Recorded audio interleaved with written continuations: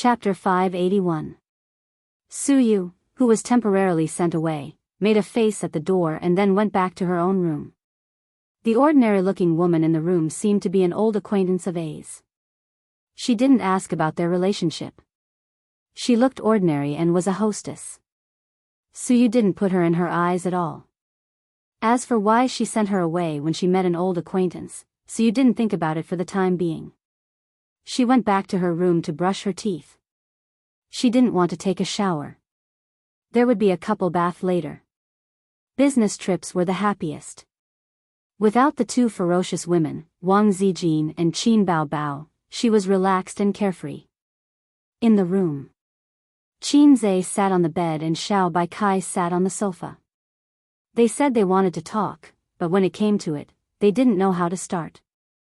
Xiao Baikai was called Wang Dandan. She and Wang Zijin were from the same family 500 years ago. Qin Zhe always felt that he had an inseparable relationship with old Wang next door. Wang Dandan used to be from next door. It was a little awkward. He suddenly remembered a joke on the internet. A few years later, he met his first girlfriend in Dongguan. For only 500 yuan, he could kiss her and have sex with her. This was an absurd reality. Since Wang Dandan was a hostess, there was nothing wrong with this analogy. So Qin Zhe didn't say hello to her. After the banquet, they went their separate ways. It wasn't that his eyes grew on his head and he looked down on his old acquaintances because he was worth 10 billion yuan. It was purely for her dignity. Do you want to eat fruit? Qin Zhe broke the silence and pushed the fruit plate in front of her. Wang Dandan shook her head and stared at him. You're more handsome than before. Did you have plastic surgery? Qin Zhe said, it's a genetic mutation. Wang Dandan laughed. You're still as naughty as before. How have you been these years? Qin Zhe hesitated for a moment. Why did you go back to Shenzhen? After breaking up with you, I had another boyfriend. After breaking up with him, I went back to Shenzhen. It's not worse than Shanghai, and my family is here. Wang Dandan said. Qin Zhe remembered that she used to like going to Shanghai. When he was chasing her, she said that her house was 150 square meters. Time always changed people and things. Perhaps she had changed. Now that he looked at this little cabbage again, it was even more beautiful than before. She had put on some light makeup, and the charm between her brows was a little alluring. I used to be a little cabbage, but I've become so flirtatious in the eyes of others. Maybe it's not just one person. Qin Zhe was a little melancholy. Although the two of them were only in a pure relationship, after all, she was my first love. She was my first love who I had eaten together with, watched movies with, and held hands with. His girlfriend from junior high was not counted. Right now, you. Qin Zhe hesitated, not sure if he should say it. I'm working in my brother-in-law's factory now. Wang Dandan said, Lu Zong is my brother-in-law. Coming to a realization, he heaved a sigh of relief. Fortunately, a joke was still a joke. That's your girlfriend, Wang Dandan said. Yes. Qin Zhe said jokingly, don't spread it, or I'll be in the headlines tomorrow. Even if I say that I'm Qin Zhe's first love, no one will believe me. Wang Dandan smiled. However, there was something very complicated in her smile. What about you now? Do you have a boyfriend now? Qin Zhe asked. No. Qin Zhe said, oh. That was all he could do. After a short silence, Wang Dandan finally revealed her true intentions. Why don't you explain? There was a strong sense of unwillingness in her voice. Wang Dandan probably liked Qin Zhe before. Otherwise, she would not have agreed to be his girlfriend. When Qin Zhe chased her, she also felt that although this boy was not particularly handsome, he was worth looking at. He was a local of Shanghai, and he was also interesting. She had originally planned to find a Prince Charming in university, but for some reason, she agreed to be his girlfriend. They had been together for about a month. Although Qin Zhe was not particularly outstanding, he was quite good in all aspects. He especially knew how to take care of people, was very considerate, and doted on her. Then, out of nowhere, a flirtatious slut popped out. It was too flirtatious, and Wang Dandan was so ashamed that she did not say anything at that time. She turned around and left. She deleted his friend list, blocked his call, and blocked his call. Wang Dandan was sad for a few days. Her roommates in the dormitory said that her boyfriend was not handsome and his grades were average. If they broke up, they could find someone better. Wang Dandan thought that it made sense, and she was not sad anymore. Later, she dated a new boyfriend. He was more handsome than Qin Zhe, and his grades were better than Qin Zhe's. Unfortunately, he was not from Shanghai, and he did not have a 150 square meter house. But at least he had potential. 2 years later, in the summer, a female artist in the entertainment industry suddenly rose to fame. She became the darling of the music industry, and because of her, the most famous fast shooter in history was born, Qin Zhe. Her ex-boyfriend. She watched him build a skyscraper, entertain guests, and be worth tens of billions. Wang Dandan's heart ached so much that she could not breathe. Looking at her current situation, after graduation, she found a job that was neither good nor bad. She went to work every day and spent the rest of her time at home playing games. Potential stock. Haha. When she found out that the flirtatious slut was Qin Zhe's sister, Wang Dandan's mentality completely collapsed. Not long after, they broke up and returned to Shen City. Today, she met the man who helped her with her homework, brought her breakfast, and went on a date with her. She looked at him, and it was like looking at the living world from the netherworld. They were worlds apart. Just now in the car, she had held it in for a long time. She could not hold it in anymore and rushed up to him. Qin Zhe understood what she meant. Why not explain? He did not want his sister to be sad, of course, this was not something he could say. He smiled awkwardly. My sister said to help me check. At that time, both of them were in a state of cowardice. If Wang Dandan was not so arrogant and did not leave without any reluctance, then when they sat down for a meal, his sister would naturally not be able to continue acting and would come clean. Then, with Qin Zhe's character, if Wang Dandan did not say that she wanted to break up, he would not take the initiative to do so. Wang Dandan choked, and her expression dimmed. I'm leaving, she said. I'll send you. No need. She walked to the door silently, opened it, and a few seconds later, closed the door. Wang Dandan left the hotel, and her brother-in-law's Mercedes-Benz was still parked outside. She got into the car without saying a word. Her brother-in-law asked her where she was going, but she did not say anything. It was not until the driver changed the CD that Qin Bao Bao's Legend floated in the car that Wang Dandan roared like a furious lioness, changed the song. The driver and Lu Zong were stunned. The furious Wang Dandan rushed to the front seat, took out the CD, gritted her teeth, broke it, threw it on the ground, and stomped on it. The driver kept quiet out of fear. Lu Zong frowned and looked at his sister-in-law, who had almost never lost her temper. Dandan? Wang Dandan's eyes reddened, and she gritted her teeth. Qin Bao Bao. Lu Zong. She was not convinced, not convinced. She had left impulsively, but the key to the problem should be Qin Bao Bao. Without Qin Bao Bao, she and Qin Zhe would not have broken up. A woman's sensitive intuition could always hit the nail on the head. If Suyu had a chance to talk to her current ex, they would definitely find a common topic to talk about, dissing Qin Bao Bao. In fact, whether it was the two of them or Wang Zijin, as long as she was Qin Zhe's girlfriend, she would deeply feel Qin Bao Bao's hostility and threat. At this time, Suyu was in Qin Zhe's room. After hearing the sound of the opposite door closing, she came out and happened to see Wang Dandan's back. Suyu changed into pajamas and came over, lying lazily on the bed, revealing her white and slender calves. Her 10 toes were bent, holding the quilt, and she was being molested by someone's hands. Who was that woman just now? Suyu asked while enjoying herself. My first love. Suyu was stunned. She held down Qin Zhe's hand on her chest and glared at him. Make it clear, what first love? Wasn't your first love me? Didn't I consecrate your little brother? Are you lying to me? It's just a first love that is limited to holding hands. You didn't even give out your first kiss. Qinze said. Hey, no, my first kiss has long been taken away by some unscrupulous sister. If I had known, I would have stayed or driven her away. Suyu's intestines were green with regret. What did you do in 10 minutes? Why did she come to you? Is she still attached to you? It is said that men are particularly concerned about their first love. First love is a kind of feeling that is difficult to give up. Under the feelings, the appearance can be ignored. 10 minutes, it's not enough for me to warm up. Qinze said angrily.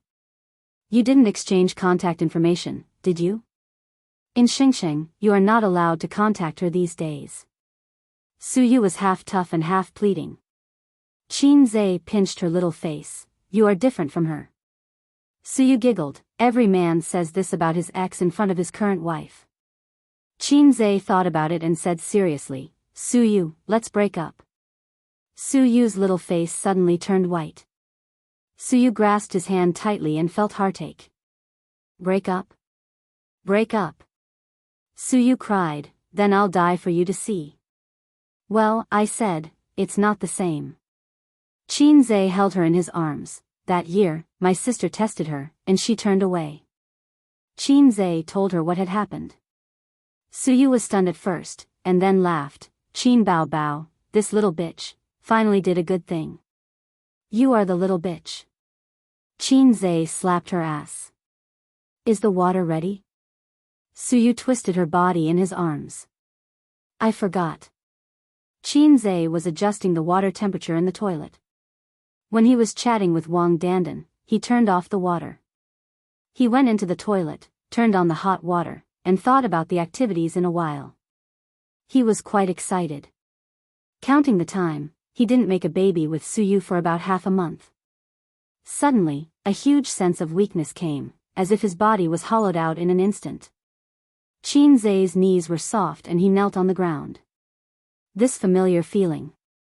It was like the first time the system drew his energy. Is it time to charge again? Yes, host, it's time to charge. The system's voice sounded in time.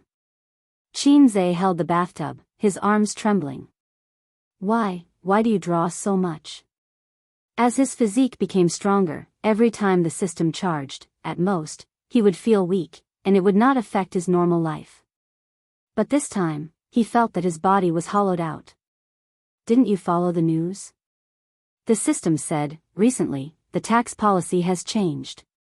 The individual tax point has been raised, but for you middle class and above, the tax has risen to 30% to 40%. In response to the government's call, the system will also adopt such a charging mode in the future. The final details have not come out, and they are still in a meeting to discuss, so I can't guarantee that it will not be raised or lowered in the future. In short, it's like this for now, 30% to 40%. Draws so much energy, why don't you go rob? Qinze leaned on the edge of the bathtub weakly and yelled, I beep beep beep beep, day. Can't curse? Beep beep beep beep, the system said considerately, host, I automatically blocked it for you. You can curse as much as you want, the river crab beast can't hear it. Beep beep beep beep, Qinze cursed happily. Chapter 582. I've never seen such a shameless system.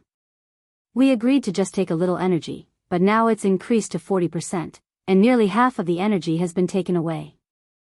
There's no contract spirit at all. And I can't resist. Using my sister's catchphrase to describe it, a black-hearted maggot. This low level, it's okay if the functions are outdated, but it still has the heart to follow the trend. Then, Qinze mourned for the middle class and himself for 3 seconds. A 30% to 40% tax, he was so distressed that he couldn't breathe. He had paid attention to this policy, and it was still being implemented. It would be a long time before it was officially released, but it would come sooner or later. If you earn 100,000 a month, you have to pay 30,000 to 40,000.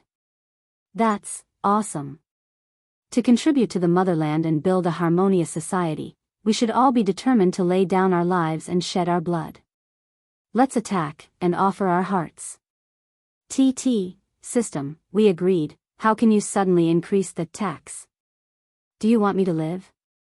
Qinzai's hands and feet were trembling, just like the 1000 MPE exam.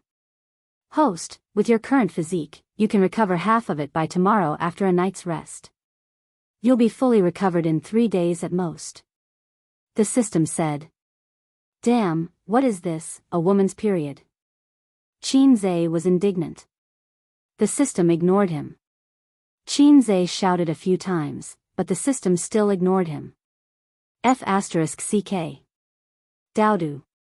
This feeling is so painful, so uncomfortable. Beep beep beep beep beep, I still can't curse. Qinzai thought for a while, prosperity, democracy, harmony, justice. F***ck beep beep beep, Qinzai, the system said, host, you're so naughty, luckily I muted you in time. Qinzai said, damn you, let's discuss it again. The system ignored him.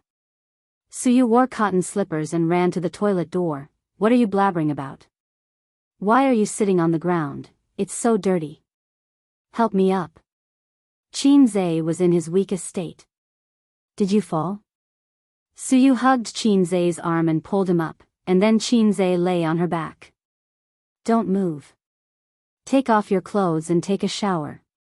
Qinzai said. Suyu blushed. Even though she had done this many times, she still couldn't help but blush. It was just like how Laozi was clearly an experienced driver, but he would always call her Yemit.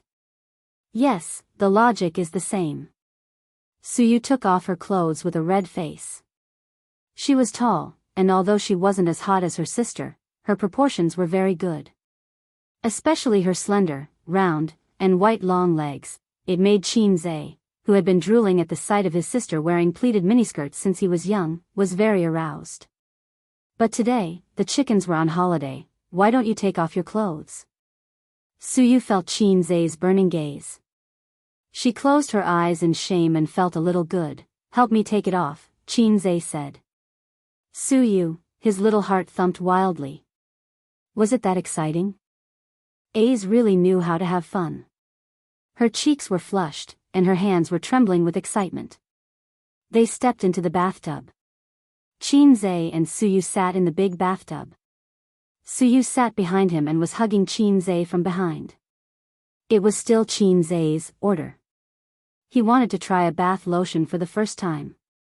He mainly wanted to see if he could rise again today, but the ending was a little miserable. His little brother couldn't recover. Suyu didn't know what he was planning. She just felt that today was so exciting. She even hoped that he would continue to make more excessive requests. After soaking for half an hour, it was over. Suyu was a little confused. According to the previous rhythm, this should be bathtub.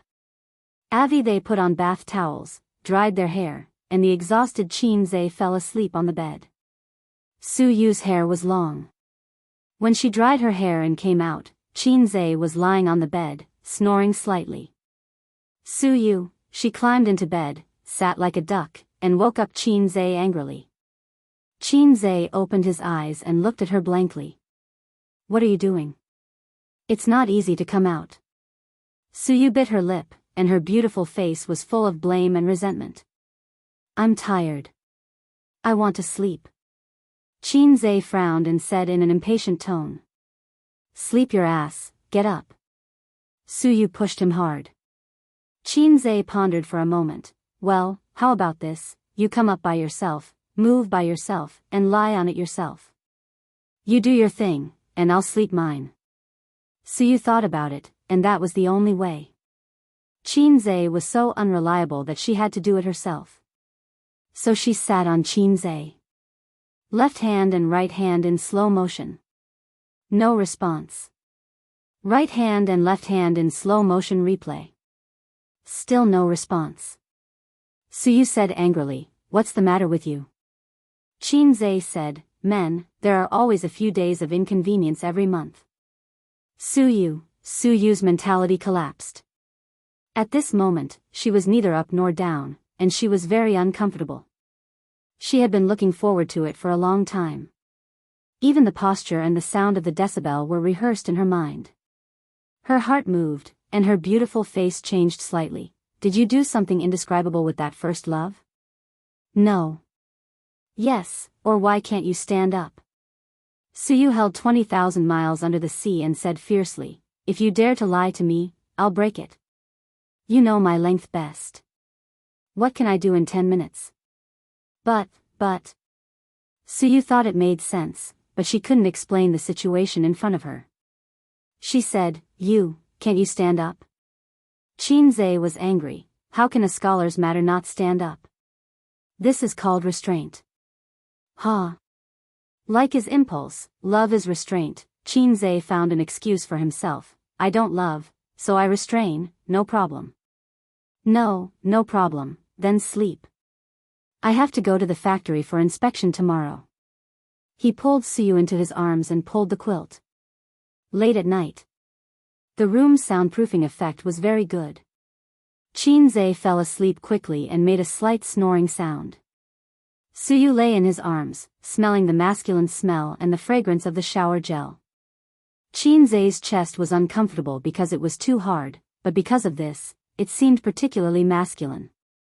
Women with big breasts, buttocks, and long legs can make men appreciate them with relish.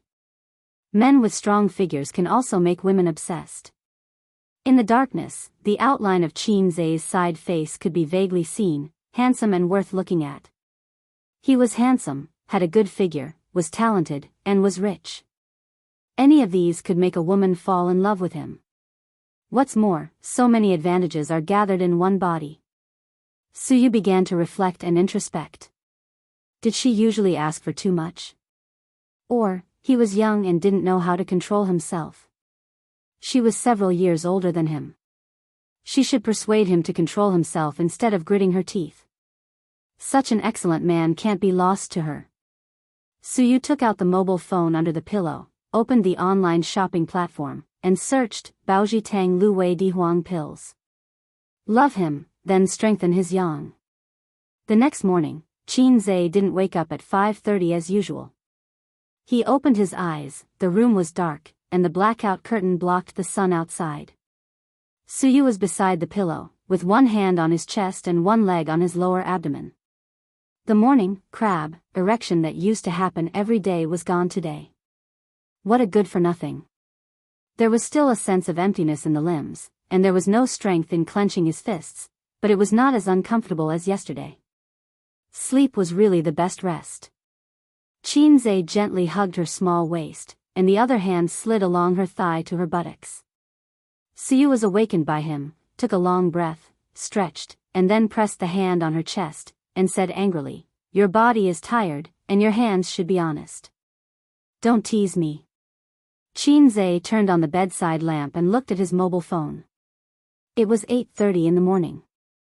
It was not too late, and he could still make it in time for breakfast. He got dressed, washed his face and brushed his teeth. Suyu went back to her room to get dressed and knocked on the door. The two stood in front of the sink and brushed their teeth side by side. It was not the toothbrush and tooth cup in the hotel. They had their own towel, toothbrush, bathrobe, and pajamas. The other person had a set of clothes. He didn't intend to stay in Xingxing for a long time, at most 2 days. If it went well, they could return to Shanghai tomorrow morning. She looked at them in the mirror, smiled, squinted, and was very happy. Do we look like husband and wife? Foam sprayed from her mouth and splashed on the mirror. Yes. Qinze also splashed foam on the mirror. Chapter 583. The breakfast in a 5-star hotel is very sumptuous. Unfortunately, it is not a buffet breakfast, otherwise, it can be a higher grade. Qinze and Suyu came to have breakfast at 9 o'clock, and it was already past the time with the most guests. He took the amount of 3 people by himself, sat by the window, took off his mask, didn't take off his sunglasses, and gobbled up the food. Suya was also there, eating alone. Seeing Qinze and Suyu go upstairs, he silently moved his breakfast plate over. Do you mind if I sit here?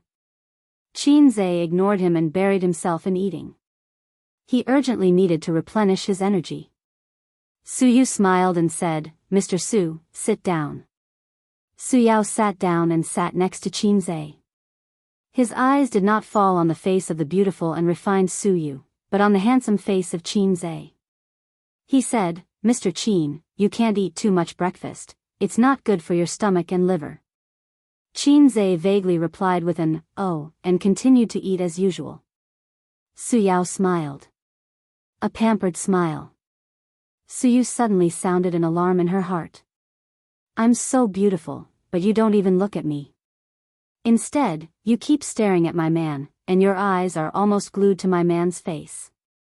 This is very abnormal." If the sentence, "he is gay," last night was a joke, then Su Yu is a little uncertain now. Flattery and flattery are not in such a way of looking and speaking.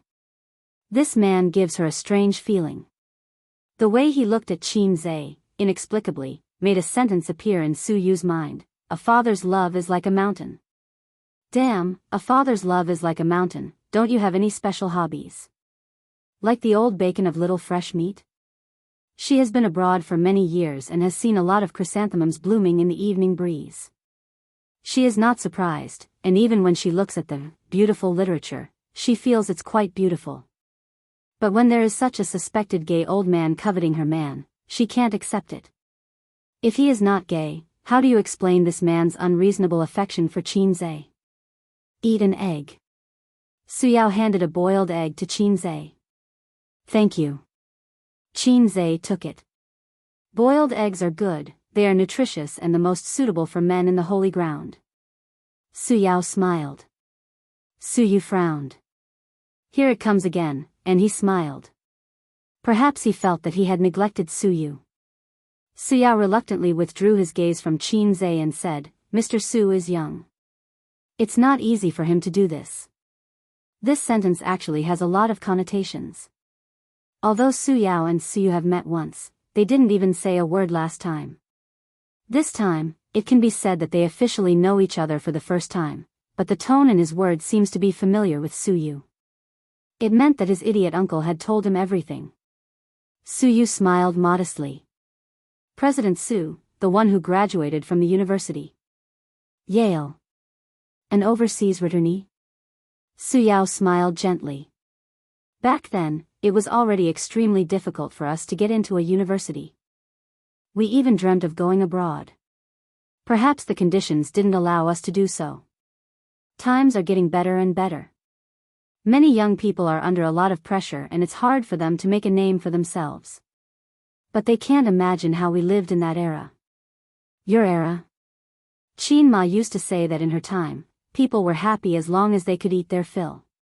Those who went to junior high school were cultured people.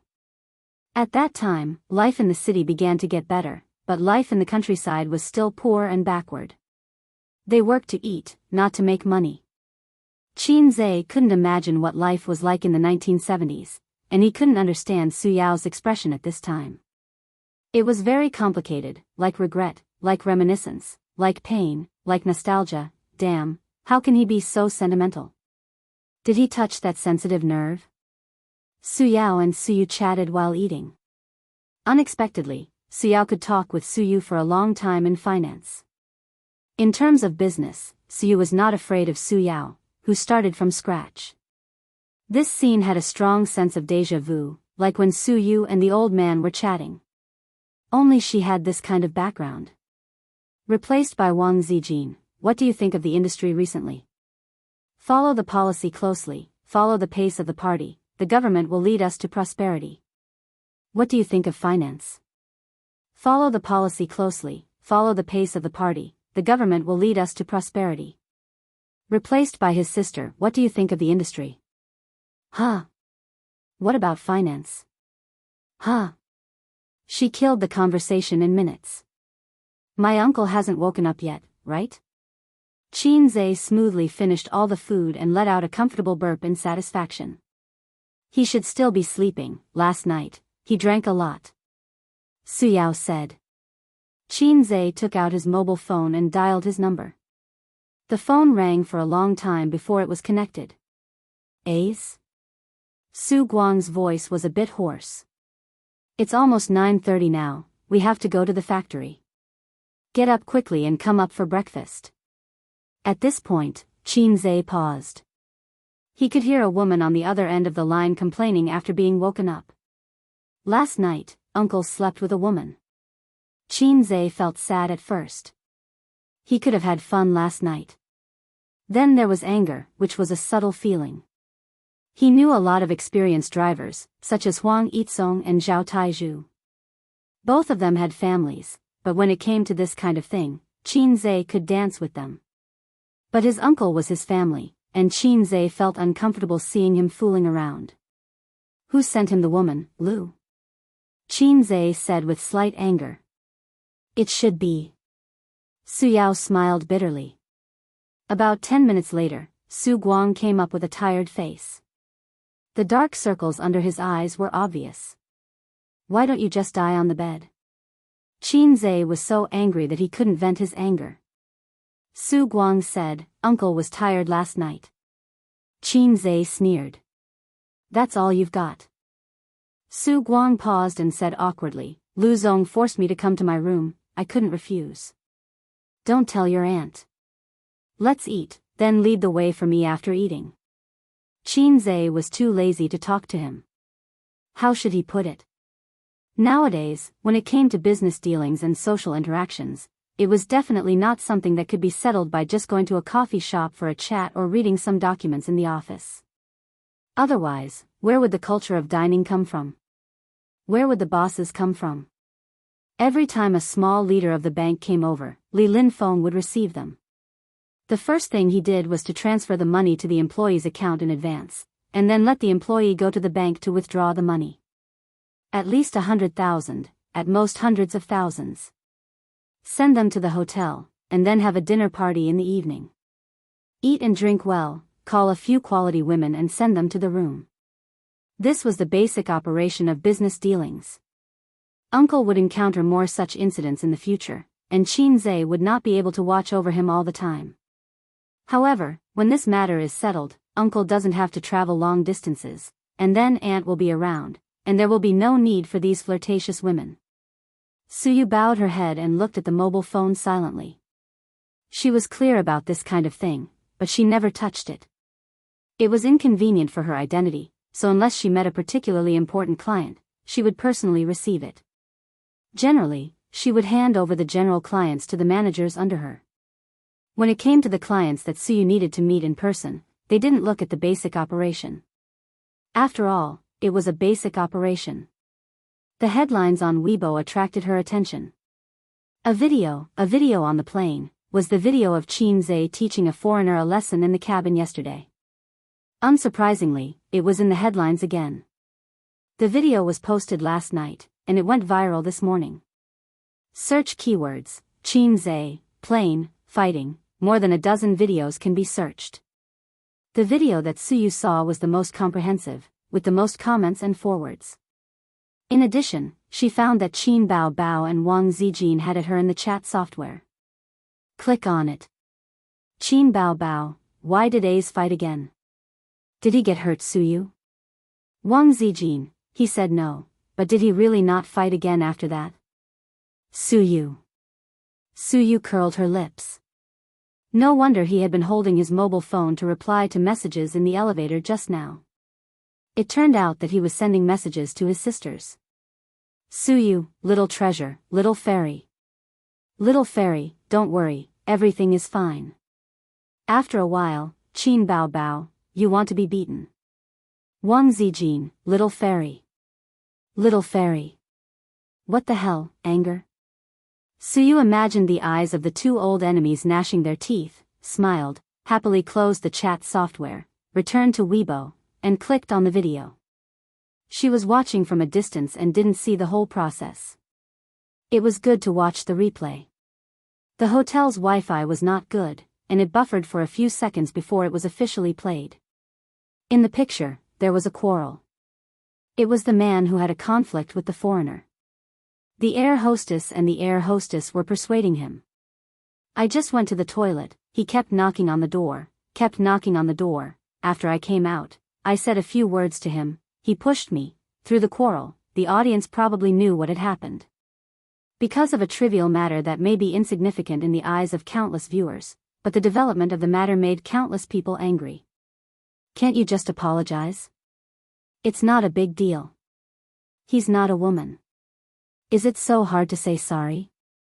It's annoying. Pretentious, what's wrong with apologizing? The attitude of the passengers around was angry. They didn't blame the foreigner, but asked the middle-aged man to apologize. And then, fuck. F***ck your mother. Chinese pig. Suyu witnessed this scene with her own eyes at the time. Looking at it now, she still felt uncomfortable. No one stood up, not even refuted, let alone quarrel. It was probably better to have less trouble. Everyone didn't want to make trouble, and they weren't the ones scolding.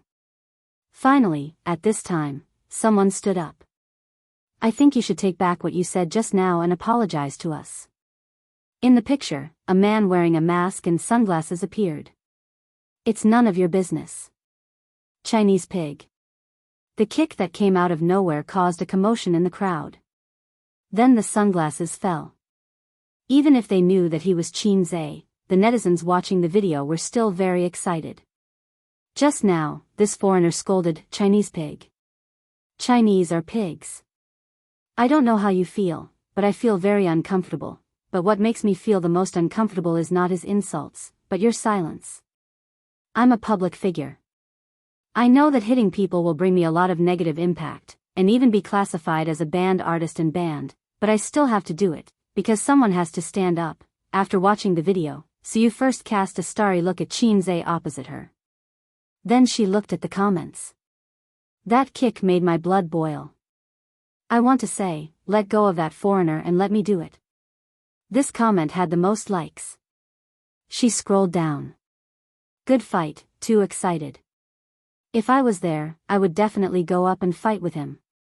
There are so many people, why didn't anyone stand up to refute? It's so uncomfortable to watch, being scolded by foreigners as pigs. Fortunately, Qin Zhe is here. Fortunately. I'll be his fan for life. The foreigner was beaten until he doubted his life.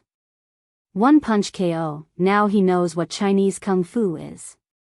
It's so satisfying, so satisfying. I'd been gnashing my teeth until Qin Zhe kicked, and I was relieved. That's the way to fight, let him know who's the pig. I'm a woman, and I've always hated violence, but today is an exception. Hubby, I really love you the most. Suyu snorted twice in her heart, your husband? No, it's my husband. There were also some who condemned Qin Zhe, saying that he should be kind to foreign friends. Suyu felt uncomfortable looking at these comments, but she didn't need to say more. There were too many people who scolded them. What are you looking at? Qin Zhe asked. Looking at my husband. Suyu threw a happy little look. Then, she found that two people surnamed Su were looking at her silently. Suyu was embarrassed. Chapter 584. After dinner, Qin Zhe and the others left the hotel and went to their destination. In the car, Suyu was still reading the comments with relish.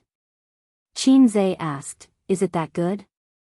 Suyu whispered, most of them are positive and appreciative, but a small number of people are criticizing you. I feel very happy to see the people who criticize you being besieged by netizens. She wrinkled her nose, and her cold and beautiful face showed a naive look that only appeared in front of him. There are even people who criticize you. What kind of mentality is that? I think of those weeboo people on the internet. Qin Zhe commented, that kind of person is generally a loser in life. They don't work hard, they don't see hope, but they don't reflect on themselves, so they blame society and the government. In fact, they don't necessarily like Japan that much. They haven't even been to Japan. They just vent their anger and dissatisfaction with society and the government in this way. Except for those who have lived in Japan for a while. Qin Zhe has acquired a total of 3 companies since his meteoric rise last year, and merged them into Tianfeng Entertainment and Amethyst Technology Company, Limited. The process is probably to send a test team to collect data, and then he or she will do field inspection and one-on-one transactions, which greatly reduces the process and the transaction cost is low. After several experiences, Qin Zhe is familiar with it. In this regard, Suyu taught him a lot. Shenzhen Dongfeng Virtual Reality Technology Company, Limited. The address is in an industrial park far away from the city center. There are almost no residential areas here, factories are located, and occasionally there are bank buildings in the middle. Unlike the low-end processing plants in other cities, the manufacturers here are more high-end. Dongfeng Technology does not cover a large area. Finance, sales, research and development, and production line employees, all departments add up to a total of 328 people. Entering the gate, there is a large office building. Behind the office building, there are factories, staff dormitories, and a two-story small building that integrates equipment experience and research and development. It's already a very good scale. Virtual reality technology has only begun to become popular and rise in recent years. In daily life, there are actually a lot of it, such as the 3D glasses we wear when watching 3D movies. And 3D movies and 3D projection can actually be regarded as branches of virtual reality technology. It doesn't simply refer to the gaming equipment in the VR experience hall. Virtual reality technology was the general direction of future technology. It would change people's lives. Because of the slow development of technology, it was difficult for it to become a hit. It has been changing society and life in a subtle way. On the fourth floor of the office building, in a large conference room, Qin Zhe and the Dongfeng leaders led by Lu Zong began to negotiate. Both sides argued for a long time, and both sides were very naughty. Splitting a company into many segments and bargaining one by one was probably the result of Dongfeng's leaders boasting and Qin Zhe's side finding fault and loopholes. In fact, it was quite boring. Qin Zhe talked for a while in the early stage, and the middle and later stage was handed over to Suyu. He watched as she battled the group of Confucian scholars with words and was not at a disadvantage. Suyao listened from the side and became a bystander. Su Guang wanted to speak, but before he entered, he was warned by Qin Zhe not to speak. He wasn't afraid of godly opponents, but he was afraid of lousy teammates. His uncle wasn't very reliable. Everyone with the surname Qin and the surname Su knew that he was unreliable. Qin Zhe whispered in Su Yu's ear, got up, and left the conference room. After sitting in the conference room for nearly an hour, he felt like his bladder was about to explode. He drank a cup of soy milk and a cup of coffee for breakfast. Because of his strong kidney, he had never gone to the toilet. Now he couldn't hold it in.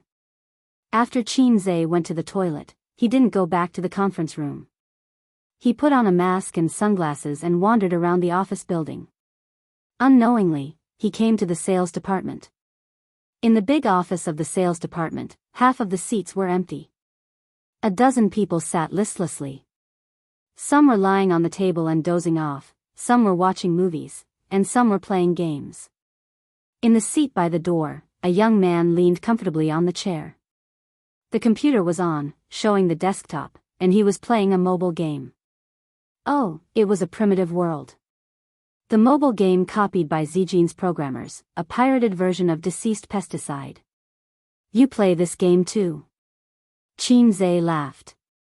The young man just died and was resurrected. He heard the sound and looked up at him. You are? Old Shen brought me here to see the equipment. I want to open a VR experience hall, but he seems to have something to do. He went to a meeting. I wandered around and waited for him. Qin Zhe said. Old Shen was the sales manager. He was in the conference room and was qualified to participate in the negotiation, but he had no right to speak. When he introduced himself, Qin Zhe remembered it. His memory was very strong. It turned out to be a customer. The young man immediately cheered up. Shall I take you to the back to see the equipment? Qin Zhe showed an embarrassed look. I'll wait for old Shen. The young man said, our company is going to be sold. If you want to buy equipment, you'd better slow down. There may be a discount after a while. If you buy now, the price old Shen will give you will definitely be 10% higher than the original price. So blatantly digging in the corner of his direct superior? Qin Zhe said in his heart, even if the company is sold, your boss is still your boss, your leader is still your leader. The young man said in a low voice, Old Shen is Lu Zong's relative. If the company is sold, he will definitely leave too. Qin Zhe's heart jumped. Your company is all about connections? The young man nodded. Many connections take the money but don't work. But the buyer doesn't know about this, so the connections can continue to stay here. Even if they are fired, they have to pay a severance fee. After all, they have signed a contract. If they buy the company, they have to inherit a lot of things. It has legal effect. I can't just deny it. You won't understand. But Old Shen is the leader. He definitely can't continue to stay in this position. Qin Zhe said, Oh, which area are you in? I play this game too. Let's play together. The young man reported his ID name. Qin Zhe logged into the game. Other than the young man, there were 3 salespeople in the office who were also playing this game. 5 people in total. I remember a few days ago when I played this game, the popularity of this game wasn't very high. It took a long time to find a match. Qin Zhe said. The advertisements are good. The web-based game is Blue Moon, and the mobile game is Chaos World. The young man said. What do you mean? Qin Zhe didn't understand. 10 mobile apps, 10 of them have advertisements for it. Video apps and movies also have advertisements for it. If you go online, you will see its advertisements in less than half a minute. It's as crazy as Blue Moon. The young man said, I was brainwashed by the advertisements. Then I downloaded it to try it out. I found it quite interesting. The graphics are good, and there are many experts. It's not like Pesticide, where there are elementary school students everywhere. The 5 of them played together. It was quite interesting. The office was filled with slogans like, the opposite side is red, gather at the river, and mid-lane team fight. Qin Zhe placed the cigarettes on the table and gave one to each person. Almost half a pack was gone. Can I smoke? He could already smell the faint smell of smoke. It meant that someone had smoked before, but he still had to ask.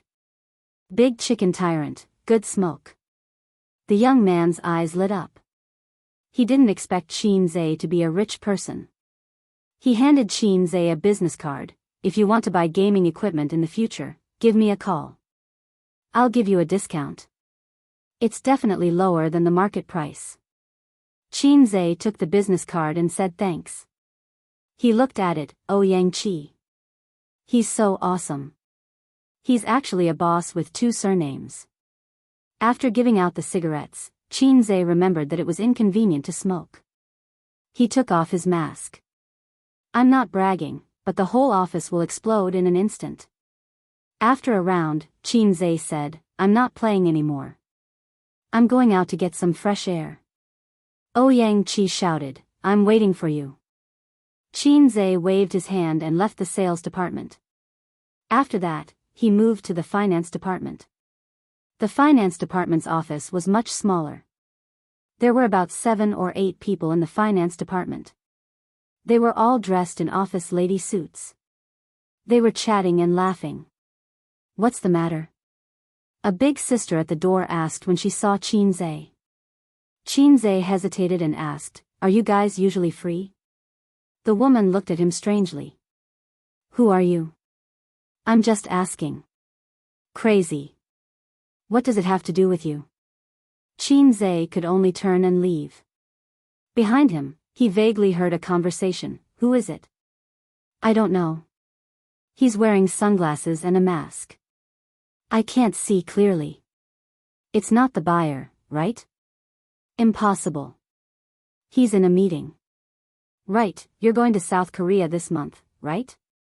Help me buy a set of cosmetics. No problem. It would take a few hours to negotiate. After dinner, they would probably have to continue chatting. Qin Zhe planned to take a look at the factory. Lu Zong claimed that the equipment was top-notch and the most advanced in the country. He had to see for himself what it was like. The factory was similar to many other industrial factories. It had a triangular steel roof. The only difference was that the environment inside was very clean. There were many pieces of equipment that Qin couldn't understand. There was a processing center, a welding machine, and even a CNC machine. With so many processing equipment, it meant that Dongfeng could indeed build a VR game equipment independently and did not need to find other factories to process it. However, he did not see the real core technology, the display, motion sensor, processor, wireless connection, etc. That piece was the real soul of VR technology. Of course, it was impossible for any tourist to see it. Qin saw a group of uniformed employees squatting at the entrance of the factory. They were smoking and chatting. Qin went up to them and gave each of them a stick of chicken. "Why aren't you working?" he asked curiously. "What work?" a middle-aged man asked. Qin was stunned. "It's not like it's based on the piece," another middle-aged man said. "There's a lot of equipment in the factory. They're all stored in the warehouse, just opposite. There are fewer people buying them now. We're usually quite free." "Oh right, what are you doing?" "I'm here to buy equipment." "I came to take a look first," Qin said. "Oh." Qin chatted with them for a while and roughly knew their work situation. They were not too free usually. They still had work to do. In addition to their own factory production, they also took on outside work to help process a part, such as a seat, equipment frame, and so on. They were not based on the piece and time, so they could often get together to smoke and brag. They did not care about their lives and time was shameless. It really made sense. Qin returned to the conference room and heard Su Yu's faint voice. "Lu Zong, Dongfeng is not our only choice. I believe that we are not your only choice. It's best if we can reach an agreement. If not, we can only meet again, right?" Lu Zong laughed a few times. "President Su is right. Oh, President Qin is back. You took a long time in the bathroom." Qin smiled casually. "I ate too much breakfast." "Lu Zong, it's getting late. Why don't we visit Dongfeng first, then have lunch and talk in the afternoon?" Lu Zong looked at his phone. It was 11:00, so he nodded. "Okay." Qin noticed that as soon as he finished speaking, a leader of Dongfeng took out his phone and sent a message. Chapter 585. The visiting team was very spectacular. Qin and Su walked in front, with Manager Lu on the right and Manager Go on the left. Behind them were the leaders of Dongfeng and the review team. Qin was wearing a mask and sunglasses. Su, who was walking beside him, gave him a helpless look. Qin immediately understood. This was because they had not reached an agreement yet. There was still a dispute about the price. Lu Zong was shocked by him last night, but now he realized that Qin really wanted to buy his company. "When we were young, our mother must have told you this. When you see something you like, don't show that you want it. This would make the seller fearless and difficult to bargain." Small business and big business were the same. Along the way, he went to a few departments. The employees were all sitting upright and still, immersed in their work. Su Guang sighed. "Not bad, the atmosphere is good." Lu Zong said happily, "Although the company is not big, they are all of one mind and are all good employees." Uncle was very satisfied and smiled. "Not bad, not bad." Soon, they went to the sales department. They must have been notified in the company group. In the sales department's big office, the salespeople were talking on the phone. Their voices were sonorous and powerful. All of them looked very serious and hard-working. They were working so hard that they did not seem to notice the arrival of Qin and the others. "Are they so serious? Did I come to the wrong place just now? Playing games, sleeping, chatting, are all my illusions?" "Yes, it's you. You were so happy playing games just now." Qin patted Ouyangqi on the shoulder. Ouyangqi pretended to not care and said loudly on the phone, can you come today? If you come today, I will give you a discount. It will definitely be lower than the market price. It's a pity that you can't come today. Let me tell you, our Dongfeng equipment is absolutely first class. It's not worse than imported foreign equipment.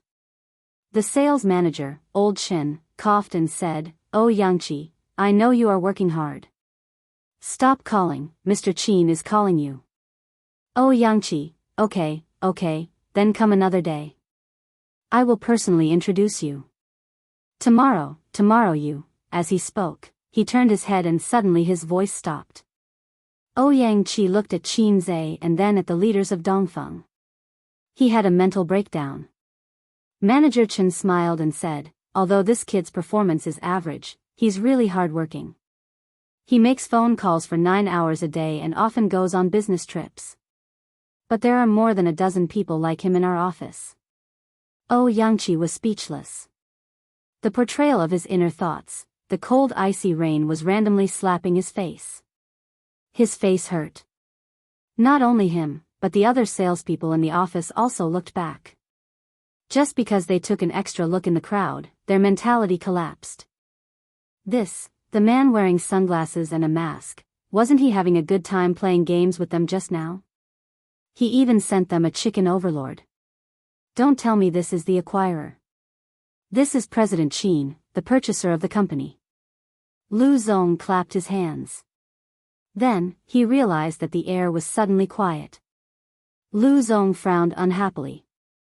Although these salespeople's performance was average, they were all old foxes. At this moment, they should have stood up and enthusiastically shouted, "Boss Qin! Why are you in a daze?" Qin Zhe smiled and said, "Hello, everyone." Everyone was speechless. Qin Zhe said, "Everyone's skills are good. In the future, let's play games when you're free. Anyway, we've added each other as friends." Everyone was speechless. Yangqi covered his face and thought desperately, "Will I be fired?" Sob. Qin Zhe looked at Lu Zong. "Then, let's go to other places." The group of people left, but Manager Chen slowed down and didn't follow. He turned back to the office. His fingers knocked on the glass door, making a crisp sound.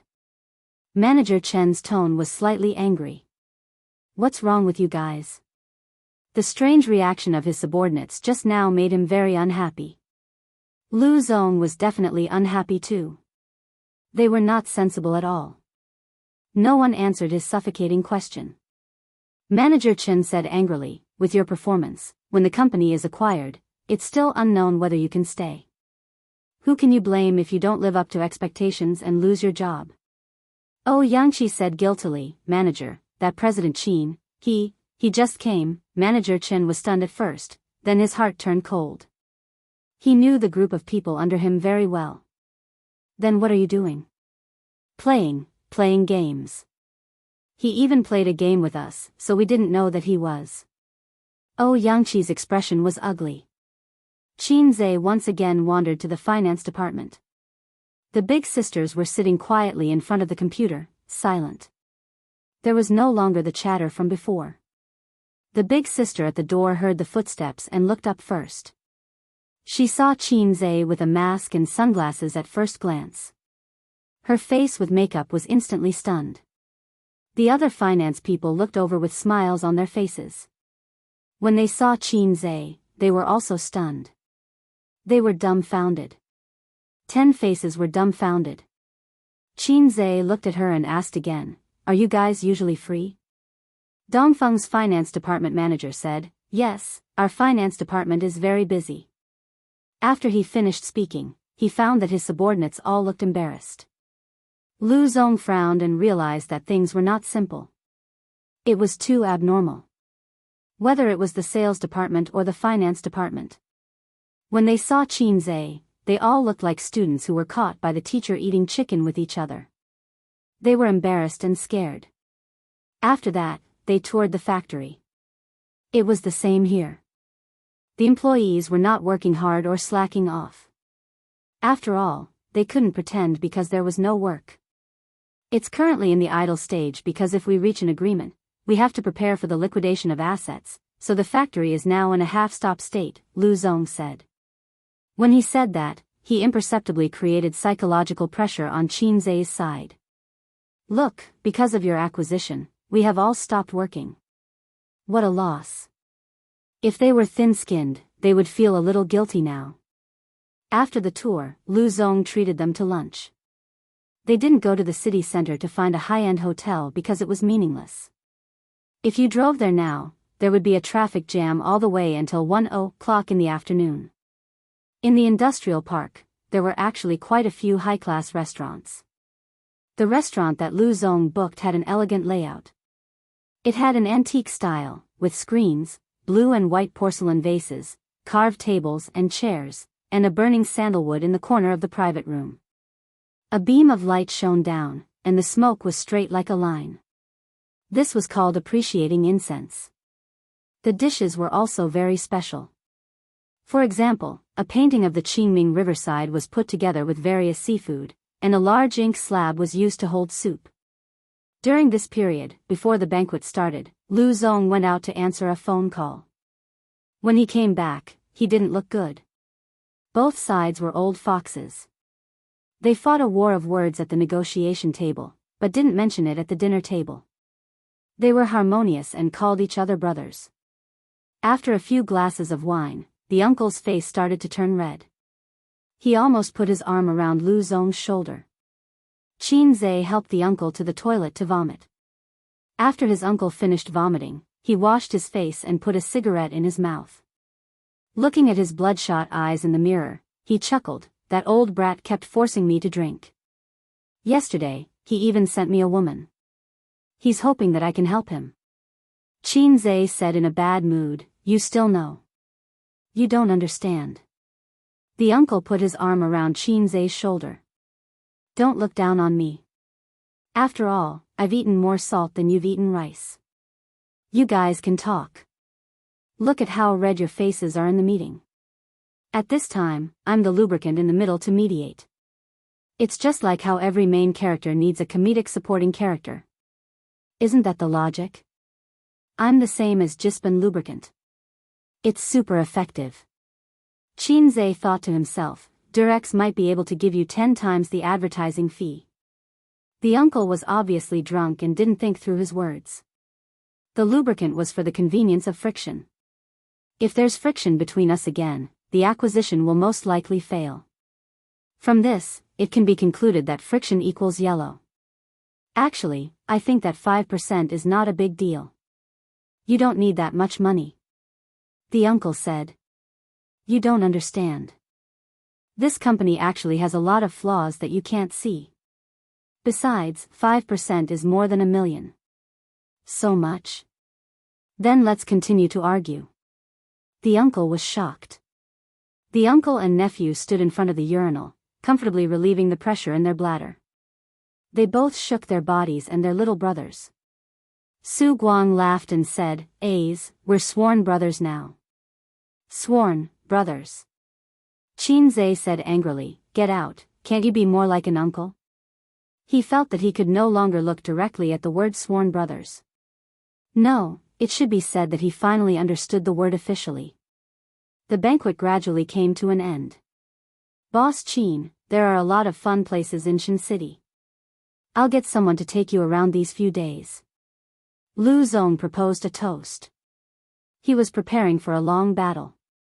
"Lu Zong, Boss Su, and I will return to Shanghai tomorrow.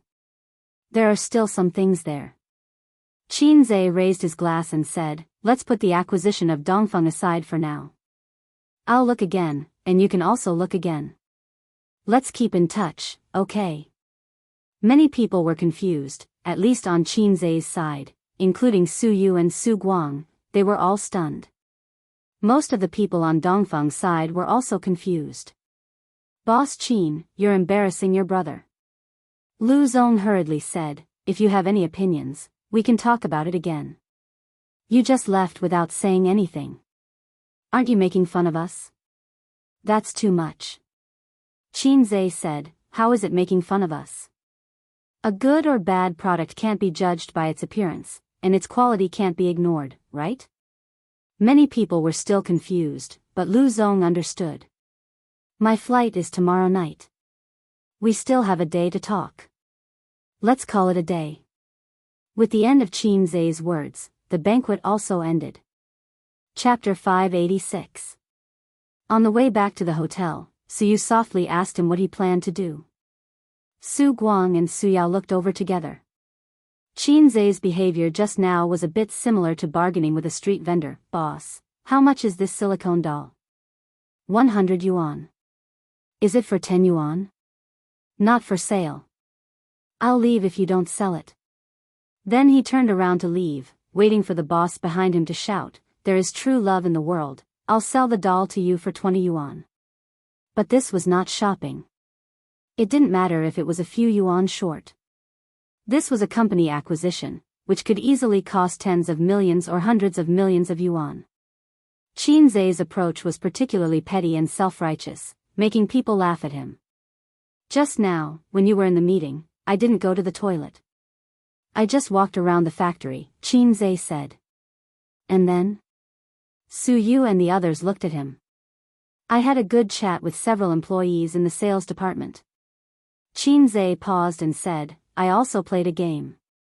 Su Yu, then I listened to the sisters in the finance department discussing Chanel bags, Estée Lauder's face cream, and Dior perfume. Finally, I discussed with the employees in the production line why the equipment in the warehouse can't be sold for the time being. Qin Zhe said, these things should have been known by Lu Zong just now. In other words, it was psychological warfare. Su Yu nodded and frowned. The inspection team didn't talk about these in detail. Su Yao said, the main responsibility of the inspection team is to evaluate. The details can be written or not written. You hired a professional inspection team. They should have received some benefits, so they didn't record it in the evaluation report. Qin Zhe said, in this way, tomorrow we will do a detailed evaluation of Dongfeng, an asset inspection, and then consider whether to buy it or not. Whether we buy it or not, we will leave at night. Qin Zhe's original plan was indeed to return to Shanghai on the third night. He and Su Yu would only stay in Xinqing for 2 days, regardless of whether the acquisition was successful or not. If it was successful, at most, they would sign the agreement first. There were a lot of processes in the middle, which could not be solved in 1 or 2 days. So they still had to come to Xinqing again after a while. If he didn't succeed, then everything would come to an end. Naturally, he would have to return. When they arrived at the entrance of the hotel, Qin Zhe did not get out of the car. Instead, he asked Su Yao, Mr. Su, can I borrow your car? Su Yao looked at him. Su Yu said, we want to go and play. Su Yao nodded. It was rare for them to come to Xinqing City, so it would be too boring to only talk about business. As one of the few first-tier cities in the country, it had too much to eat.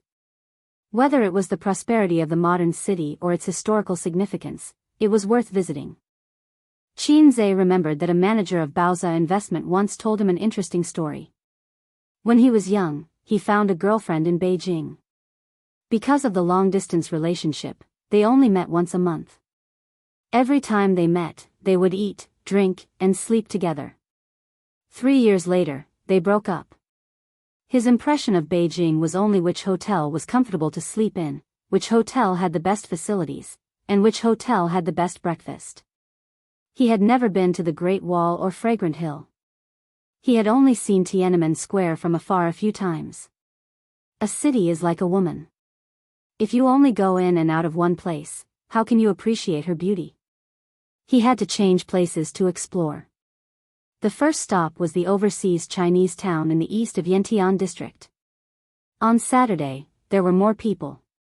After the two got off the car, they asked the driver to wait in place, or they could go and play by themselves. Qin Zhe said that they could play by themselves, and all the expenses could be reimbursed by Mr. Su. In the hot summer, Su bought a woman's hat to shade her face, neck, and white slender arms with a layer of sunscreen. Then she held Qin Zhe's hand and began to wander aimlessly. Su looked at the map at the entrance of the scenic spot and said, let's go to Tiaxi Valley first. The scenery there is good, and there are few people, so we don't have to line up. After that, we can go to the theme park. She said, there is a wet program. Who are you wet for? Qinze said angrily, I'm not going. Tiaxi Valley was an ecological park, a place to enjoy the natural scenery. For the two of them, Tiaxi Valley was the best choice. Looking at the colorful flower fields and watching the blue sky and white clouds was far more interesting than waiting in a long line in the theme park. If you want to play, it's better to go back to Shanghai and go to Disneyland. Suyu stood by the colorful flower field and took a deep breath. She held Qinze in one hand and opened the other hand, pretending to be facing a cool wind. In fact, both of them were hot and wet in their crotches. Suddenly, there is an impulse to live in seclusion in a beautiful place, plant a few acres of flower fields, and live a hermit's life. Suyu sighed, leisurely see Nanshan Mountain. Qinze nodded, you can't ignore the very important chrysanthemum picking under the eastern fence, and the maple forest evening. The ancients have told us that the leisurely life of a hermit is comfortable. Suyu sighed, it's a pity that it's not convenient for you to take photos, otherwise, let's take a good photo together, and sister will not waste this trip. Qinze laughed, then you post to your circle of friends. Today I came here for a date with my husband, and it's so cool. Suyu pretended not to understand. Yeah, there's a KFC over there. Let's go and have a drink. She took Qinze and trotted all the way. They ordered 4 egg tarts, 2 mashed potatoes, 2 cups of iced cola, and a hamburger. The KFC was overcrowded, and the air conditioning in the hot summer brought tourists the motivation to live. Qinze glanced at the KFC, and then observed the tourists outside through the glass wall. For the time being, he did not find any suspected paparazzi. It's not that he is sensitive. As an artist, he should always be vigilant. In unknown corners, there are always cameras pointing at you. Wasn't there a female star who went to Thailand to taste the sausages of a foreign country, and then was caught by the paparazzi? The candid photography business has developed abroad. Are you afraid? Unlike that female artist, Qinze's only advantage is that he is unmarried. Therefore, the scale of his wave can be a little bigger. Suyu took out a paper towel from the bag, wiped the sweat on her hands, grabbed Qinze's hand, like a careful little wife, and helped him wipe the sweat on his hands. Qinze took back his gaze blankly, and his eyes fell on Suyu, and he suddenly understood. He can feel Suyu's care and gentleness.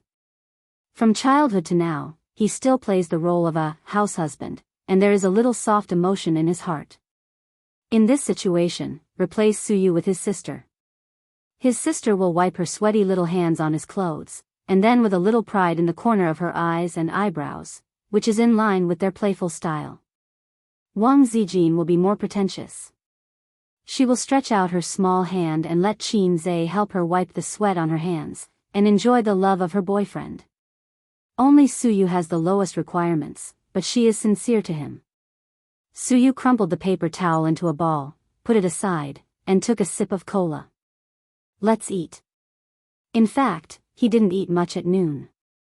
Entertainment is the main body, and eating is subsidiary. Suyu drank a few glasses of wine, took a few mouthfuls of food, and didn't eat much. Moreover, things like big meals, if you eat too much, you will get tired of it and can't raise your appetite. On the contrary, it is not as attractive as the junk fast food in front of you. If I take off my mask, it will cause a sensation. Qinze said tiredly.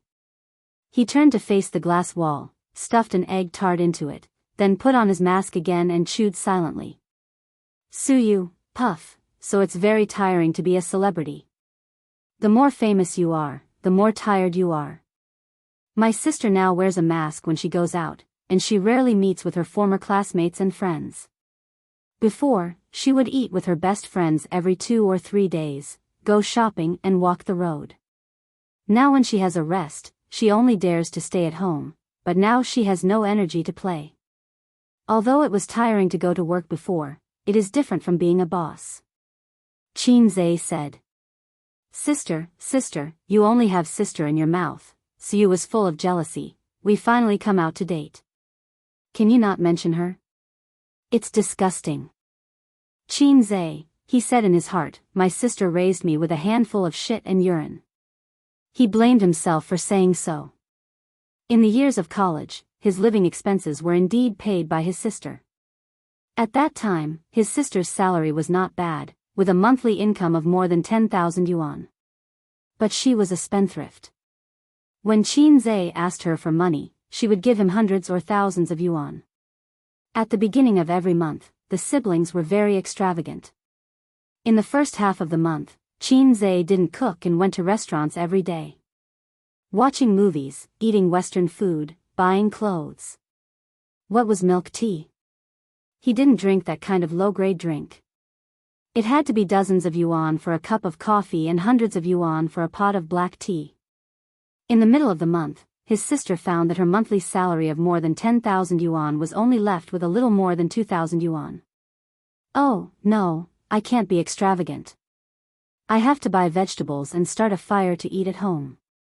She also began to use face masks, applied once every 2 days, and couldn't use too expensive ones. But even so, Qin occasionally invited his roommates to dinner, and his sister would still give him the money she saved. A 25-year-old girl, working for more than 2 years, moonlight. So Ying often said that Qin was raised by her with a handful of shit and urine. Chapter 587.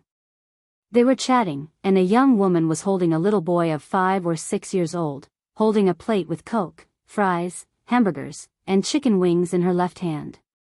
The woman apologized, "Can we sit here? There are no seats." "Yes." Qin nodded.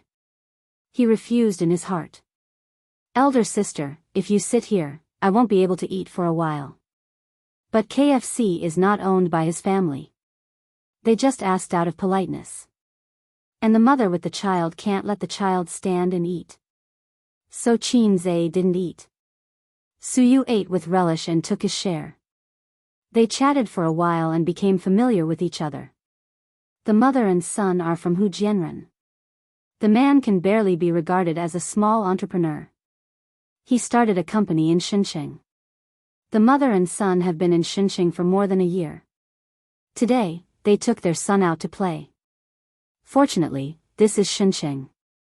If it was Guangdong, the mother and son would be in danger. During this period, the mother had to go to the toilet and gently warned her son, "You sit here and don't move, wait for your mother to come back." Then she said to Qin and Suyu, "Please help me." Qin and Suyu's clothes are not ordinary people, and they talk well. Suyu's appearance has the buff of, "I am a cold goddess," so the young mother is quite assured of them. "Auntie, do you want to eat?"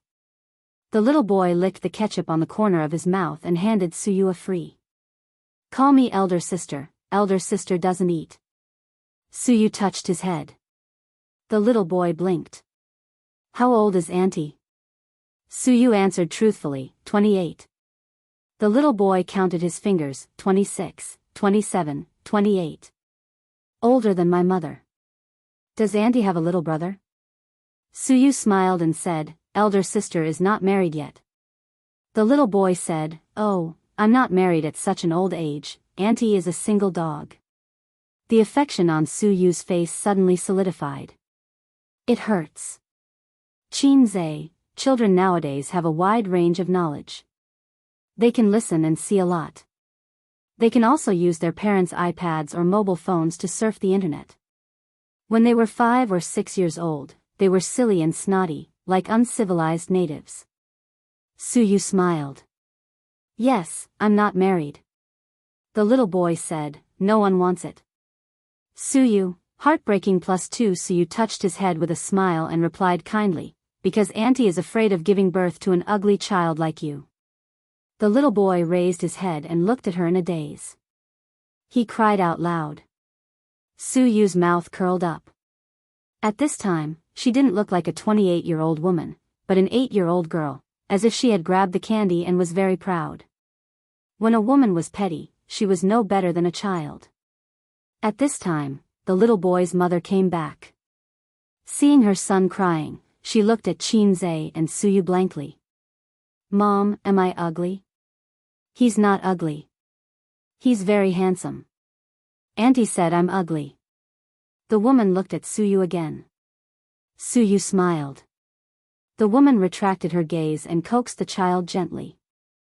Suyu stuck her tongue out at the child and made a face. After resting in the KFC for nearly half an hour, Suyu reluctantly left the air conditioner and opened the door of the store. The hot air flow hit his face.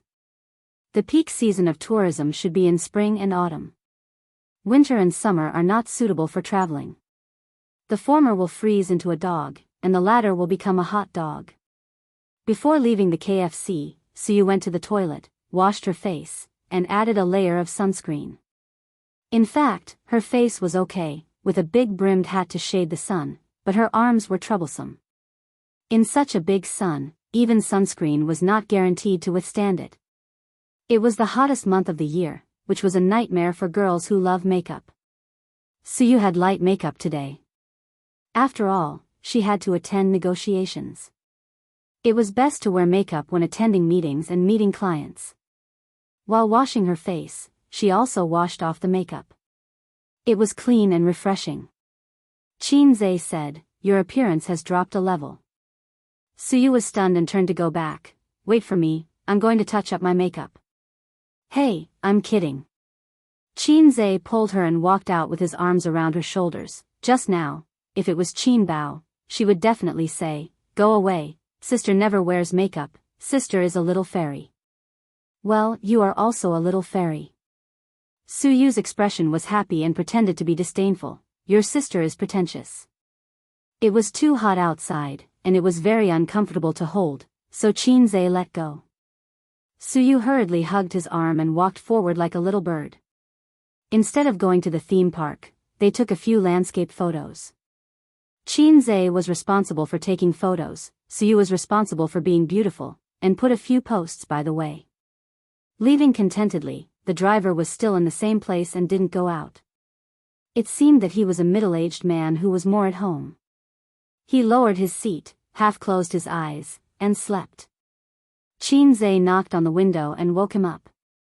"Go to Happy Valley," Chin-zae said. Opening the door, getting in the car, and enjoying the cool air conditioning, Chin-zae and Suyu couldn't help but want to groan. Good parents are not as good as the air conditioning. Going to Happy Valley was suggested by Suyu, because she felt that it was very romantic to sit on the Ferris wheel with the person she liked. The three artifacts of romance: fireworks, rails, and Ferris wheel. Chin-zae, on the other hand, was imagining a lot of Ferris wheels in his head. Every cartoonist is a good person, and good people have a peaceful life. The Ferris wheel is a very conducive place for men and women to talk and communicate. But when they arrived at Happy Valley, they found that there was no Ferris wheel at all. Suyu expressed disappointment, and even her enthusiasm was depressed. "The Ferris wheel is actually not fun, it's boring," Chin-zae comforted her. "There are a lot of fun things here, but there are more people. It's hard to stand in line on a hot day. Why don't we pick one or two to play with? Then I want to play with the pendulum and roller coaster," Suyu said immediately. He looked at Suyu with blaming eyes. "You know I have acrophobia. You did it on purpose. Why are you so happy?" But when she looked at him like a kitten, Chin-zae's heart softened. Gritting his teeth, he said, "Okay. Really, can I?" Suyu was overjoyed. Chin-zae nodded hard. Suyu hugged his neck and kissed him through the mask. Chin-zae said in his heart, "I will close my eyes all the way." For a person with acrophobia, the most terrifying process of the roller coaster is not the sudden fall, nor the tortuous process, but the beginning of the slow rise. Looking at the ground getting farther and farther, watching the body slowly rising, the blue sky, white clouds, and the sun shining. Then suddenly, you may fall to your death. Chin-zae's heart was pounding, his legs were soft, and there was an illusion of myocardial infarction. Coming down from the roller coaster, Chin-zae walked a little bit. He didn't look in the mirror, but he knew that his face must be pale. "Are you okay? Are you okay?" The excitement and stimulation on Suyu's face have not faded. While she was happy, she casually cared for Chin-zae. Chin-zae shook his head. After that, they came to the pendulum line. There were a lot of people, but it was much better than the mine car and the drop tower. Suyu listened to the screams from the drop tower and was quite moved. Ace, let's go to the drop tower. I will jump now for you. Qinzhe stared fiercely. 15 minutes later, it was their turn. The pendulum was more exciting than the roller coaster. Even if Qinzhe closed his eyes, he could feel his body being thrown up again and again. It seemed that he would be thrown out by the huge inertia at any time. Trembling, he came down from the pendulum. He was tired and did not like it. At this time, it was already dusk. Suyu was in high spirits. Hey, husband, let's go to the drop tower. Qinzhe did not even have the mood to scold her. He dragged her away. When passing by the drop tower, he hesitated for a moment and gritted his teeth. I'm going all out today. If his sister asked for it, she would not ask for it. She also had acrophobia. Wang Zijin did not like this kind of exciting game. Only Suyu, he could not refuse today. Thinking of Suyu's careful and gentle movements when wiping his hands, thinking of her kitten-like eager and timid eyes, in this world, only strong wine and beautiful women can't be ignored. Like the roller coaster, the drop tower slowly rose into the sky, and it was higher than the roller coaster. Qinzhe looked at the crowd under his feet, which was as small as ants, and his heart was fiercely clenched. He felt that he was crazy today to play this kind of thing with Suyu. He was higher than the third floor, and when he looked down, his legs would be soft. Suyu held Qinzhe's hand and said, Ace, today, let's jump together and die for love. With that, she looked like she was going to die tragically. Qinzhe, MMP, you wait for me at night. In fact, I'm very scared. Suyu glanced down, a little timidly, and said, I'm actually afraid of playing this kind of exciting game. I always feel that it's so high. What if there's a malfunction? I'll really fall to my death. Qinzhe's face turned white. Don't put the flag in my face, Teddy. But the more scared I am, the more I want to play. It's like watching a horror movie. I'm obviously scared to death, but I can't help but watch it. Suyu said. No problem, you're a masochist. Don't think about it. Qinzhe just wanted to speak, and the elevator suddenly fell straight down, free falling. Mom, save me. Qinzhe shouted. When he returned to the hotel, it was already dark. Suyu laughed at him all the way, Mom, save me. After Qinzhe became angry, she hugged Qinzhe's head to her chest and said, Good son, Mom loves you. Unfortunately, her breast size was not big enough to give her son a facial cleanser. Facial cleanser, sister's brand is the most powerful. At 7:00 in the evening, his uncle came over and said that he would take Qinzhe to eat Xingqing specialties. But Qinzhe had no appetite and sent him away. Suyu did not go, saying that she did not want to eat and stayed with him. Husband, it's time to eat. I asked the hotel to cook a few dishes, and they'll be sent right away. At 8:30 in the evening, Suyu was hungry. She found the menu in the room and called to order food. You eat by yourself, I have no appetite. Qinzhe lay on the bed, two thick black eyebrows wrinkled. Dizziness, nausea, loss of appetite, these symptoms of acrophobia have been with him. Eat some. Suyu stroked his cheek and said, If you don't eat, you'll feel worse tomorrow. I ordered a dish for you. What dish? Leek is a good thing, also known as young grass. Chapter 588. About 20 minutes later, the hotel staff brought the food up, pushing the dining cart, and the food was covered with plates. 4 dishes, 1 soup, 2 bowls of rice, stewed pork ribs with winter melon, scrambled eggs with leeks, small yellow croaker, and sliced meat with bracken. Isn't this thing carcinogenic? Qinzhe pointed to the bracken and said. When he was a child, he liked to eat this kind of wild vegetable. Every year when he went to Su Town, Aunt Su would go to the mountains to help him pick some. If he couldn't finish it, she would dry it and bring it home for him to eat. Later, when he heard that this thing was carcinogenic, Qinzhe didn't dare to eat it. It's a rumor. Suyu said, smoking also causes cancer. Didn't you smoke with relish? This thing is said to cause cancer, but in fact, it's fine even if you eat it until you're 70 or 80 years old. Ah, delicious, try it. I was so scared that I quickly smoked a cigarette to calm down. Qinzhe opened his mouth and took a bite of the bracken she handed to his mouth. How do you know? You're a returnee who studied abroad for a long time. I like to eat this kind of wild vegetable, so I specifically went to learn about it. Suyu said, this kind of vegetable was sold at a high price a few years ago. I've eaten it. Well, I'll give you a bite, and the rest is mine. As she said, she took the vegetables in front of her and pushed the plate of leek fried rice to Qinzhe. You eat this, eat more, and your body will be good. Qinzhe was speechless. Have I been reduced to the embarrassing situation of relying on leeks to regain my masculinity? Are you kidding me? Do I need to nourish my teddy kidney? I'm Qin Ritian. Do I need things like leeks? Even if I starve to death, I won't eat this kind of thing. Eat, it's delicious, although it's not as good as your cooking. Suyu ate in small bites. Her eating posture was very elegant, very ladylike, and very goddess-like. Qinzhe picked up the chopsticks and ate a few mouthfuls. Hey, it's really delicious. There's some kind of seasoning in it, but he can't taste it for the time being. Suyu asked, how is it? Delicious. Qinzhe ate the rice. It doesn't matter what the kidney is, he mainly likes to eat leeks. Well, he just likes to eat it. Suyu didn't eat much. He ate half a bowl of rice and didn't eat much. He kept saying that his favorite food was fern, but he just picked up a few more chopsticks.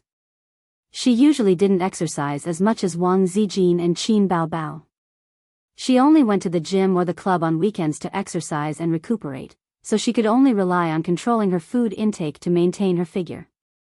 Therefore, those girls who relied on dieting to lose weight were, without a doubt, only someone like Big Sister, who ate and drank as much as she wanted without a care in the world, refusing all kinds of high-calorie food, and persisting in dancing for an hour every day, could have such a low breast volume. The large breasts of foreign women were due to their high-calorie diet and their love of fitness.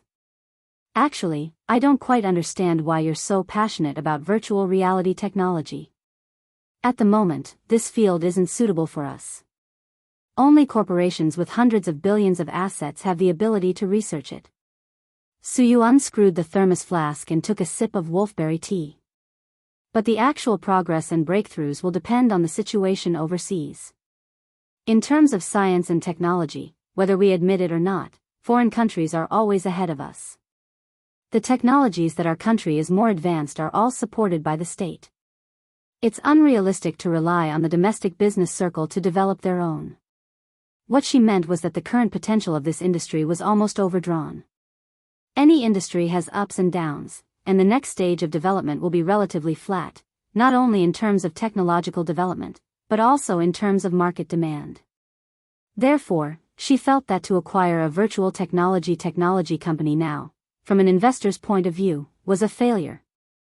We are the successors of socialism, we have to dream of a big country, and we have to work hard for the rise of our motherland. Qinzhe said, as long as I enter this industry, it will instantly lead the world and dominate the world. Suyu. Then what are you going to do? Wait.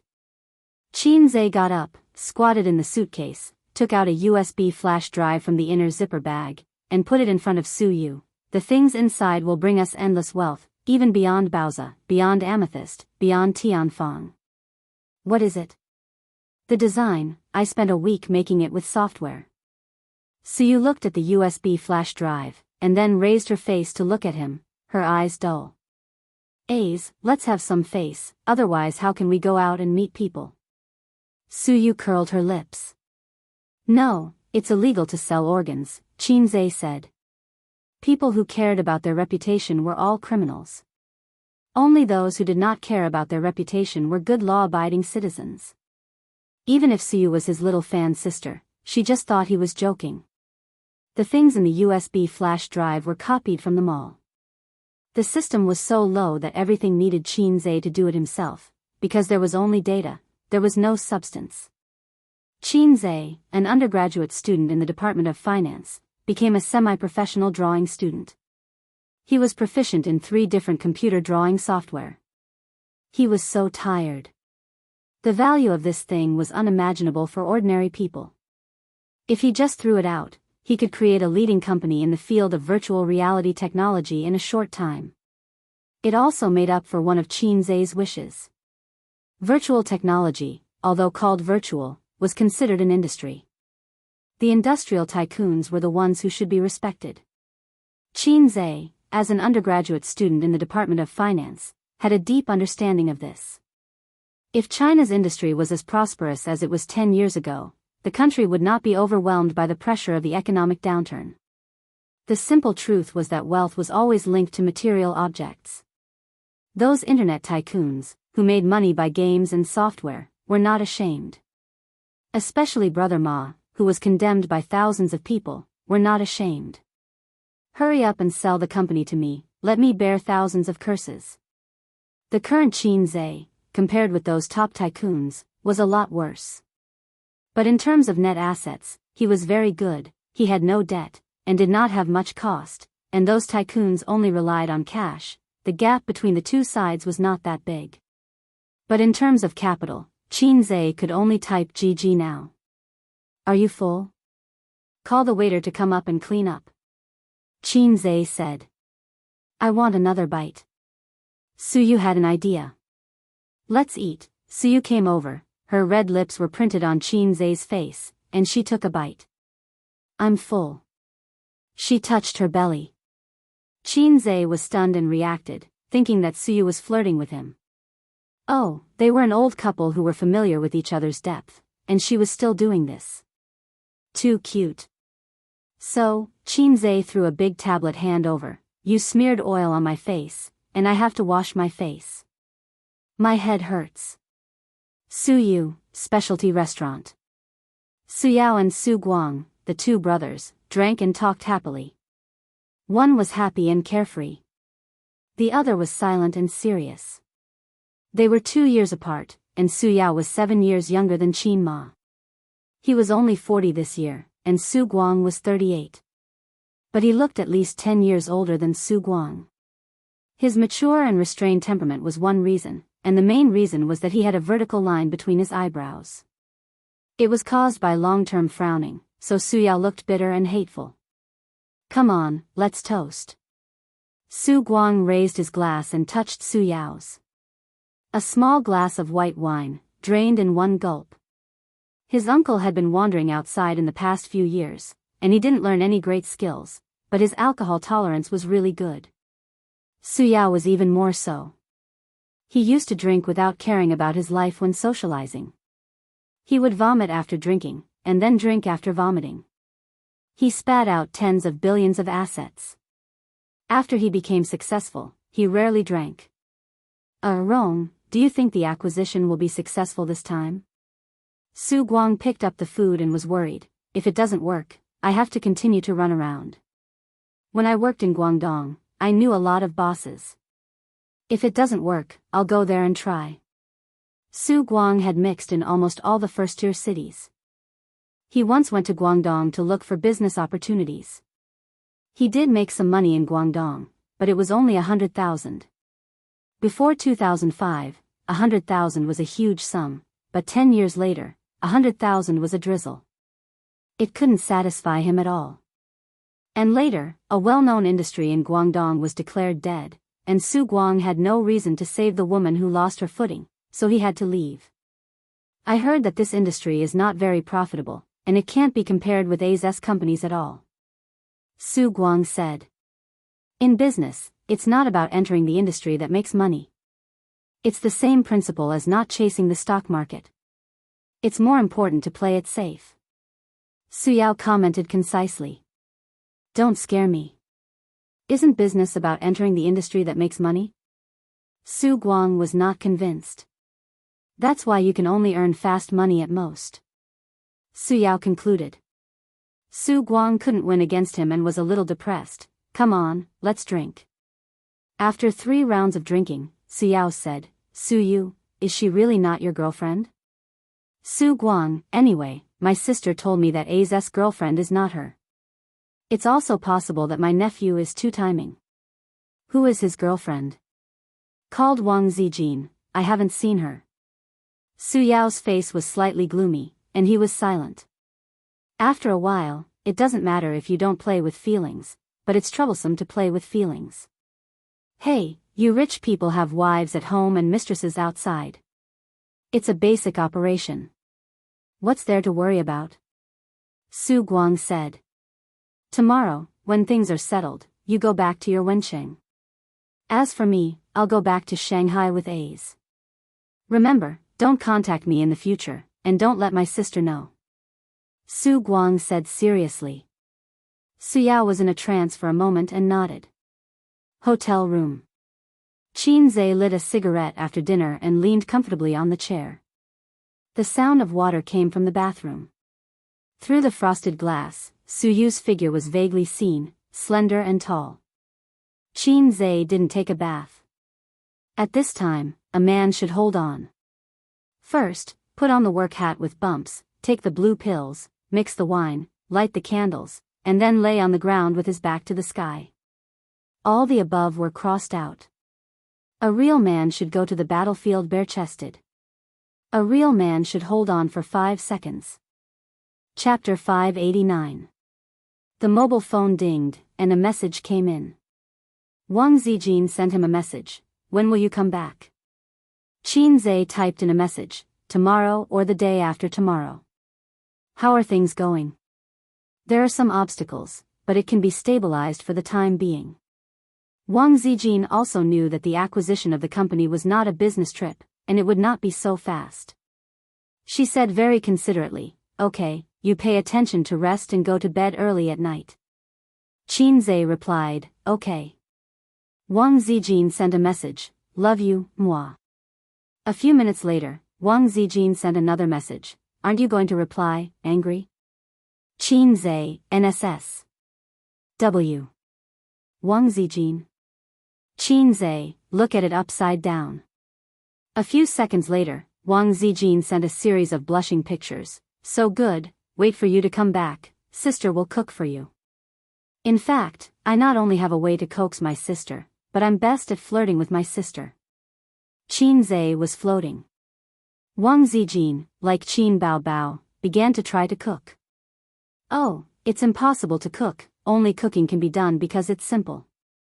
Su Yu took a bath, washed her hair, washed her face, and brushed her teeth, which took a total of 30 minutes.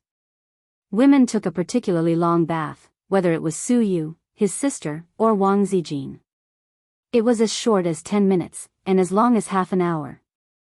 Qin Zhe was bored and logged into the corporate chat software that he hadn't used for a long time. Most of the chat records were from the chat group, so he didn't need to look at them. But a friend sent him a message, how is the company recently? ID, Human Filth Warehouse. This was a friend he met when he was trading stocks last year. This guy was twice as old as Qin Zhe. Now he was an uncle. It was said that he was also a god of stocks when he was young, so he chatted very well with Qin Zhe. They didn't have much contact, but Qin Zhe found that this guy was very rich, and he was a hidden rich man. But this is nothing. After all, Hei's king, have the system, and sooner or later I will be richer than him. How could a person without cheats compare to a cheater? In addition, he was also a person who had a foot in several boats. Qin Zhe typed in a message to ask him for advice on how to make his beloved concubines live in harmony. The other party's answer was, rely on your face. Degree. Qin Zhe told him to stop fooling around. The other party then said, relying on a man's bastard aura. Qin Zhe didn't reply to him. He didn't want to expose the fact that he was a salted fish that didn't have the aura of a king. He silently exited the chat program. Heavens, what should I do? At first, Qin Zhe was sitting at the table with his legs crossed, smoking like a big shot. Now, He was lying on the bed like a salted fish, playing with his phone while waiting. He also smoked while he was at it. He thought to himself, F***ck, if you continue to shower, I'm going to sleep. We are having a proper exchange. The car is on the national highway, not the narrow and winding roads. Why are you washing so seriously? At this moment, he felt a little urinating. He pinched out the cigarette and went to the bathroom door. Suyu, have you finished washing? Not yet. Give me 2 more minutes, Suyu said softly. And then I'll give you 5 minutes to dry your hair. Chinze's mouth twitched. But I want to go to the bathroom. Then come in. Right, what am I waiting for? My wife is bathing inside. I'll just go in and pee. I'm not an outsider. Cameraman, go away first. Don't follow me in. He pushed the door and entered. Suyu's beautiful figure was shrouded in the mist. She raised her head and welcomed the hot water from the showerhead. Chinze tilted his head to admire the beauty bathing. He lifted the seat and took out the salted fish in the grass to pee. Suyu finished showering and turned off the showerhead. She found that Chinze was still standing in front of the toilet. Aren't you going to the bathroom? Why are you standing there? Chinze lowered his head and glanced at the "I want a life in full bloom" needle. How can I pee? After awakening, I can't pee at all. Damn it, I shouldn't have looked around. He silently put the bird into the file, careful not to let the zipper clip, and said, You dry your hair first, I'll pee later. It only took Chinze 5 minutes to wash his face, brush his teeth, and take a shower. He put on a bathrobe and went out of the bathroom. Suyu sat at the head of the bed, also wearing a bathrobe. The white color of her chest was particularly attractive. She was stroking her hair. Her movements and expressions had the unique charm of a woman of this age. Chinze threw Suyu down on the bed. She pushed Chinze's chest with both hands. You're not feeling well. Forget it. I don't have to do it these few days. She was afraid that Chinze was young and didn't know how to control himself. Last night, her left and right hands kept moving slowly. Chinze didn't respond. This was not ordinary tiredness. When they returned to Shanghai, the Luwei Dihuang pills had also arrived. Chinze had to recuperate for a while. After all, the future was long. He couldn't lose money at such a young age. Chinze was stung by her gentle eyes and concerned tone. Don't do anything. Lie down. I will take you flying. Chinze said. Then, okay, after all, she couldn't bear to refuse him. Suyu thought, let's try it first. 2 bathrobes were thrown on the ground. Chinze held Suyu's 2 legs. Little rabbit, open the door. I want to come in. Wait a minute. Suyu stopped. You don't want to open the door? No, I want to be on top. Chinze frowned and said, just lie down. He liked to take the initiative in this kind of thing. Unless he was in sage mode, he would let Suyu come up by herself. I'm a man. I'm on top. Nonsense, Suyu refused to accept. How do you write the word a man? Go up to Tian Xiali. Then who is Tian? As expected of a big man with a doctorate degree. I lost. I'm willing to submit to others. Chinze lay down and made a hole with the stem. The air was full of a happy atmosphere. After a long in-depth communication, Suyu's kindness to Chinze was repaid with a spring. To use a sentence that everyone was familiar with, they both reached the peak of pleasure.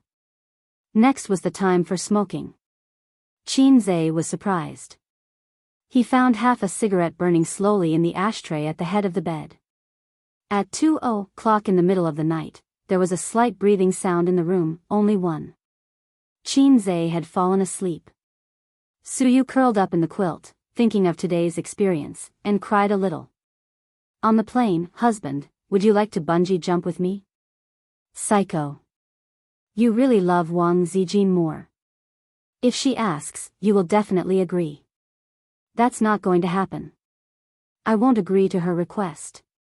What if I die suddenly? She remembered Qin Zhe's nervousness when he rode the roller coaster during the day. When he climbed high, he subconsciously held her hand. It hurt, but Suyu didn't say it because she knew that he was scared. In fact, she regretted it at that time, regretted her sudden willfulness. She remembered Qin Zhe's hesitation when he passed the drop tower and his eyes after he decided to die. She remembered Qin Zhe's slightly trembling voice and his tense body. She remembered Qin Zhe's, "Mom, save me." Tears couldn't help but burst out. In life, I can meet someone I like and like me. Fortunately. The next day, Qin Zhe woke up first. His waist was not sore and his legs were not painful. He was full of energy. Suyu was next to him, sleeping soundly. Her hair was fluffy and messy, covering her face. She was tossed around last night. Finally, she knew that Qin Zhe's body was not in deficit at all. It was still the familiar strength, and the original size. At 1:00 in the morning, she slept without taking a shower. He pushed aside Suyu's hair and kissed her on the face. Her smooth skin. A woman of her age can have such good skin. She worked hard to maintain it. For women who don't know how to take care of themselves, 30 or 40 is the most attractive age for women who know how to cultivate themselves and increase their internal and external cultivation. For example, Sister Man Ba, I can't think about other women at this time, or I will be particularly bad. Qin Zhe put on casual pants, t-shirt, and tiptoed to close the door. He ran 10 laps around the hotel. The sun at 8:30 was already a little scorching. Sweat fell like rain. Qin Zhe sent a text message to Suyu and asked her if she got up. If Suyu replied, he would go upstairs and wait for a few minutes. There was no news. So he continued to run around the hotel. After running 2 laps, Qin Zhe couldn't bear the sultry heat. He returned to the hotel lobby, found a soft chair to sit down, and browsed the news and Weibo. Today's hot topic #XX died at 76 #I just woke up. Are you still running? Chapter 590. Qin Zhe was taken aback and was caught off guard. How could such a famous person just disappear like that? It was not that Qin Zhe had never seen the news of a great scientist passing away. He had seen a lot of them in China. It was only when the news of their passing came out that Qin Zhe said, "Oh. So there was such a great scientist." Actually, he did not feel anything because he had never heard of it. It was as if he had seen an unrelated stranger pass away. But this paralyzed scientist, Qin Zhe had known him since junior high school. He was in his physics textbook. In his ignorant heart at that time, this was an existence that was on par with Madame Curie and Einstein, although he later found out that it was not the case. Another mark of that era was gone. He felt an inexplicable melancholy in his heart, as if he saw his youth passing away. When Qin Zhe was looking at Hua Jing's life story and academic contributions, the systems suddenly said, "Oh, the great physicist, the universe researcher."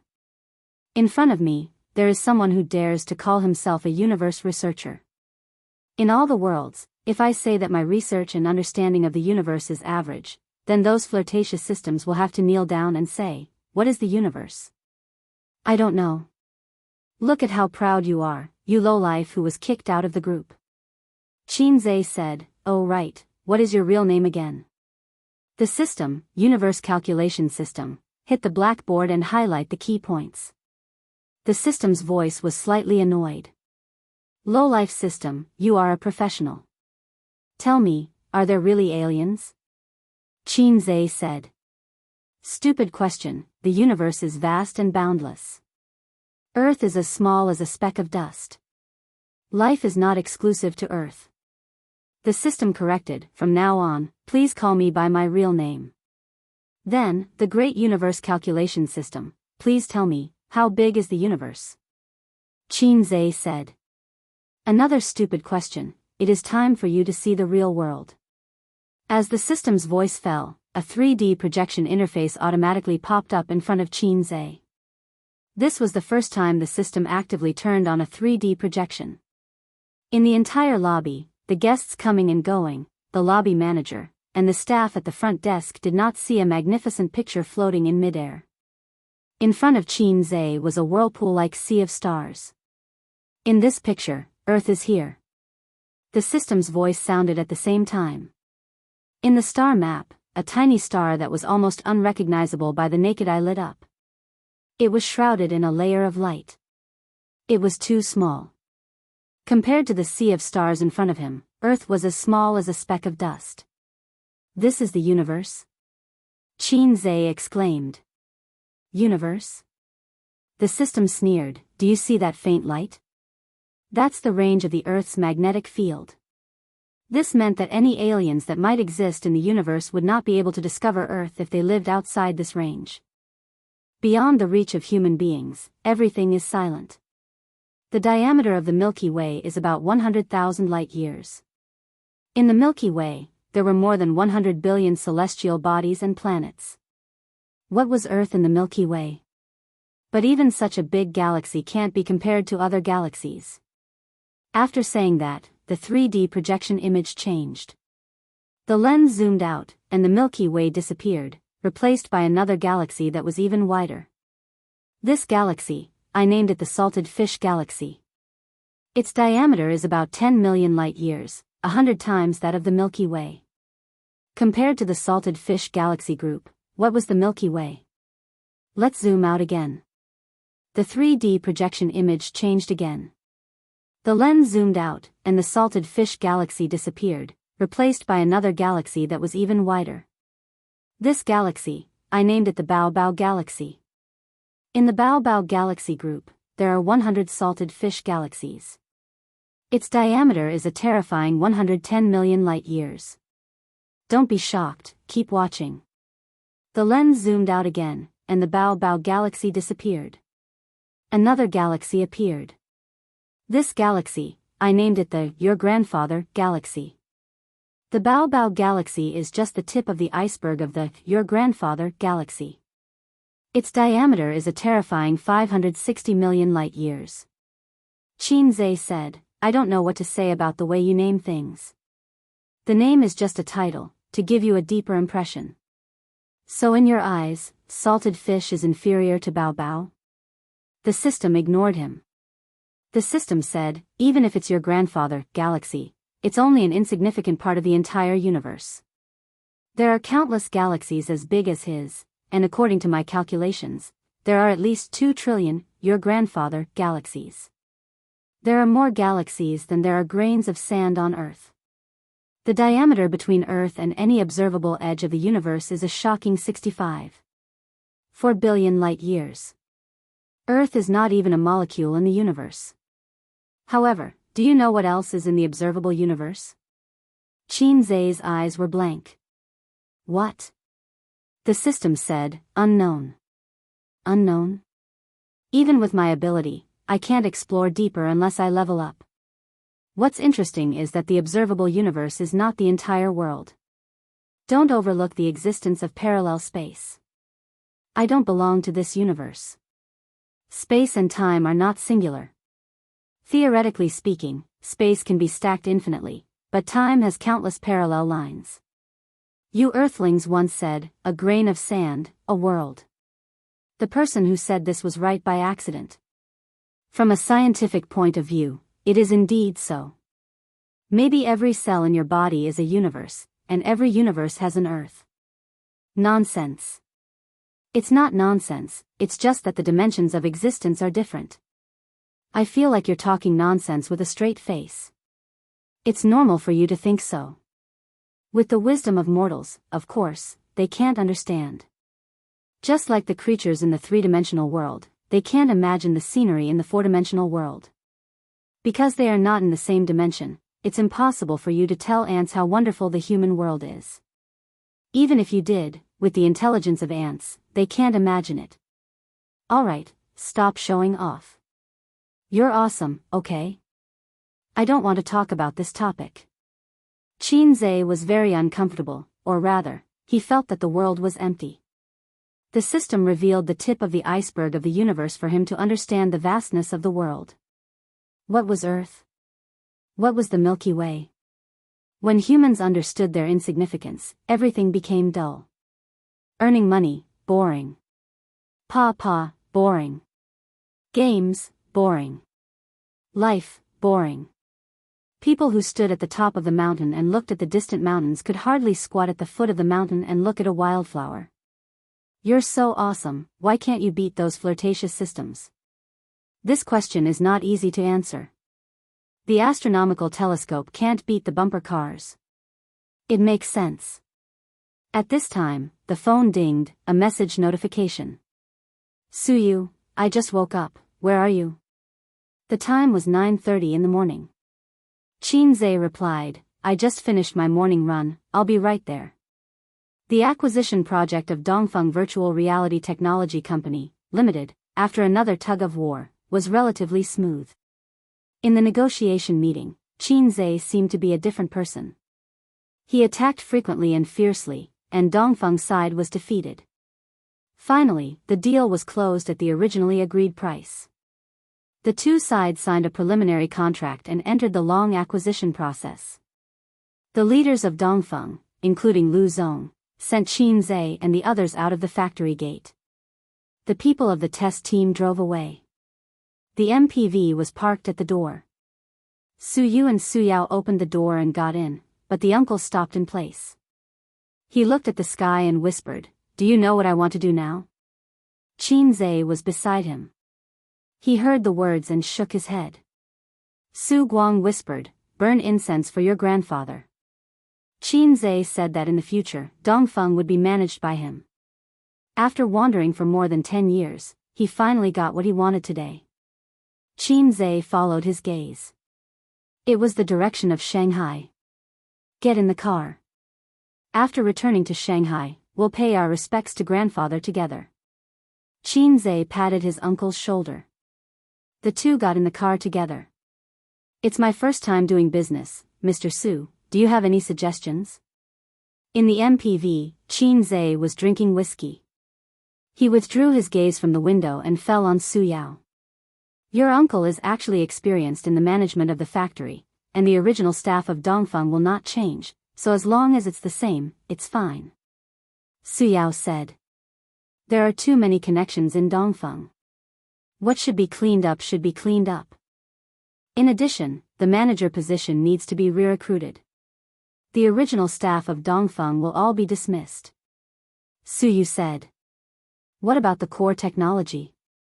Qinze asked. Suyao was stunned. Although Dongfeng took the high-tech route, it was not a research institute. How could the core technology be kept secret? However, he still answered seriously, you can learn from Lizzie mobile phone and register patents crazily. From the core technology to the software icon, register patents for everything. And the production and R&D personnel of the core technology will sign a long-term labor contract. Those who leak will bear the legal consequences, starting from 3 years. Qinze answered subconsciously, the death penalty is not a loss. Suyao. Suyu and Su Guang also looked at him. Qinze smiled awkwardly. Sorry, it was a slip of the tongue. Is Mr. Su interested in investing? With your participation, we will be able to move faster and more steadily. Qinze said. Suyu was stunned. Su Guang and Suyao had different expressions. The former's face changed slightly, while the latter was excited. Suyao, who had experienced great storms, couldn't help but tremble at this time.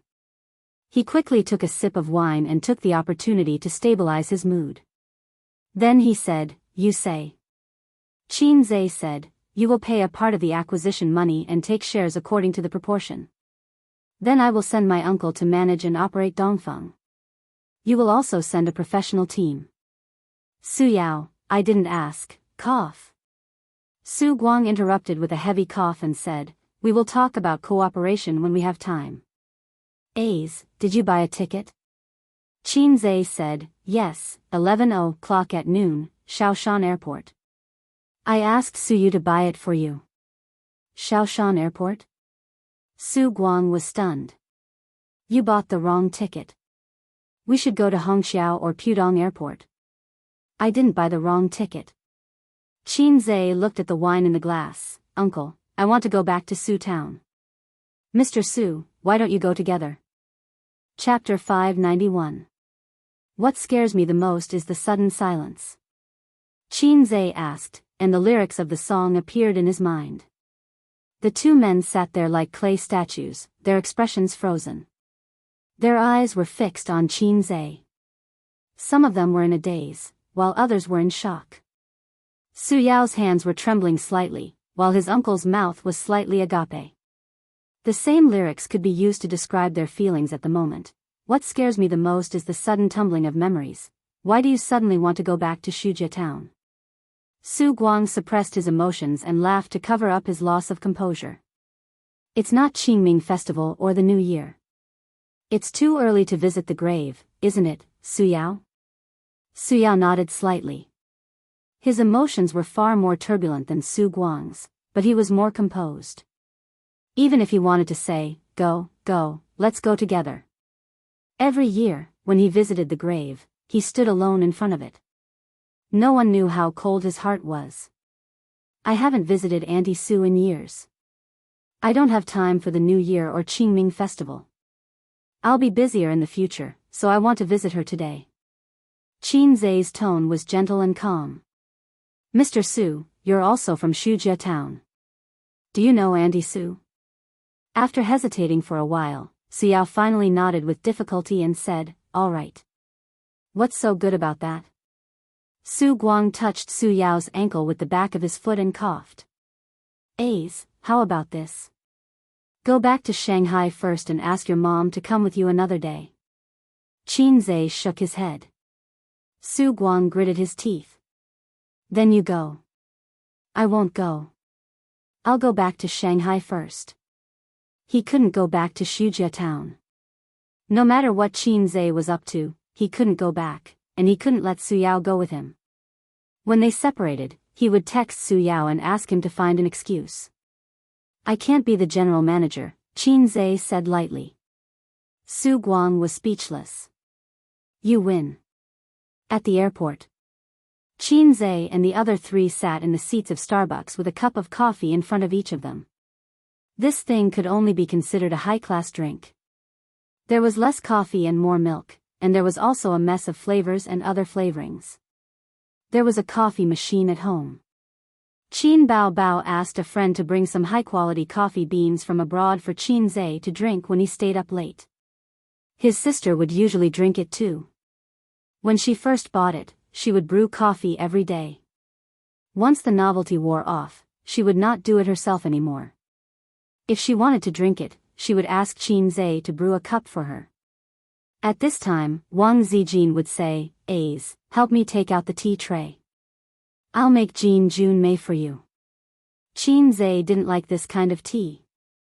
He felt that it had been hyped up by the Wui Mountain black tea, just like those shameless articles on the internet that followed the trend and even more shamelessly plagiarized articles.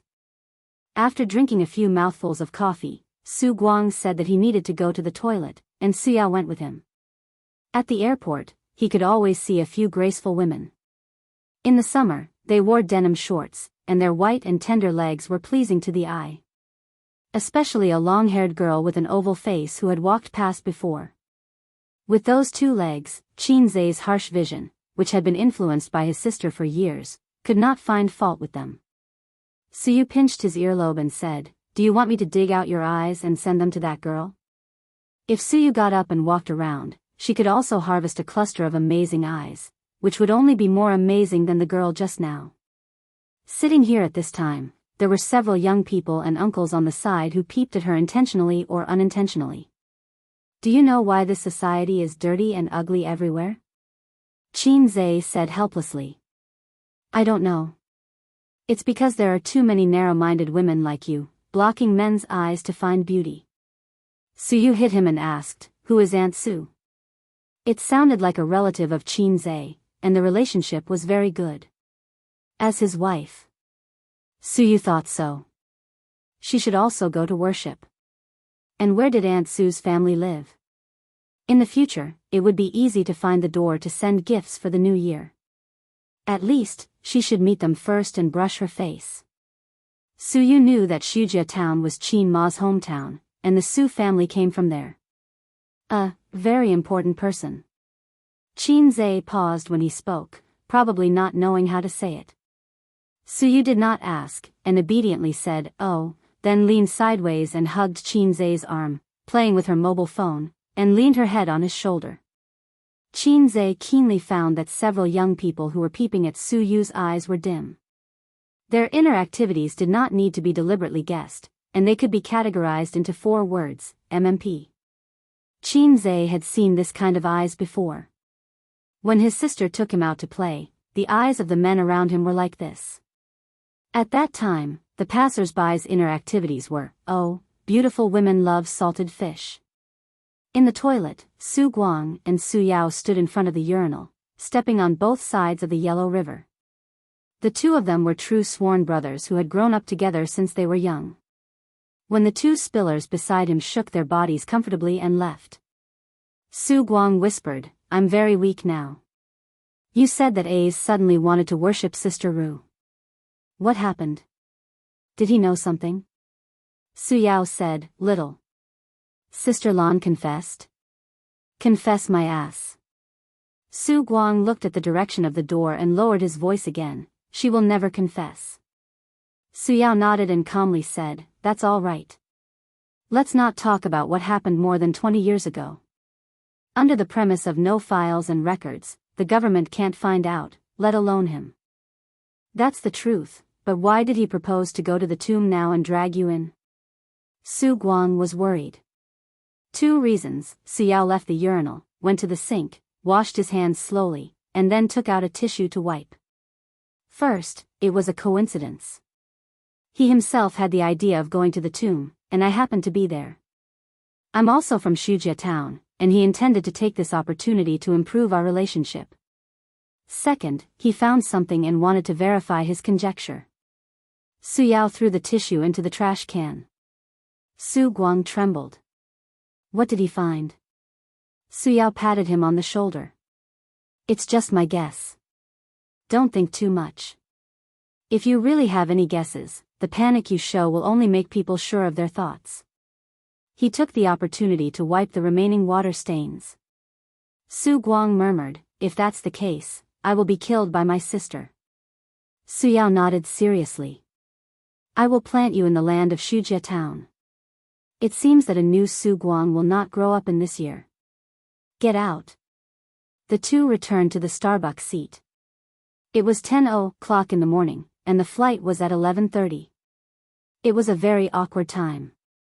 They definitely couldn't eat lunch here, but there would be free lunch on the plane, but it was a bit unpalatable. Uncle, what's the matter? Qin Zhe asked. After Su Guang came back, the worry between his eyebrows was even stronger.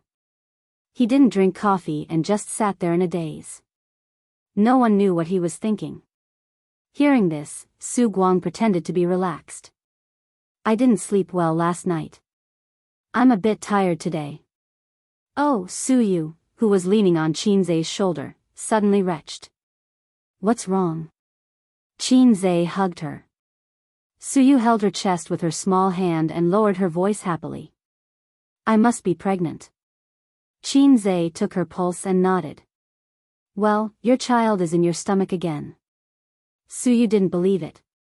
Nonsense, I haven't had gastric problems for a long time. Are you feeling a little nauseous now? So I'm pregnant. It's really not. It's probably because of the coffee. You were tired last night and didn't have a good rest. Qin Zhe explained, gastric problems are difficult to pull out. It takes a long time to recuperate. It won't recover so quickly. Suyu gently bit her lip with her pearly white teeth and was disappointed. I can't get pregnant. Don't worry, take your time. Qin Zhe held her hand. Where were we just now? They were just discussing the acquisition of Dongfeng. How should we calculate Sister Man's shares? How much should we give? Suyu said. Nan Man Pei generously gave 100 million, but only 50 million was credited to Bao's investment account. The rest of the money was deducted from the dividends.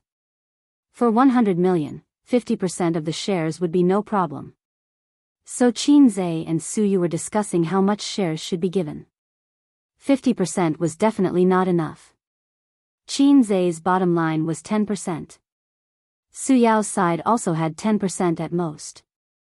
Qin Zhe took 15% of the remaining shares and then divided it equally among the three companies. Then 8%. I'll talk to Sister Man about this. We have a good relationship, Su Yu said. Qin Zhe said in his heart, maybe it's better for me to talk. If we fight, Sister Man may not help us. Wang Zijin's side is fine. After all, we also need her company to do software support. Why should Qin Bao also invest? Su Yu pouted. Think about it. Even if we put Baoza aside, Tianfang and Purple Crystal can also complete this acquisition. Qin Zhe said, a bowl of water is equal. Equal your sister. Su Yu said angrily, I'm your wife, she's your sister. Which is more important? Qin Zhe, sister. Su Yu was so angry that she looked up and bit his ear. Su Guang saw his nephew and the secretary flirting and secretly exchanged a look with Su Yao. A's. Yes? Do you still remember your Aunt Su's family? Su Guang asked casually. Of course I remember. Then do you know that Sister Ru has a younger brother? I know a little, but I've never seen him.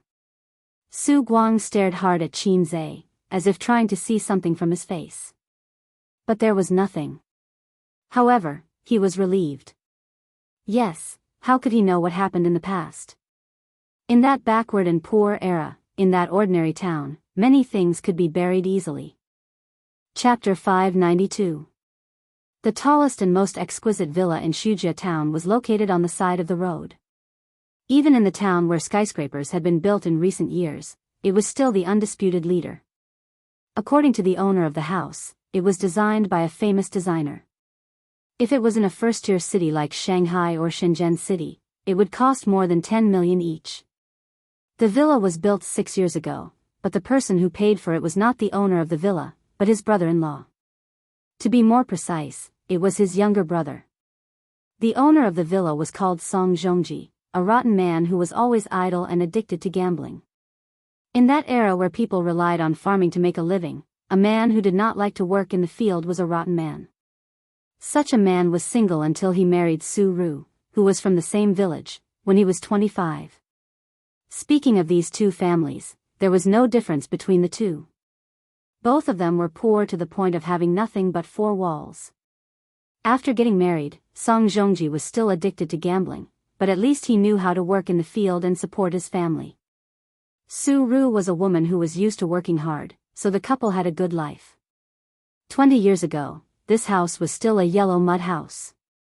Every year, Song Zhongji would be seen throwing mud at the outer wall of the yellow mud house. After all, it could not be compared to a brick house. As time passed, the outer wall of the yellow mud house would gradually peel off. At that time, there were already many brick houses in town. In 20 years, the yellow mud house became a brick house, and from a brick house, it became a villa. It really lived up to the old saying, every dog has its day. This Song Zhongji had unknowingly become the most heroic country bumpkin in town. Everything was thanks to his brother-in-law. It was said that he made money from doing business in other places and became a big boss. Good fellow, he built a villa just like that. Song Zhongji's family's BMW, which was worth 300,000, was also given by his brother-in-law. Song Zhongji had 2 sons. The eldest son was left behind by Su Ru, and the younger son was born with his second wife. The eldest son was studying abroad, and his living expenses and tuition were all paid by his uncle. Su Yao, the people in town, was said to be the golden phoenix that flew out of Shujia town. Unfortunately, Su Ru was unlucky. She died early after a few years of happiness. Such a big villa was taken advantage of by another woman. Su Yao rarely returned to Su town. After Su Ru passed away, he would never come back. He would only drive to visit his sister's grave during Qingming Festival and Chinese New Year. However, he was very generous. A few years ago, when the town was getting richer, more and more people were buying cars. However, the roads were not good, so he went to Song Zhongji and asked Su Yao about it. The next year, the road was repaired. Because of this, Song Zhongji's status in the town rose layer by layer and was unshakable. How could an idle gambler have such a good life? How could he be so lucky? In the end, it was probably because he couldn't find a wife. Because he couldn't find a wife, he married Su Ru. Relay. Are you home? An old man stood in front of the villa's wrought iron gate and shouted with all his might. Soon, a pot-bellied middle-aged man came out of the villa. Song Zhongji turned 50 this year. His face was rosy, and he dyed his hair every year. His hair was thick and black. Years of living like a prince made him look more like a successful businessman than a bumpkin.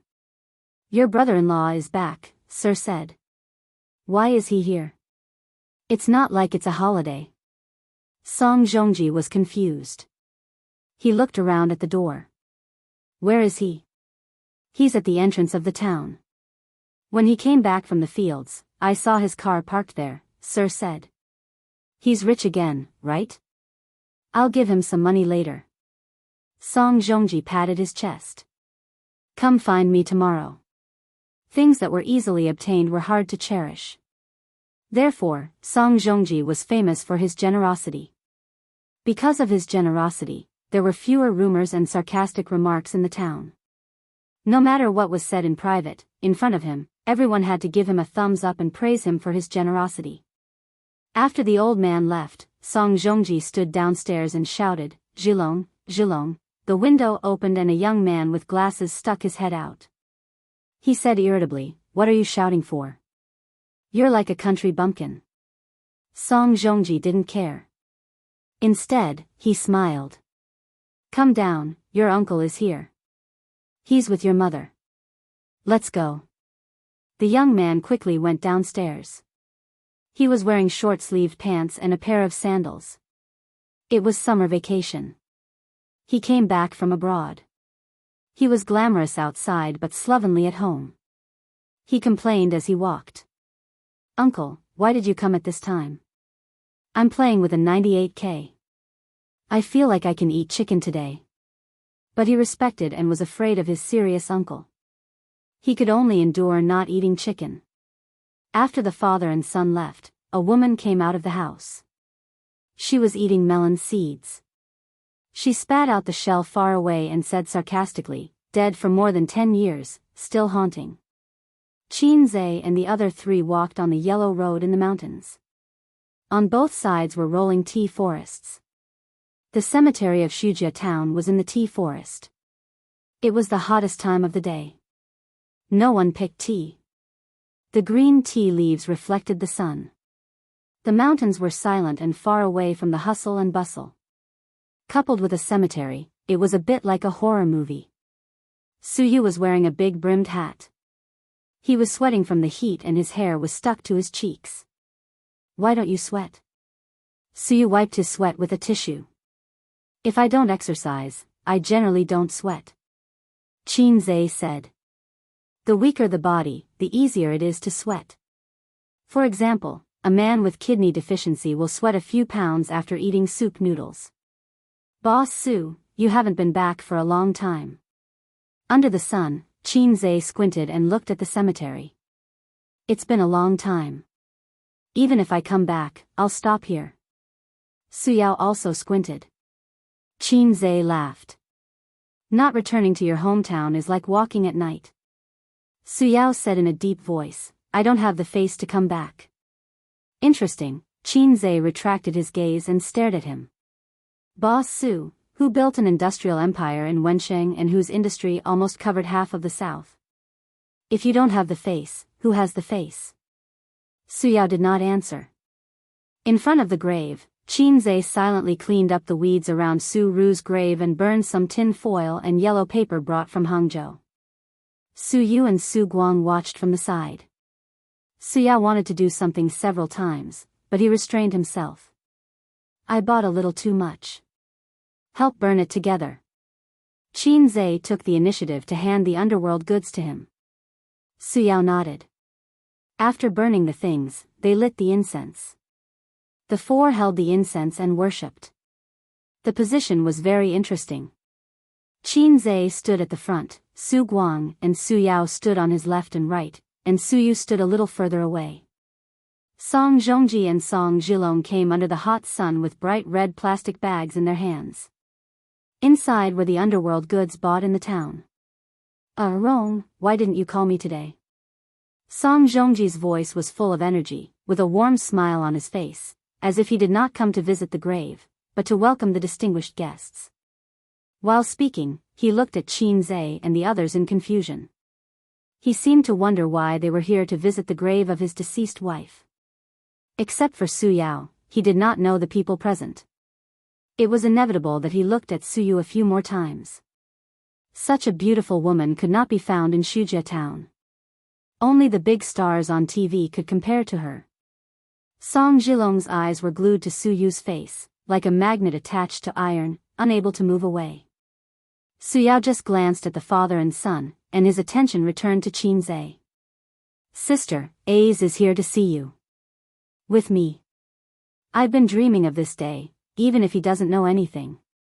You, are Guang? Song Zhongji recognized Su Guang. Although they had not seen each other for more than 10 years, strictly speaking, he and Su Guang could be considered childhood playmates. When he was a teenager, he wandered around the town, fishing in the water, climbing trees to dig eggs, followed by a group of children. Su Guang and Su Yao were one of them.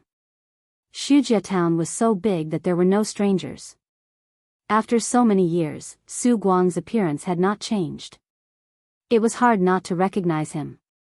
Song Zhongji hurriedly took out a big chicken and handed him a cigarette. Like himself, Su Lan's family was not what it used to be. He heard that Su Lan's son and daughter were now big stars. Stars, in the eyes of a small town like Shujia town, symbolized high-end class. Song Zhongji's age and living in a small town had no interest in the entertainment industry. If it were not for the people around him, he would not know that Su Lan's son and daughter had become big stars. Back then, Su Lan would bring her son to stay at his house for a while every summer vacation. Song Zhongji did not care. How much could a simple meal in the countryside be worth? Accommodation was not a problem. There was no shortage of rooms in the countryside. Su Lan would give him 1,000 yuan for food and accommodation every month. In the 2000s, this money was a lot. It was enough for him to smoke, drink, and play dice. But her son was a little naughty. He did not like it very much. He often used his age to bully Zhilong. For this reason, he often complained to Su Ru. Unexpectedly, the woman, who had always been gentle, was like an angry cat when it came to this kind of topic. Her reaction was particularly fierce. After quarreling a few times, Song Zhongji did not mention this again. Song Zhongji opened the plastic bag and took out the yellow paper and other things. Suddenly, someone blocked him. He looked up and saw a very handsome young man who felt a little familiar. He smiled and said, "Uncle." "You are?" Song Zhongji looked at Su Yao. But Su Yao ignored him. His son behind him whispered, "Dad, he's Qin Zhe." "Qin Zhe? Oh my God." Song Zhongji was shocked. The young man in front of him was the average-looking naughty boy from back then? A certain assistant, F***CK. I've only heard that a girl changes 18 times between childhood and womanhood. Even a boy can do it? This is not a boy changing 18 times between childhood and womanhood. This is nuclear fission. He remembered one time when his son was beaten up by Qin Zhe again. He cried in front of him, because calling for his mother was useless. He was also very helpless. He complained to Su Ru and wanted to quarrel. He complained to Su Lan, but she ignored him. So he patted his son's head and said, "This kind of city person has the dirtiest heart. He will definitely not be successful in the future. He will definitely not be as handsome as you." Now, when he looked at Qin Zhe and then at his slovenly son, he felt a pain in his face. A's. Song Zhongji smiled awkwardly. He remembered that he used to glare at little Qin Zhe in private, trying to scare this little kid from the city. He wanted him to be more obedient and stop beating his son. He did not have the courage to beat him. It was $1,000. It's rare for me to visit Auntie Sue. There are some things I want to say to her alone. You two go back first. Or you can come back after we leave. Qin Zhe said. His voice was very gentle, but his tone was not gentle at all. It was not a negotiation, but an order. Song Zhongji did not mind. His experience when he was young had made this man abandon his so-called dignity. He was very smooth. These days, young people with a little bit of culture like to think highly of themselves and highlight their individuality. They despise things like celebrities the most. This sentence, in the ears of Song Zhilong, who studied abroad, was particularly harsh. It was especially high and mighty, crushing his dignity. At this moment, he finally remembered the fear of being beaten by Qin Zhe and the shame of being an obedient little brother. He did not have a good impression of Qin Zhe. Based on the unhappy memories of his childhood, not only was he often bullied by Qin Zhe, but also his mother's almost unreasonable favoritism. Every year, the city kid would come to his house, wearing beautiful clothes that made him envious. Between his words, there was always a sense of superiority. I never eat this kind of 2-cent popsicle. Rat poop, I've long been tired of eating it. Look at you with relish. I don't want to drink this kind of soda. I only drink AD calcium milk. Do you like that little flower next door? She's so ugly.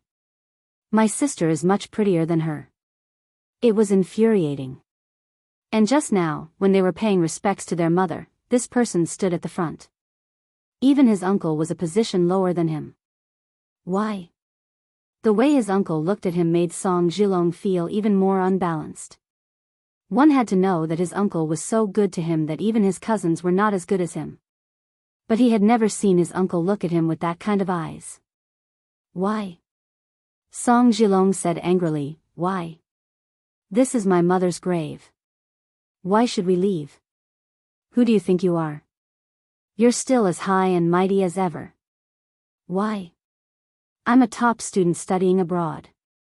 My uncle is a big boss with a net worth of tens of billions. I'm not worse than you. Get out. Qin Zhe seemed to have lost what little patience he had left and shouted. Song Zhilong felt a strange pressure that made him instinctively timid. But he stiffened his neck and did not move.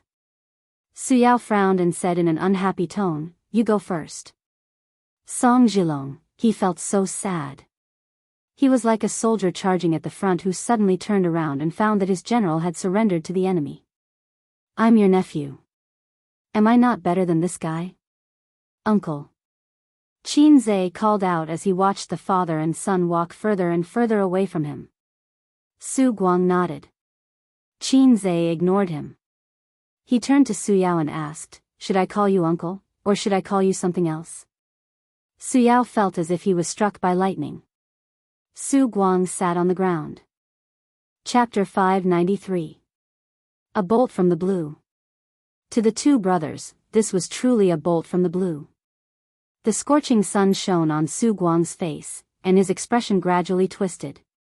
His eyes and mouth widened as he stared blankly at Qin Zhe. How did he know? How did he know? His heart felt like it was being squeezed by an invisible hand. It was the despair of a family on the brink of collapse after the mother found out that the father had a mistress. This analogy was not very appropriate, but it was very apparent. If Qin Zhe really knew what happened back then, his sister Su Lan's family would fall apart. Su Guang panicked. He felt that he was to blame. No matter when Qin Zhe found out, he had contributed greatly to this confession. If his sister knew, she would never forgive him. You. How much do you know? Suyao asked in a trembling voice. This man who had always been stern and expressionless, known for his strictness in the business circle of Lin Hai, could not control his trembling body and trembling lips. His expression changed rapidly. Shock, agitation, guilt, sadness. A storm of emotions raged on his face. She is my birth mother. Qinze turned to look at the tombstone. But I don't know who my birth father is. As he said this, he stared at Su Yao. Su Yao, Su Guang. Su Guang's face turned pale. The secret that he had kept for half his life was revealed by Qinze so easily. How did you know? Impossible, impossible. Su Guang murmured. Qinze looked at him and thought, although my IQ is not online sometimes, I know what I'm talking about. I brought you here today to confess. I hope you won't hide anything from me. Because there's no point in hiding it anymore, Qinze said. Yes, she is your birth mother. Su Yao nodded. Qinze's heart suddenly felt empty. Melancholy and sadness surged in his heart. I really am a freebie. Son, your mother, father, picked you up from the trash can. 100% of people were played by their parents when they were children, but 99% of them were their biological children. I am that 1%. Life isn't just about what's in front of you. There's also heart-wrenching old friends like you. Qinze's reaction was relatively calm. He didn't have the family members who had been separated for many years hugging each other and crying, or hugging each other's heads and shouting, I won't listen, I won't listen, I won't forgive you for the rest of my life. After all, this was something he had known for a long time. When he was young, he felt that he was the only male descendant of the Qin family. How could he not be his biological son? His sister must have been adopted. She was so pretty, she deserved to be picked up. I'm his biological son, so the old man beats me with all his might. The more Papa hits me, the deeper he loves me. It was all an illusion. Later on, as he grew older, there were some things that he had to face. Qinze began to investigate this matter. Were you the one who hinted to him? Was it you? Su Guang was like an enraged lion as he pounced on Su Yao and tightened his collar as he roared, Su Yao, who did you do all this for? Who was the one who selfishly sacrificed himself for his own future? Fuck. He punched Su Yao in the face. Su Yao staggered back a few steps and fell to the ground. Qinze, no way, is it really what I think? Su Yu was stunned the whole time. She was stunned. Qinze's biological mother was not Auntie Qin. Then was he born to Uncle Qin and this Auntie Su? Or, was he adopted at all? Then he and Qin Bao Bao were not biological siblings. Su Yu didn't know why she was so flustered. She loved Qinze deeply and was eager to know everything about him, his likes, his dislikes, his family, his relatives and friends. But the scene in front of her came too suddenly, as if she was shooting a TV series, and she was caught off guard. Su Yu found that she could do nothing but be a spectator, and it was inconvenient for her to say anything. Uncle, it's not him. Qinze said, when I was very young, I once heard my mother on the phone and heard her say that one of my sister and I were not biological. If I didn't guess wrong, she should be on the phone with you, so I took this opportunity to bring you two here for a showdown. Why do you know that I'm not biological? There are too many reasons. If one of my sister and I are not biological, it must be me. She's so beautiful, and she looks more like you. But I'm not handsome at all. Although it was very heart-wrenching, just looking at appearance, my sister obviously inherited some of the good genes of the old Su family. I also have the genes of the old Su family, but why am I not handsome at all? Su Yu listened on the side and had a big opinion in her heart. You're lying, you're obviously very handsome. Auntie Su is too good to me, so good that it doesn't make sense. Even if she has a good relationship with my mother, how can she favor other people's children more? There's only one possibility, I was born to her, and she feels guilty about me. And my mother comes back every year. Grandfather moved out of Shujia town for many years. Her hometown is here, but her family is in Shanghai. Why does she come back every year? In fact, she brought me back to see her. She was referring to Su Ru. One last thing, last October, I saw my mother and Su Yao together at Hongqiao Airport. I didn't know him at that time, so I sent someone to investigate. Only then did I know that there was such a person and his relationship with Auntie Sue. Nan Man Pei helped him investigate. That day, Qinze really confirmed his identity as a phone charger. His mentality collapsed for a long time and he almost had sex. Su Yao was stunned. He did go to Shanghai last year, but he only contacted Shaolan. It turned out that Qinze was also there that day. Su Guang stood there, his face full of disappointment, like a defeated dog at a dead end. Then, who is my biological father? Qinze stared at Su Yao. Su Guang looked at Su Yao silently. In an instant, it was as if the eyes of the whole world fell on him. Su Yao looked sad. He opened his mouth and said bitterly, I don't know. Qinze? You don't know? How could you not know? You must be lying. Su Yao said, I'm your uncle, but I really don't know who your biological father is. I don't believe you, Qinze said.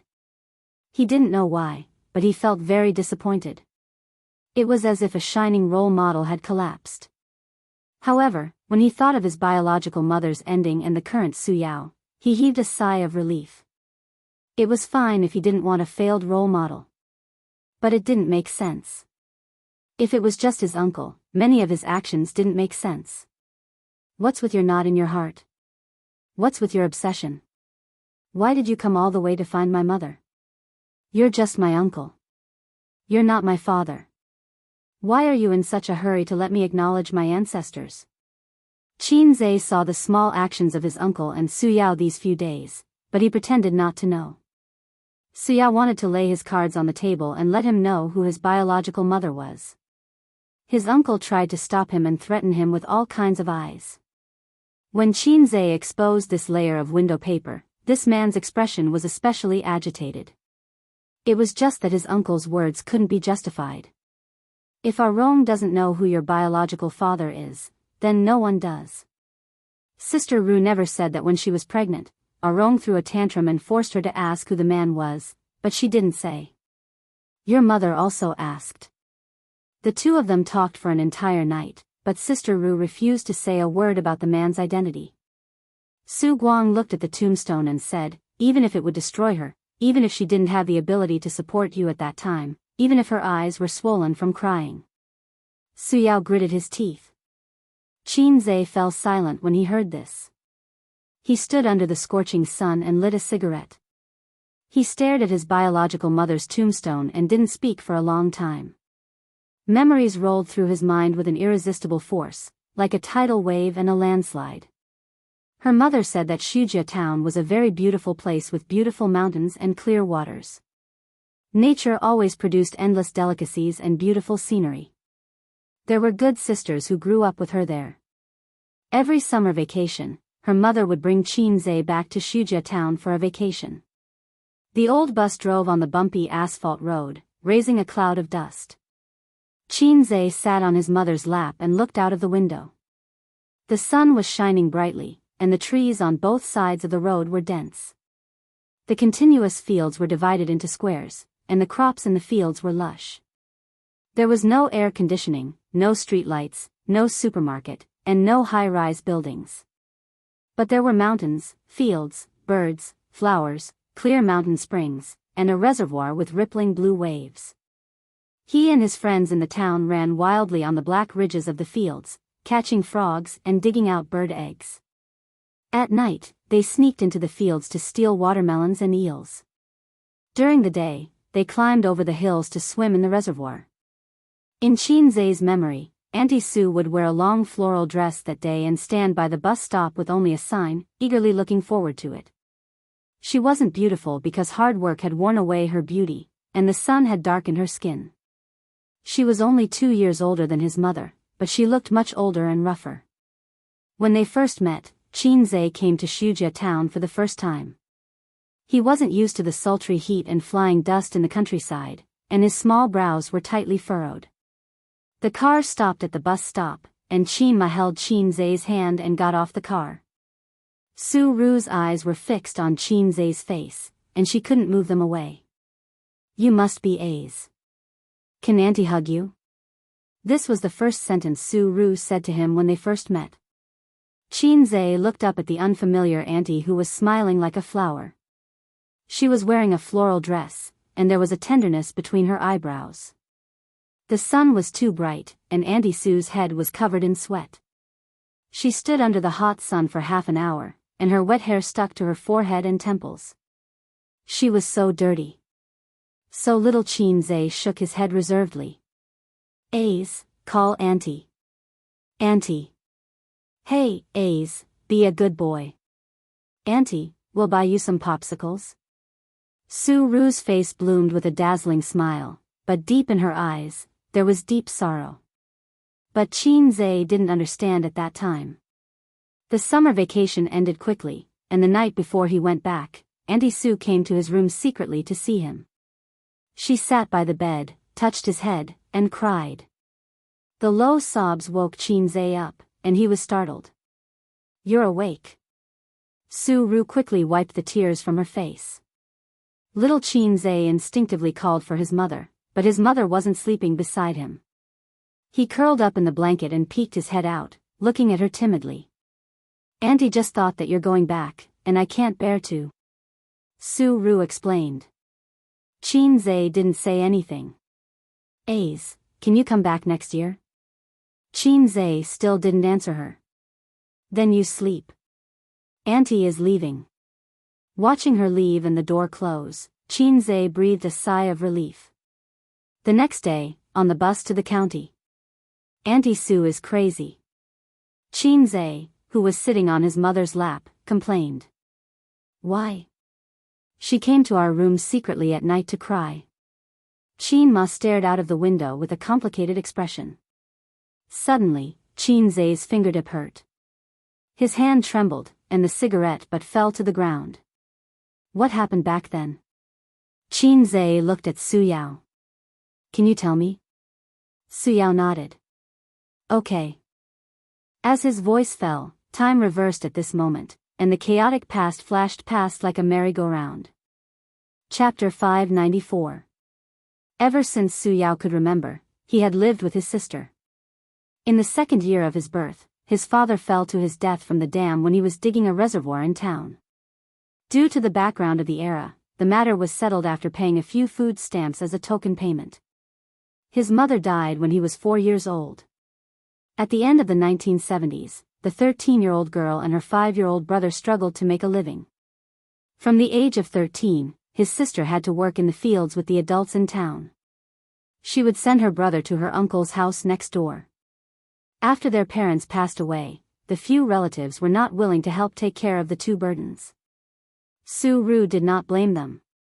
After all, it was not easy for any family. It was a terrible thing to have more mouths to feed. Only her uncle's family would occasionally help them. Actually, even though he was called a granduncle, it was only because they were related by blood many generations ago. Going back a few generations, most of the people with the surname Su in the Su clan could be considered relatives. Her uncle had a son and a daughter. The daughter was called Su-lan and the son was called Su-guang. Su-lan and Su-ru were about the same age, only 2 years apart. The two were very good playmates. However, fate made the two girls walk on different paths. The 11-year-old Su-lan was still in primary school, while the 13-year-old Su-ru was already chopping firewood in the mountains and farming in the fields. In a poor and backward town, there were many girls like her who worked in the fields. However, there were no girls like her who lived a hard life. The next year, Su-ru's body was very weak and she fell seriously ill. She almost did not make it. Some relatives who were indifferent to the siblings couldn't stand it anymore and persuaded Su-ru to give her brother away. Boys were popular in any era. There would always be someone who wanted them. If they were alone, no matter how hard it was, they could live a peaceful life. However, Su-ru did not agree and scolded the relatives away. She said that she would not send her brother away even if she died. Otherwise, how could she face her parents in the underworld? It was said that the eldest sister was like a mother. It was not wrong at all. In this poor era, the siblings depended on each other. Knowledge could change fate and create wealth. Studying was the only way out. Su-ru dropped out of primary school after finishing primary school. It was normal in that era. His younger brother, Su-yao, was a good student and was very smart. In the 3-tile-roofed primary school in the town, no one could beat him. Therefore, she hoped that her younger brother would have a bright future and be able to change his fate. The greatest desire of a poor person was to change his fate. When Su-yao was 13 years old, he didn't have enough money to go to junior high school. It was Su-ru who borrowed money from the townspeople. That day, it was drizzling. Su-ru was kneeling in front of her cousin's house. The door was tightly shut. No matter how hard she begged, she couldn't get the tuition fees. She kowtowed, one after another. At that time, Su-yao stood beside her and saw that his sister's trousers were stained with rain and mud. He straightened his neck and said, "Sister, I don't want to study anymore. At most, I'll just farm." Too tired, really too tired. He didn't want to be his sister's burden and didn't want to continue studying. At that time, the college entrance examination system had just been restored, and the theory that studying was useless was popular everywhere. The dreadful theory of the uselessness of studying had been circulating for half a century. Su-yao didn't want to waste time in class. He wanted to be like Su Guang, slacking off. However, Su Guang skipped class to go out and play, while he wanted to help his sister farm. However, Su-ru slapped her brother and said sternly, "What future do you have if you don't study? How can you change your fate if you don't study? If you don't study, you'll be a peasant for the rest of your life." People with a bit of knowledge and culture had seen many peasants rise up and spread the word that studying was useless. It was ironic that an uneducated person would always remember that studying could change one's fate. How much do you still owe our own school fees?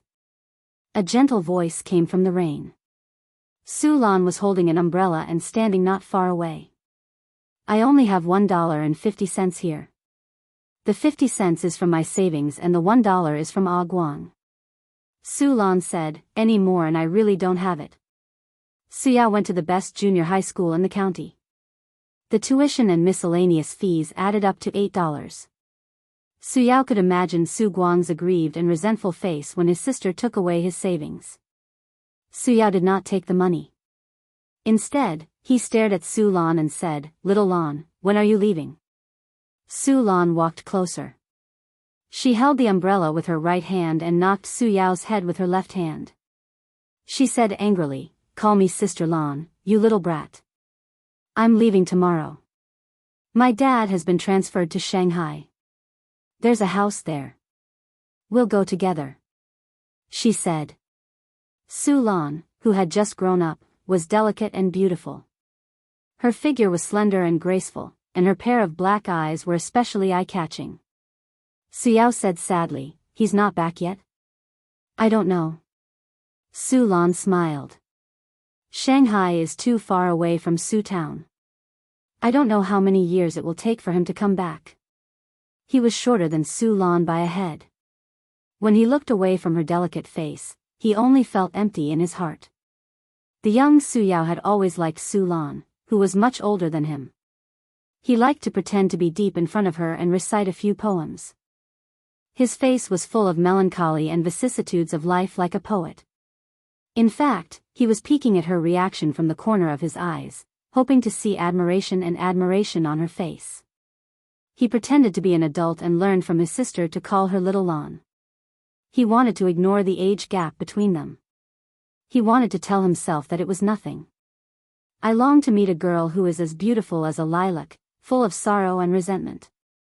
She holds an oil paper umbrella alone, wandering in the lonely alley in the rain." Dai Wangshu's poem appeared in Su-yao's mind. Su-lan was the girl he longed for, the girl who was as beautiful as a lilac. But just like the lilac in the poem, she walked further and further away until all that was left was her back. On the day Su-lan left, Su-yao stood outside Su Town and watched her family take a tricycle to the county. He suddenly felt like smoking. After many years, they didn't meet or contact each other. When they met again, the lilac was already married. Su Yao squatted in front of his sister's grave and smoked one cigarette after another. He talked about his past without any expression on his face. There was no emotion on his face. There was only regret, deep regret. Qin Zhe thought to himself, damn, I didn't know you loved my mother so much.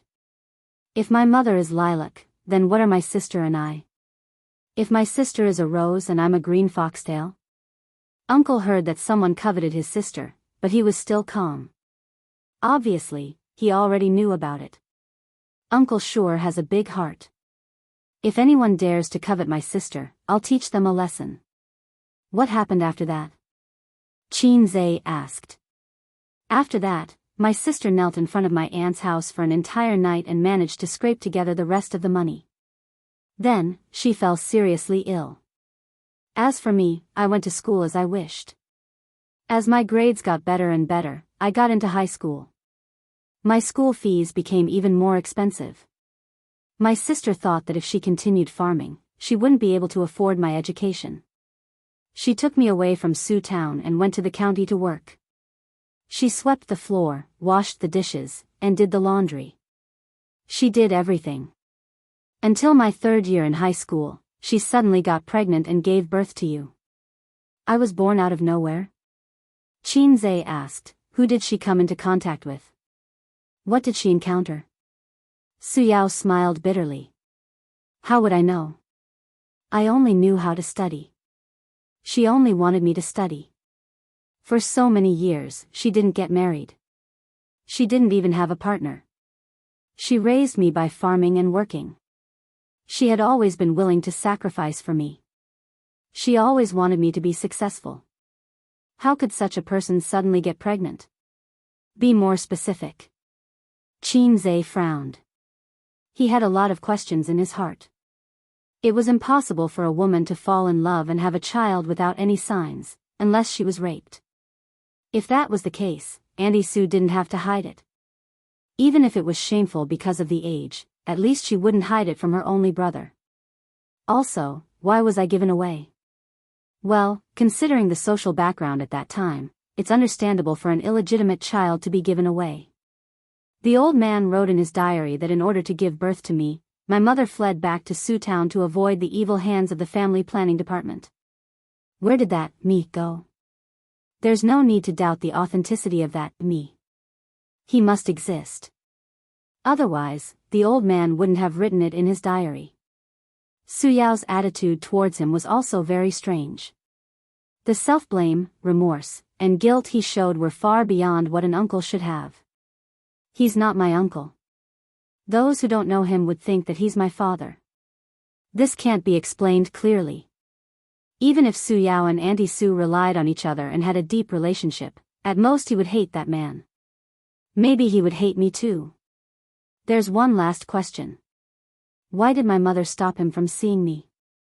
Was it because she didn't want to be disturbed in her quiet life?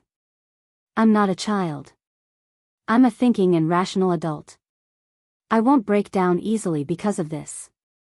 I might even happily hold my sister's hand and walk into the Civil Affairs Bureau. There were too many things that Su Yao didn't say. Su Yao lit a cigarette and looked at his sister's tombstone.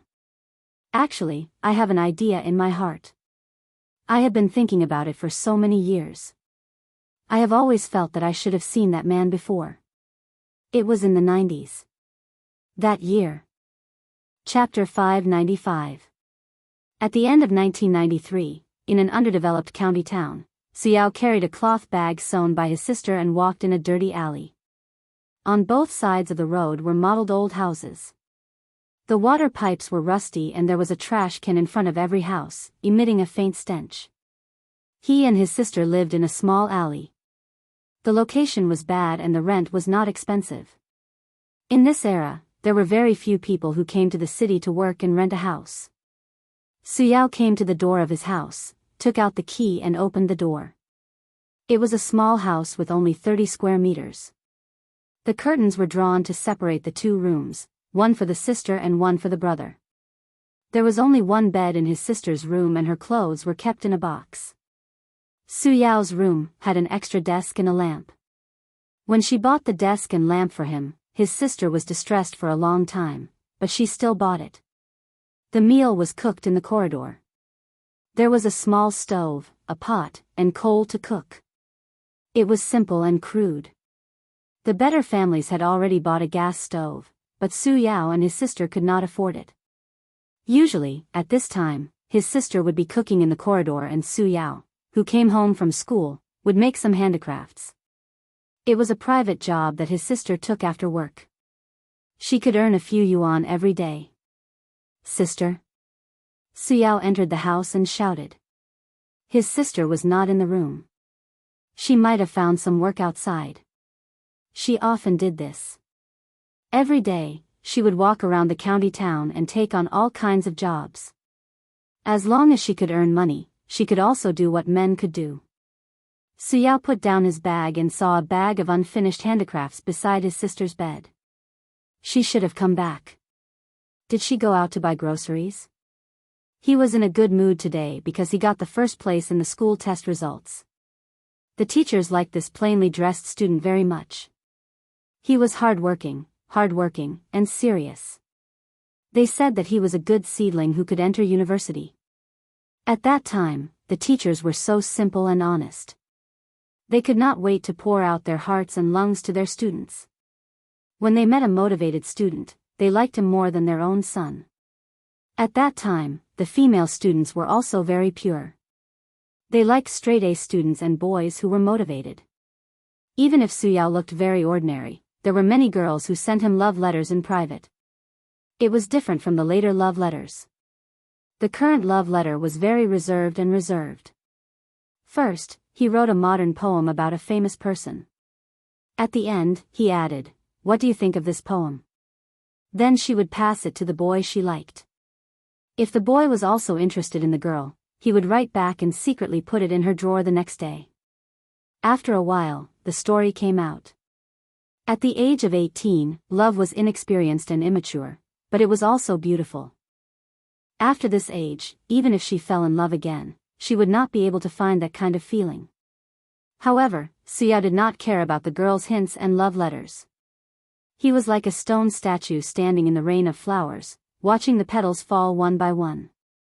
He was too lazy to reach out to catch one of the beautiful petals. He didn't have the capital to fall in love, nor was he interested in it. A village boy only knew how to bury his head in books and live up to his sister's expectations. Moreover, Ding Xianghua had drifted to Shanghai with the wind.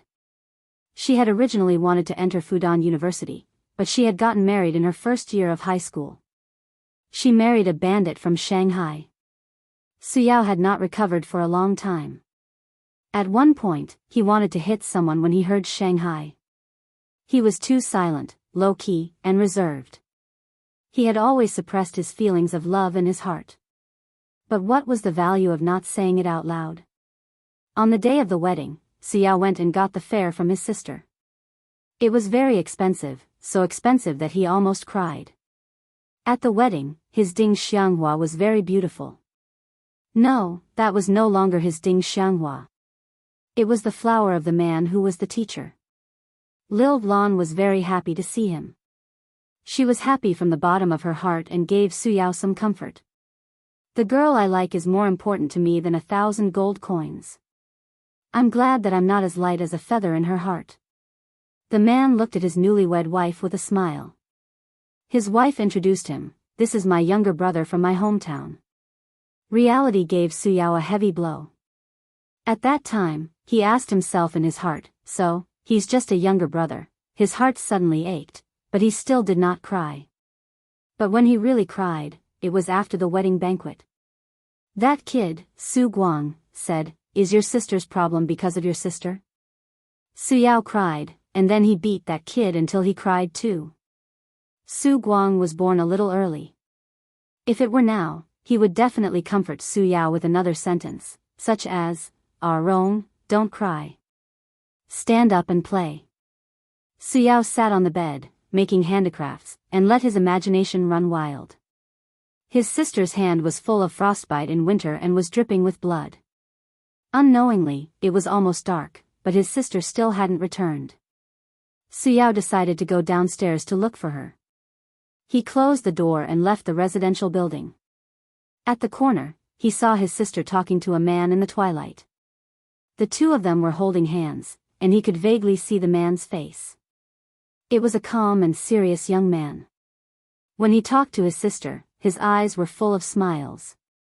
When Suyao saw him, the young man also saw Suyao.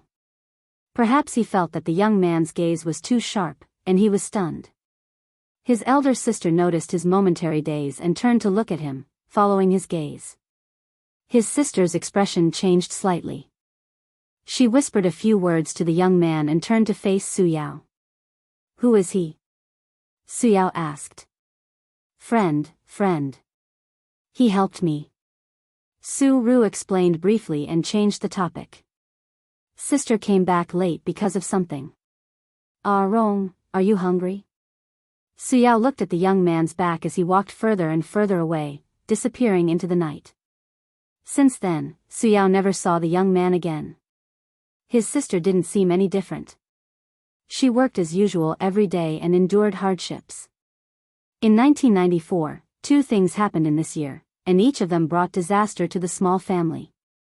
The first thing was that due to the bursting of the real estate bubble, it caused an extremely terrifying economic crisis. Those who hadn't experienced that era couldn't imagine how terrifying that economic crisis was. It was a direct economic collapse, far worse than any other economic crisis that came after. In fact, there was a collapse as early as 1990. In 1994, the two crises overlapped and strengthened each other. Bang! The collapse of the bubble forced many people to their deaths.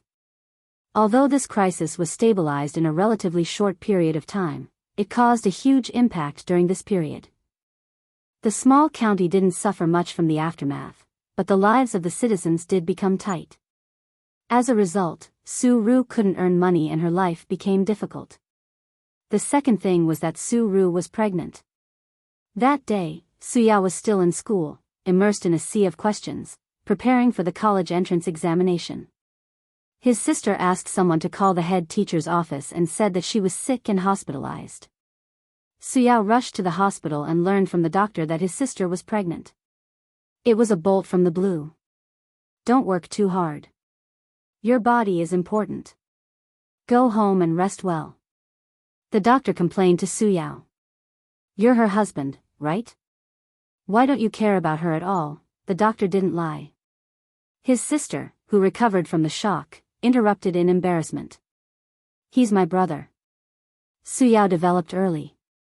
While his peers were excited about the thicker hair in their pants, he already looked like an adult. At least, he didn't look like a high school student. The doctor was also embarrassed and asked, "Then he's your husband?" There was silence. The brother and sister were silent. Back home, as if nothing had happened, his sister sat on the bed doing handicrafts while Suyao sat at the table writing papers. Clack! The ballpoint pen slammed on the table.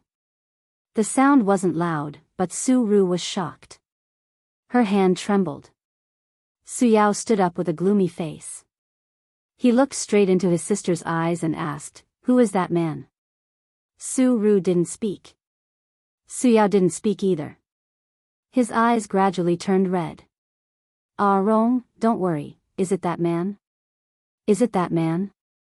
Suyao said loudly. His sister responded with silence. All of a sudden, it was as if a barrel of explosives had been ignited. "You've been lying in the hospital for so long. He didn't come.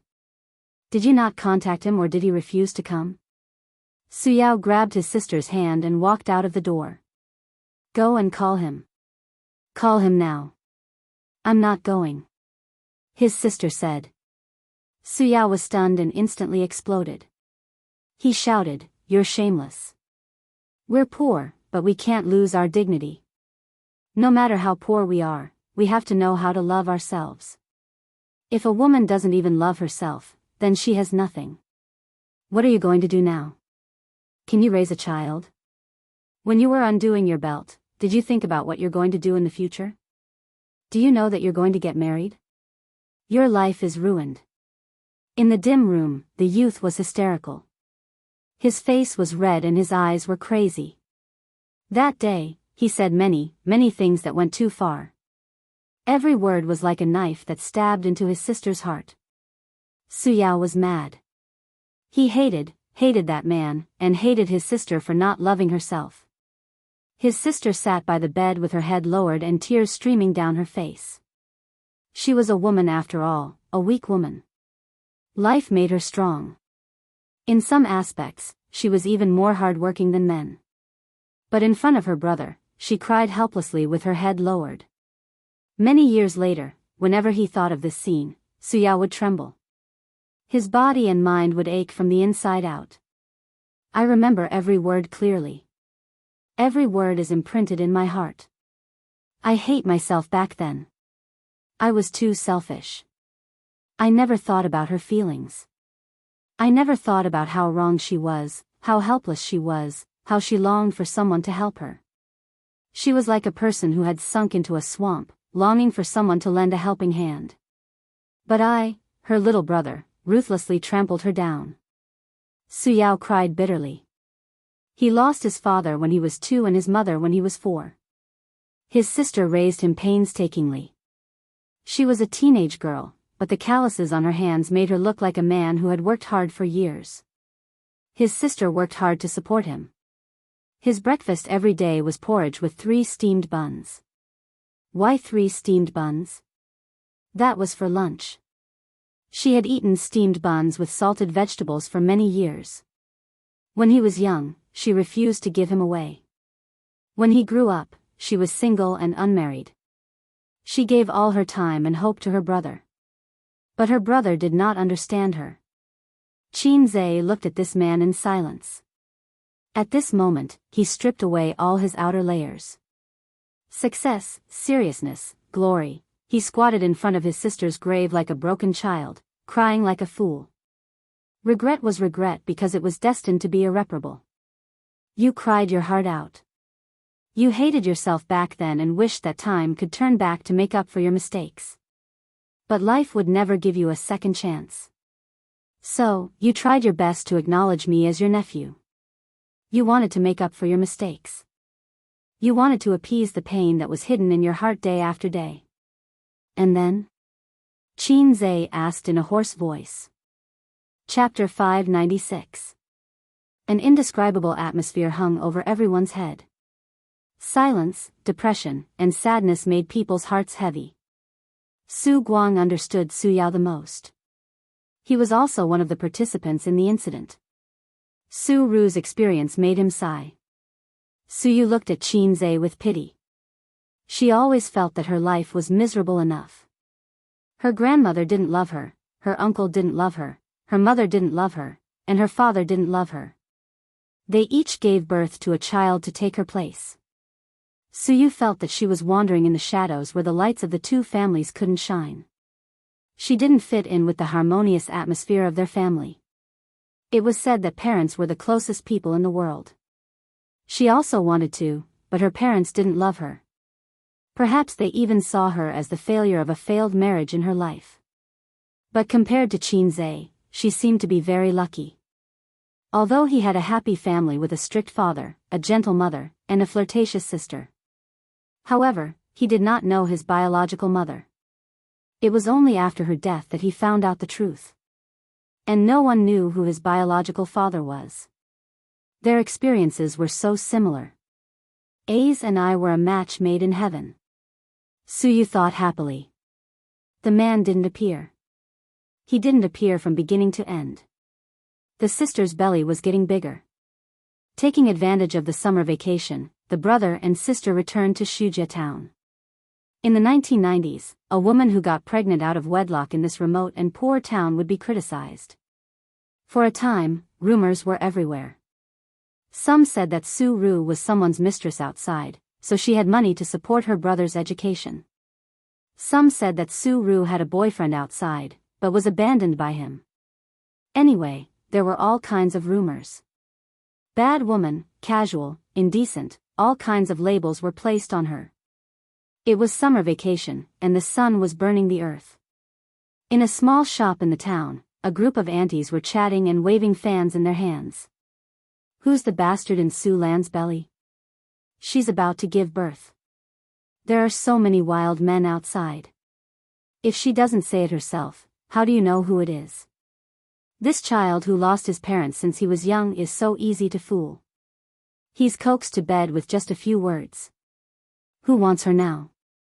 Did our Rome get into university? Hey, when Su Lan gives birth, how will she have the money to send him to university? The shopkeeper's face suddenly changed, and she winked at the aunties. At the door, outside the shadow of the eaves, Su Yao stood there expressionlessly, his hands clenched into fists. Ah Rong, you're here to get your acceptance letter, right? You just arrived this morning.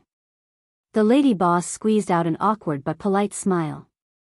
Su Yao took the acceptance letter and left. It was sealed in a yellow envelope. Ever since he returned from the summer vacation, he had heard too many rumors. Some were said behind his back, and some were said to his face. He, who had never fought before, frequently fought with others during the summer vacation. Su Yao hated his sister. He hated her for not loving herself. He hated her for ruining his future. That kind of exasperation for not living up to expectations tormented him every day. He hated the man who didn't recognize him even more. Even though he didn't know who he was, his sister still refused to tell him. No wonder there were so many rumors in town. The old bus slowly drove over.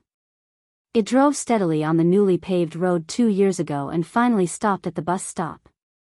A young man and a young woman with a big belly got off the bus. They were Su Guang and Su Lan, who had left their hometown many years ago. Hi, Ah Rong. Su Guang waved with a smile. The aunties in the shop stuck their heads out and looked around.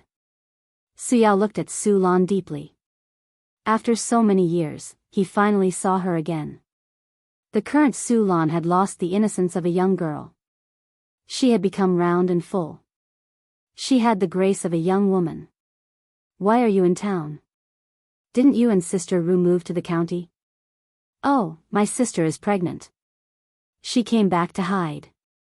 Those sons of the family planning department are useless. They sent my sister to the hospital and want to have an abortion. Look at how big her belly is. Can she have an abortion? A bunch of inhumane animals. My brother-in-law didn't come, so I sent my sister back. Anyway, my dad said that it doesn't matter if I go to work or not. I just know how to slack off. It's better to come back with my sister. Su Guang was as lively as ever. He chattered non-stop along the way. Stop talking. Su Lan reprimanded her brother. Then, she looked at Su Yao and asked gently, "What's wrong, Ah Rong?" She was always so gentle and considerate. She could easily see the gloominess in his eyes. In an instant, his eyes turned red. Su Yao said, "My sister is pregnant." That night, Su Lan and Su Ru talked until late into the night. 2 pregnant women, 2 best friends. They had been separated for many years. One was married and had a happy child. The other was pregnant out of wedlock and was criticized. Just like their childhood experiences, the difference was like heaven and earth. Su Ru looked at Su Lan. She was like a little girl selling matches looking at the warm stove and delicious Christmas dinner through the window. 2 worlds. Who's the father of the child? Under the dim light, lying on the same bed, Su Lan asked softly. Su Ru hesitated for a while and didn't say anything. Su Lan gently stroked her best friend's belly. It was bigger than hers, so the due date was definitely earlier. The child can be born without a father, but what about when he grows up? Other children have a father, but he doesn't. Su Lan said, "My Bao Bao likes her father a lot. She's always with her father. It's very tough for a child from a single-parent family. You've been there, so you should know." Seeing that she was still silent, Su Lan said earnestly, "Aren't you tired of carrying everything yourself? Even if he doesn't want you or the child, at least he can ask for compensation. Your life will be better." What about our own? He was accepted by Zhejiang University. You've worked hard for so many years and finally saw hope. Are you going to give up halfway? You said that studying can change one's fate. You're just one step away. Are you not going to take it? Also, what about your future? You're not young anymore. How are you going to get married with a child? How was she going to get married? In this era, who would want a woman who had a child before getting married? Who would want her? After a long while, Su-ru said, he just left because he had something to do. Do you believe that? Su-lan asked. There was silence again. Let's not talk about this. Su-ru forced a smile and said, why are you pregnant again? They're so strict now. I heard that there were 5-month-old women in town who were caught and aborted. They almost lost both their lives. Su-lan said helplessly, my one wants a son. His father wants it too. They feel that without a son, the Chin family's line will end. Don't think that he dotes on his daughter very much now. After knowing that I'm pregnant, he's so happy. He's usually an old-fashioned person, jumping around like a child. Su-lan's tone was reproachful and helpless, but her face was full of happiness. It pierced Su-ru's heart deeply. Actually, I can think of a way to pay for our own school fees. If it doesn't work, I'll ask my father for it. After all, Aron calls him granduncle. Su-lan sighed.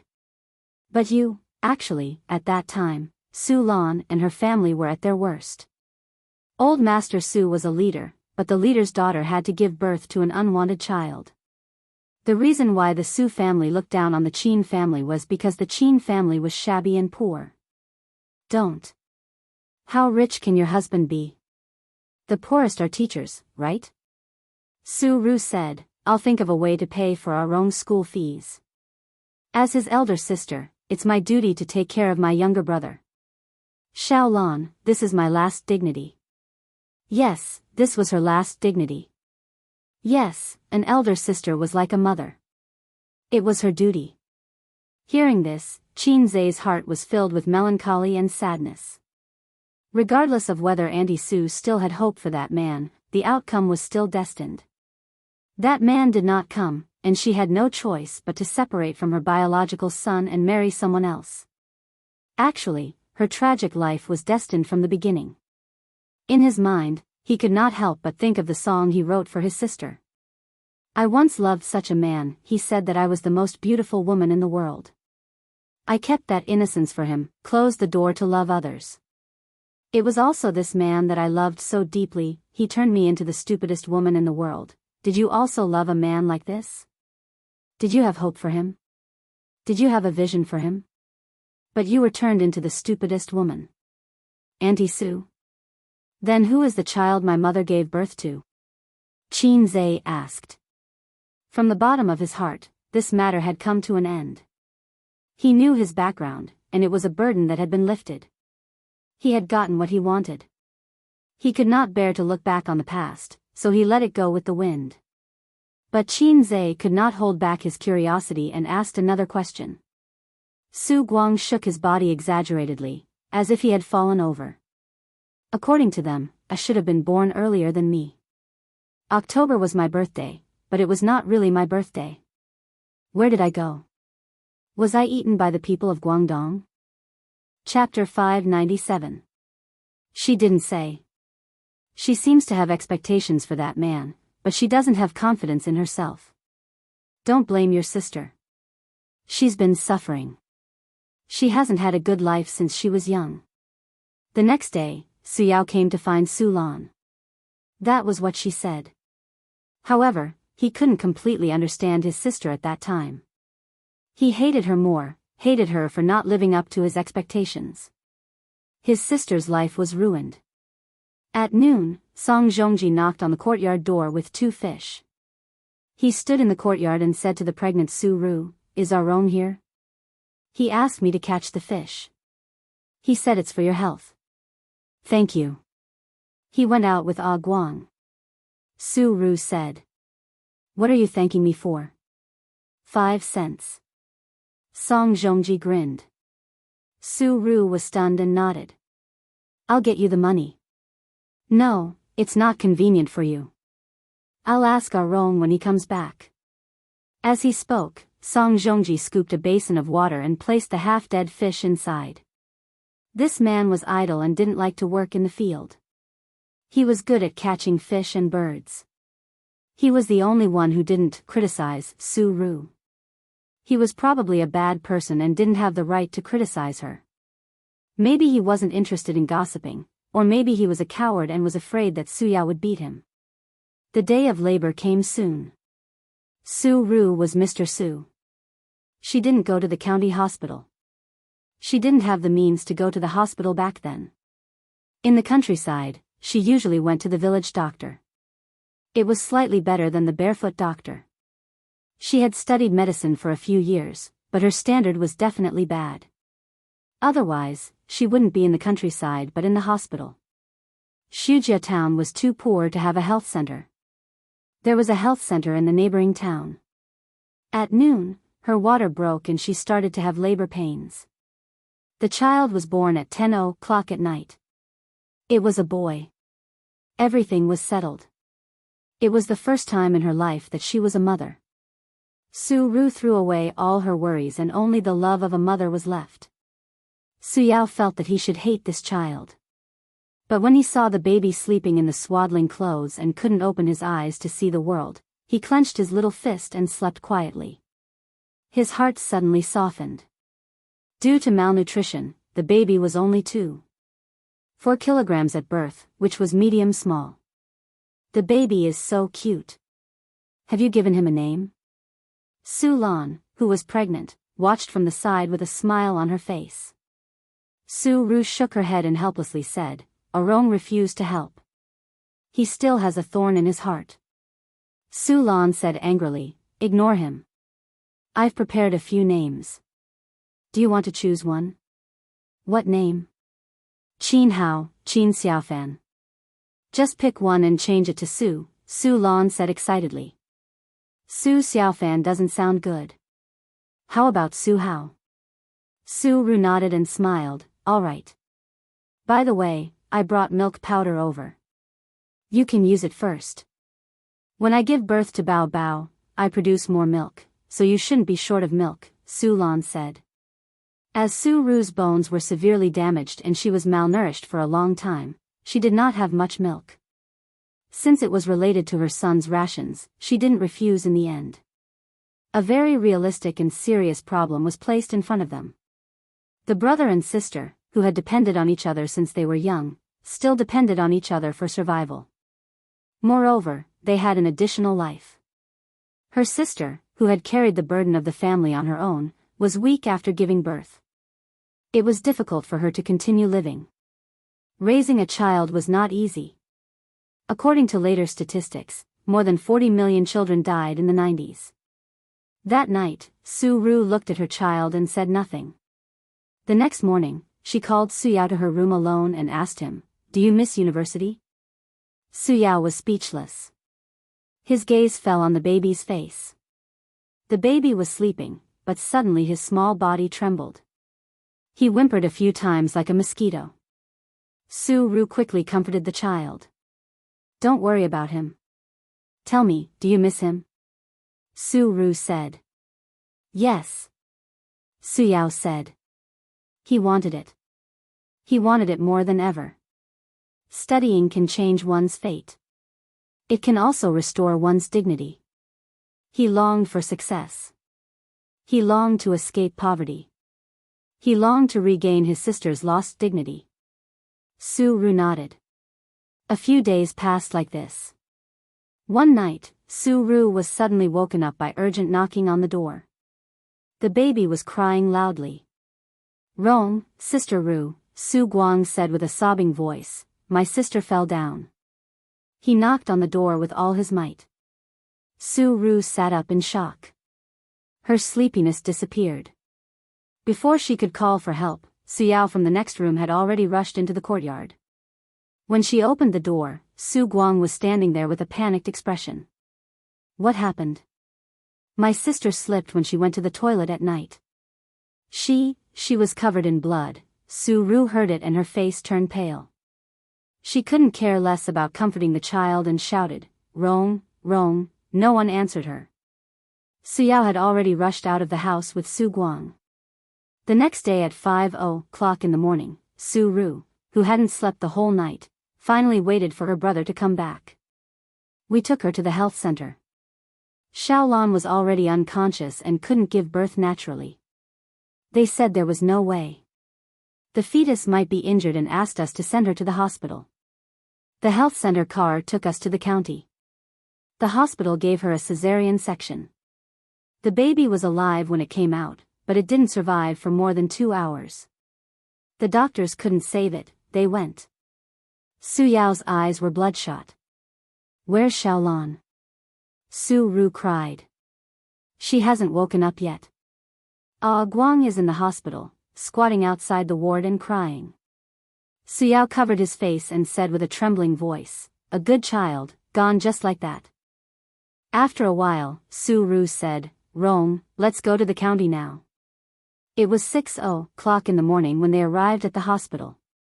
There weren't many people in the hospital and the air was filled with the smell of disinfectant. 1 or 2 patients could be seen on the benches in the corridor with intravenous drips. The nurse on the night shift looked exhausted.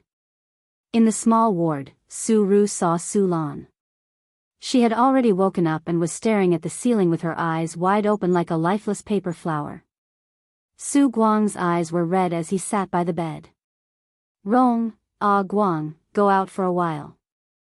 I have something to say to Xiaolan," Su Ru said as she held the child in her arms. After the two left, she sat by the bed and whispered, "The child is gone." This sentence seemed to awaken Su Lan, who was on the verge of despair. Her face was expressionless as her eyelashes trembled. Then, she started crying. She cried heartbroken like a mother who had lost her child. "There's nothing that can't be overcome," Su Ru said, "after so many years. It's all because of this sentence that I can survive until now. Every time I feel despair, I will think of Rong and there will be hope in my heart. You still have Bao Bao.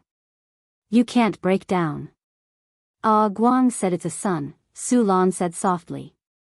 There was a strange silence in her expression. "My first child was a girl. Although he didn't say anything, I knew he wanted a son. I thought that since I married into the Qin family, I should give birth to a child for him to carry on the family line. The child is gone, and the investigation is so strict now. My father doesn't want me to have another child. I quarreled with my parents. A person like him, without this child, even if he wants a son, he won't let me have another child." Guang said, "It's a son. He has always wanted a son. I can't lose this child, I can't lose his. Sob, my child." At first, she could speak calmly, but gradually, her emotions became agitated. Su Lan's body twitched as she cried, and her words were incoherent. Su Ru placed the baby in her arms beside her and said in a low voice, "From now on, he will be your son." Her voice was very soft, and the expression on her face was very complicated. Reluctance and pain intertwined. Su Lan stopped crying and looked at her without saying a word. "He will be your son," Su Ru repeated. "Are you comforting me?" "No, I'm serious," Su Ru said. "Why?"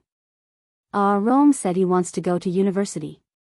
I can't afford his education, let alone raise this child. Who can a woman with such a bad reputation like me marry?" Su Ru smiled sadly. "The child and Rong are my burdens. I can't bear the fate of both of them at the same time. I have to give up one of them." Su Ru's fingertips trembled as she stroked the child's cheek. "Perhaps in your eyes, the birth of this child is a mistake. Then between the two, I choose Rong. I will bear my mistakes. I will bear all the pain and regret in the future alone. At least I can still face my parents." "You are right. The child can't live without a father. Little Lan, you can give him a better family and a better environment to grow up in. He can grow up without worries and won't have to worry about being called a bastard when he grows up. Your husband wants a son. You can imagine how sad he will be when he learns of this bad news. Are you also afraid that because of this matter, it will become a knot between you two?" Su Ru's face was covered in tears. "Little Lan, just treat it as us saving each other. Su Lan reached out, wanting to touch the child, but the moment she touched him, she retracted her hand as if she had been electrocuted. She was stunned for a moment. Sister Ru, from today onwards, this child is mine and has nothing to do with your family. I will raise him, give him the best environment, and raise him as my own son. You and Ah Rong can't go back on your word in the future. Okay, Su Ru said. As soon as she said this word, her entire body collapsed. What do you need me to do for you? When he grows up, bring him to Su Town to visit me every summer. Okay. Outside the door, two youths stood there. Why are you two standing at the door? The doctor in a white coat walked to the door of the ward. The two youths were in tears, and the doctor wasn't surprised at all. He pushed the door open and glanced at the ward, holding a stack of reports in his hand. You came last night, right? The doctor last night got off work, and I'm in charge of your ward. My condolences, I'll register you again. What's your name? Su Lan opened her mouth. Su Ru said, Su Ru. Su Ru, right? The doctor wrote a few notes. In a while, I'll get the nurse to take you for a checkup. After a miscarriage, you have to pay more attention to your body, or else you'll have a lingering illness. Soon, rumors began to spread throughout the Su town. Su Ru's child died prematurely, and the bastard she was carrying outside had a short life. Su Lan, who came to Su town to recuperate, gave birth to a fat boy after a month of recuperation in the hospital.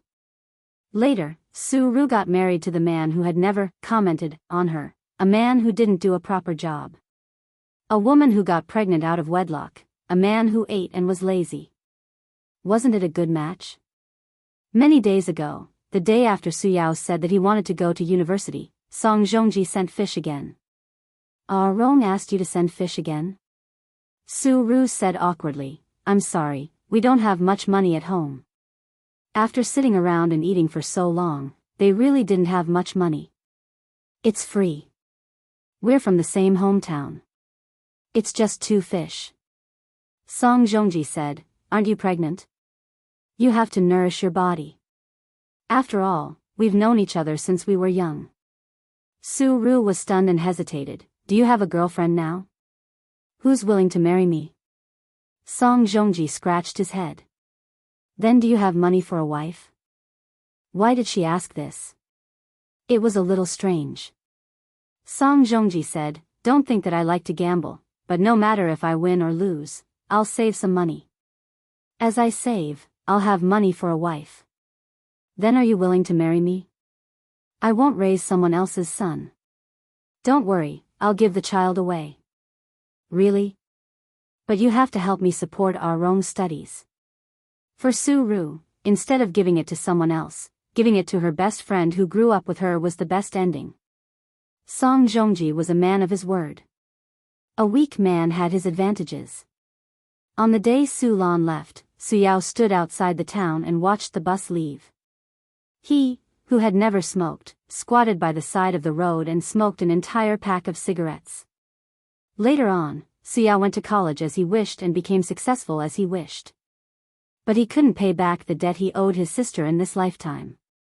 He regretted that morning countless times, regretting that he said, yes. In the years after that, he rarely stepped into Su town. He married a rich lady in Wen City and settled down in Wen City.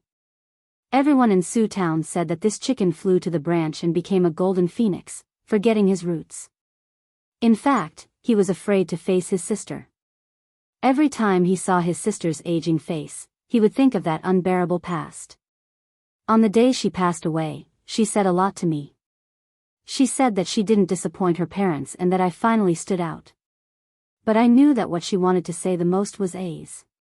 We worked hard to change our fate, but I couldn't change the past in my life. Su Yao sat in front of the grave. His expensive suit was covered in dust. After my sister died, my biggest wish in life wasn't to stand out, but to bring you here one day, point at this tombstone, and tell you that she was your biological mother. This was her biggest wish before she died. She didn't say it, but I knew. It was because of me that you and your son were separated for more than 20 years. It was all my fault. It was my responsibility. This was the biggest pain in his life. Therefore, he went crazy and wanted Qinzhe to acknowledge his ancestors, in order to make up for his past mistakes. He wanted to make his conscience feel better. But we promised Xiaolan that we wouldn't talk about this in our lives. As long as she doesn't agree, I won't tell her.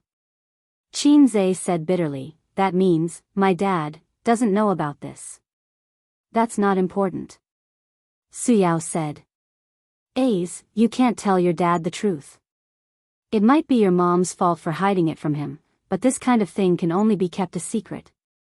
The longer it goes, the more you can't tell him. Su Guang's voice was almost pleading.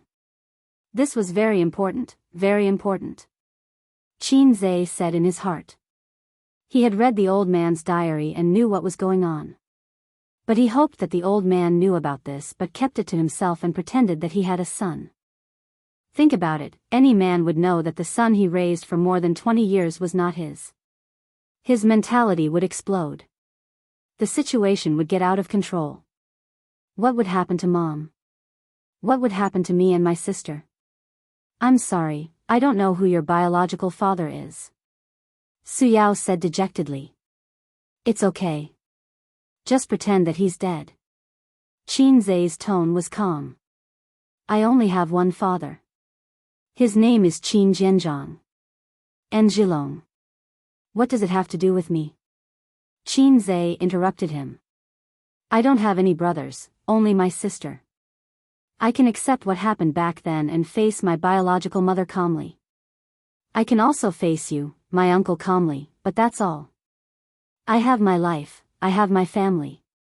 There's no need to cut off contact, but I hope you won't take the initiative to disturb my life in the future, especially in front of my mom. Suyao nodded. After crying and untying the knot in his heart for many years, he felt much more relaxed. Can you call her Mom? Suyao looked forward to it. Qinzhe was stunned. He stared at the tombstone. He opened his mouth and spat out a very simple word, but he couldn't spit it out. The high-speed train to Shanghai. Suyu snuggled in Qinzhe's arms. Women were always emotional. After shedding a few pounds of tears for the biological mother of her beloved, Suyu became listless and didn't feel better for a while. Qinzhe was much calmer. Do you think it's too cold? Qinzhe's fingertips flowed through her hair. Suyu wanted to shake her head, but finally nodded. Sadness doesn't have to be shown. The past is all in the past, and the people who leave will never come back. You can't change anything. Qinzhe sighed. If she was still alive, I would treat her better, but, as they agreed, I will always have only one mother. Raising kindness is better than giving birth to kindness. Don't you want to know who your biological father is? Do you think I should go find him? Suyu thought about it, shook her head, and said, you shouldn't look for him, but you can't help but think about it. Think? Why do you want to think about it? He may still be in that small county, living a mediocre life for half of his life, or he may sigh that he had an illegitimate child. But what does it have to do with me? The world is so big, I can't go find him. I said, let's just treat him as dead. Why do you want to find him? Do you want to cry and recognize him as your flesh and blood? I'm afraid that he will stick to me like a dogskin plaster. Anyway, he's a big boss with a net worth of billions. What if he makes my family restless? 2018, Midsummer in September. Qinzhe, who finally learned about his life, could finally face his life more calmly. Chapter 598. On the journey from Shujia town to Shanghai, the Harmony train passed through the tunnel, crossed the fields, undulating mountains in the sun, and rippling ponds. Suyu sometimes bowed her head to play with her mobile phone, and sometimes peeked at the silent Qinzhe. In silence, he was expressionless, just staring at the scenery outside the window, wearing a mask and no sunglasses. This was a first-class seat, and there would be no people coming and going. At this moment, Qinzhe had an indescribable charm. Especially the melancholy hidden in his eyes. In fact, he was still very sad. After all, that was his biological mother, a person who had worked hard to change her fate all her life. She had no hope, so she pinned all her hopes and beauty on her brother, and bore all the pain and regret alone. If you want to fly, I'll carry the pain. And Su Yaoji showed far more emotion than an uncle, because he could never care about the past. He felt that he caused the separation of his sister's mother and son, causing his sister to die of depression. The sister who raised him since he was a child, the sister who gave up half of her youth for him, he had been asking for it all his life, until he wanted to compensate, but it was too late. Life was like a play, it was not wrong at all. She leaned her head on Qin Zhe's shoulder and closed her eyes. Tenderness and sadness surged in her heart, filling her chest. She hoped that this was a journey without an end. She hoped that in the future, she could always lean on this shoulder. "Husband, do you love me?" Suyu murmured. "Oh, don't say such sad things." Qin Zhe unscrewed the mineral water. "Come on, good brother, deep feelings, drink it." Suyu, she hit him angrily. Old husband and wife, still so pretentious. Qin Zhe said in a bad mood. When Suyu heard it, she happily hugged his waist, with shallow dimples. When Qin Zhe noticed her, Suyu had already fallen asleep. Her face was serene, with a round nose, a ruddy mouth, and long eyelashes that were like the wings of a flying bird. He didn't know if it was an illusion, but she seemed to have become much prettier. Qin Zhe always feels that no matter how beautiful things are, after looking at them for a long time, there will be aesthetic fatigue. He tries to recall the scene when he first met Suyu. The deepest impression in his mind was not her beautiful face, but her tall figure. She was wearing a sexy OL suit, very cold and very goddess-like. Before he met her, she was like a cold daisy in the cold wind. She was beautiful, cold, and unapproachable. After getting to know her, she shed her disguise. She was a beautiful lily, blooming delicately in the rain and sunshine, nourished by the sun. Qin Zhe carefully took out his mobile phone and tried not to wake her up. He opened the chat software and sent a message in the Salted Fish Harem group. "Suyu and I are going back to Shanghai today. The things in Xingxing have been settled. Are the funds ready?" At cross-dressing boss Qingxing Zijin Xiangxi Hongdo, Wang Zijin, "I'm ready to invest." Qin Bao Bao copied and pasted, "I'm ready to invest." Nan Man Pei was a little late. He probably felt that it was not good to ignore Qin Zhe, so he copied and pasted, "I'm ready to invest." Qin Zhe was overjoyed. "Oh, there are suddenly 3 new shares. I'm caught off guard." Qin Bao Bao. "Wang Zijin, what are you talking about? I don't understand." Nan Man Pei, generally, it's best not to delve into things that you don't understand, especially when it comes from Qin Zhe's mouth. Wang Zijin. "It seems to make sense." Qin Bao Bao, "This black-hearted maggot is always saying some nonsense in front of me. I don't understand most of it." Wang Zijin, Nan Man Pei, "Don't say it out loud. How am I supposed to respond to that?" Nan Man Pei imagined the nonsense Qin Zhe said to his sister and shuddered. Also, it was extremely scary. Qin Zhe was thick-skinned. "What are you talking about? I don't understand at all." "You're thinking too much." Qin Bao Bao, "Then explain what you meant by that last sentence." Qin Zhe, "New shares. Haven't you played with stocks before?" "I'm not afraid even if the crab comes, I'm not afraid." Qin Bao Bao was speechless and sent a series of flips table emojis. Qin Zhe, "Sister Ziwei, wait for me to come back. You said you would cook noodles for me. I like noodles in soup, not hot noodles." Wang Zijin, she had the urge to go crazy. As an editor who had been on the internet for a while, she could actually understand instantly. That day, she had a private chat with her boyfriend and was a little naughty. In the group, her style of chatting had always been dignified and serious. Qin Zhe actually hinted in the group. Nan Man Pei definitely didn't understand. "Speak human language. Do you need my help with the follow-up matters in Shin City?" Qin Zhe, "No, Suyu and I will take care of it. Sister Man Pei, let's play the game of eagle and chicken another day." Nan Man Pei, question mark. Wang Zijin, what's wrong with you today? She felt that he was a little unrestrained and wasn't in the right state. Was he provoked? Qin Bao didn't say anything. She was confused and thought that her brother was just talking nonsense. Qin Zhe didn't answer her and put his phone in his pocket. He was very happy to be mischievous and had found the right state of life. Don't think about it. Let bygones be bygones. The affairs of the older generation have nothing to do with us. Don't be conflicted. Don't be depressed. Don't be sad. At this moment, his phone rang. The caller ID showed that it was Huang Yudong. Qin Zhe was helpless. He gently woke Suyu up and indicated that he needed to answer the call. He held his phone and put on his sunglasses. He got up and left his seat to open the toilet at the end of the car. Click. The lock popped back and Qin Zhe picked up the call. Old Huang, what's the matter? Huang Yudong laughed. Mr. Qin, there's something I want to tell you directly. After all, we're old friends. I've discussed it with my agent. I think we can release one song from the album in the second half of the year. I want to sing it now. I haven't had any works in the past few months, and the company's composer isn't very satisfied with the song. Huang Yudong chattered for a while.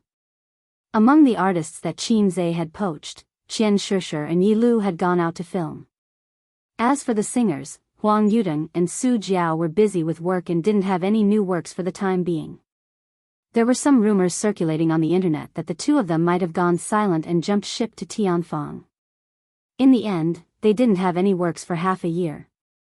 If it weren't for the fact that they were directly advertised in variety shows, the audience would have forgotten about them. Huang Yudong had taught a newcomer in his previous company. That newcomer's catchphrase song became popular on the internet recently and his fame increased greatly. On the other hand, his master hadn't made any progress and was a bit agitated.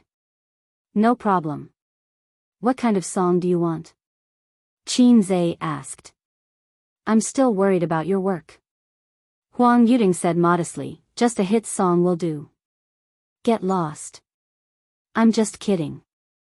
Huang Yudong said, I just want to sing a song with feelings. A song with feelings.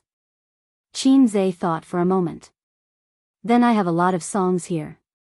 I just thought of one. It's said to be quite popular. Huh? It's said to be quite popular. What do you mean? Oh, I think it should be popular. Qin Zhe changed his words. It's said to be quite popular because the system told him so. It's the most popular online song of the year. Qin Zhe had a lot of songs here. This kind of song was most suitable for the artists under him to sing. For his sister, he wanted to write some good songs with a little bit of meaning that could be passed down for many years. Do you have a demo? Huang Yudong suddenly became excited. Qin Zhe's last song, Love Even If You Die, made him famous. Although it was a catchphrase song, it was more beneficial to increase his fame. In the past, his fans were all young people. Now, even those burly men could shout out his fame. Huang Yudong? Oh, I know him. Love Even If You Die was sung by him. He would sing it every time he went to KTV. There's no demo. I'll just sing it casually. Listen to it. If it's good, we'll settle on it. Qin Zhe said. Okay. Huang Yudong listened attentively. Qin Zhe sang, I've lost contact with prostitutes in Guangdong. Sometimes I miss the healthcare we did together. I hope this organ can connect us. I miss you, my Cantonese is not very good. What do you think? After singing, Qin Zhe asked. What a sentimental song. It would definitely touch the heartstrings of countless people. Okay, this one. It's good, very good. Huang Yudong laughed excitedly. Well, okay. I'll hang up first. I'll go back to the company and write the song and send it to you. Qin Zhe hung up the phone. He took a piss while he was at it. The clear water came out of the jade pillar. The rain sprinkled on the world. He was still a little sad. He couldn't completely let it go. Qin Zhe sighed faintly. He needed to find something else to divert his attention. Otherwise, his OCD would drive him crazy. He would think every day. Every day, he would think about Auntie Sue who hugged him all those years ago. He would think about how she felt when she faced him. Another thing made his balls hurt. He had so many brothers and sisters. He and Suyu would have a lot to talk about. Oh right, I still have a crazy film to shoot. Chapter 599. At Tianfang Entertainment. Qin Bao Bao, who had just finished her workout, took a shower, dried her hair, and played some games as usual. Then, she sat on the sofa in the office barefooted and practiced her vocal cords for a few minutes. She called her assistant from the office next door to make some tea while she picked up a book called How I Met You in My Most Beautiful Years and started reading it. Women and men were different after all. Judging from the title of the book, romance novels were long and complicated, while hot-blooded novels were concise and clear. Qin Baobao's way of doing things could not be considered straightforward. She lacked Wang Zijin's opinions and was not as decisive as Nan Man Pei's, nor was she as wise and resilient as Su Yu. Be it because of her family background or her outlook, she could not compare to them since she was a child. However, she was the only woman Qin Zhe could not forget about for more than 10 years. Everyone wanted to fight the sobbing monster, but Qin Zhe was the only one who loved it. Xiang Yi's assistant sat opposite Qin Bao Bao and drank tea. She still had something to do, but nothing was more important than drinking tea with her boss. She could even get some snacks from her boss. The necklace is beautiful. Did your boyfriend give it to you? Qin Bao Bao asked with a smile. Although her family wasn't as prestigious as her best friends, baby Qin had received a good education since she was a child. In her assistant's heart, she wasn't a boss who was difficult to get along with. Occasionally, she would even say a few witty words to tease her. Xiang Yi's assistant even made a barometer based on Qin Bao Bao's expression in the morning. For example, if Qin Bao Bao came to work sullenly, Qin Zhe would definitely not be in Tianfang today. It meant that it was a sunny day. If she came to the office in high spirits, Qin Zhe would definitely be by her side, or he would come over later. It meant that it was a rainy day. Yes, she said. It's so good to have a boyfriend, Qin Bao Bao sighed. It's not convenient for you to have a boyfriend. Xiang Yi's assistant nodded and flattered her. But you have a younger brother. Many people are willing to exchange their boyfriends for your younger brother. Qin Bao Bao said in his heart, I don't want a pair of broken shoes that have been used by others. What about you? Are you willing to exchange your boyfriend for it? The assistant was stunned and shook his head. Boss Qin, you're joking. Is my younger brother not good enough? Good, very good. The assistant said against his will. Qin Zhe was handsome, rich, and talented, but he always put on a straight face and used emotional abuse on her. In the novel, this kind of man was a domineering CEO who deliberately treated the innocent and naive. In reality, she really wanted to hit him. The assistant often criticized Qin Zhe silently to her friends, saying that she was under pressure in the company that did not match her beauty. Then you can be my younger brother's assistant, Qin Bao said. He could quit his job at any moment. Qin Bao Bao wanted to laugh when she saw her assistant's disgusted expression. She knew that her brother didn't dislike the assistant, but he was using this method to vent his anger on her, silently resisting her. It was similar to the rebellious mentality of a teenager. What Qin Bao Bao wanted to do was to touch his head and say, "Good boy, Mama loves you." Cross it out.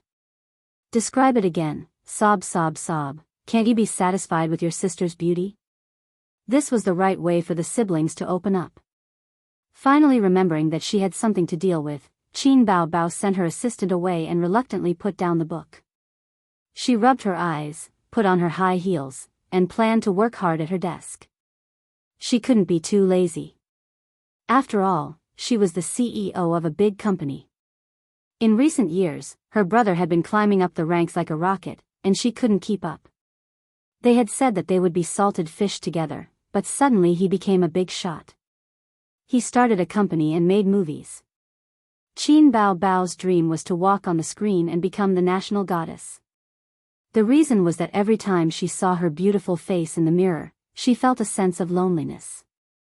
Good things couldn't be hidden, so she had to share them with the whole country. Qin Bao Bao was very reluctant to become the big sister of an entertainment company when she was caught off guard. It was too tiring to be a boss. But what could she do? The most important person in her life suddenly jumped on the high-speed train and sped away. The only thing she could do was to ride a donkey and chase after him. Even if she couldn't catch up, at least she could shorten the distance between them. Otherwise, she would only be abandoned. I have a donkey, but I never ride it. The phone on the other side of the sofa rang, and the screen showed that the caller was Qin Zhe. Qin Bao Bao threw herself on the sofa and happily picked up the call, but her tone was fierce. You're finally back. You made Zijin and I eat noodles for 3 days. My mouth is so bland. It's my fault, my fault. Qin Zhe said, I'm downstairs in the company. Do you want to go out and play? Where to play? Qin Bao Bao's eyes lit up, and her long legs slapped the sofa happily. You'll know when you come down. Qin Zhe said. Qin Bao Bao immediately jumped up from the sofa and left the company happily. She didn't forget to put on a mask. At the parking lot downstairs, she saw her brother's car, which was worth 200,000 yuan. Because of the concealment, the car window didn't roll down. Qin Bao Bao stood beside the car and knocked on the window. The car window slowly rolled down. As a sister, she shamelessly winked at her brother. Qin Zhe got it and said, Get in. You're the right person after confirming with my eyes. It wasn't rush hour now, and the road was still smooth. Qin Zhe followed the navigation and drove on the highway. His sister sat in the passenger seat, and the seatbelt made a very naughty curve on her chest. A big-breasted brother was more pleasing to the eye than a small-breasted brother. Did you have fun in Shin City? His sister asked casually. What's there to be happy about? I'm so tired. I only cared about chatting with the other side and didn't have time to play in Shin City. Qin Zhe said. For his sister's wit, he knew it in his heart. You came back 2 days later than expected. Where did you go? His sister asked again. They took a plane to Hangzhou Shaoshan Airport, and then from Shaoshan Airport to Shujia Town. They rested for a day. The next morning, the car called by Suyao arrived, and they went to Shujia Town to visit the grave together. I went to see Aunt Sue, Qin Zhe said. I originally said I would wait for her birthday, but then I was lazy and didn't go. His tone and expression were very calm and steady. So you also went? Well, I have nothing to do anyway. Oh. His sister looked at the highway outside and asked curiously, Where are we going to play? I'll take you to a place you've never been to before. Qin Zhe was enraptured. Qin Bao Bao expressed that she was looking forward to it. By the way, do you want to participate in my next self-directed movie? Is there a kissing scene? No. Is there a bed scene? No. No, get out. Qin Zhe was not reconciled. This is a movie for the purpose of word of mouth. If it can be popular, it will be very good for the reputation of the actors. Anyway, you are quite free recently.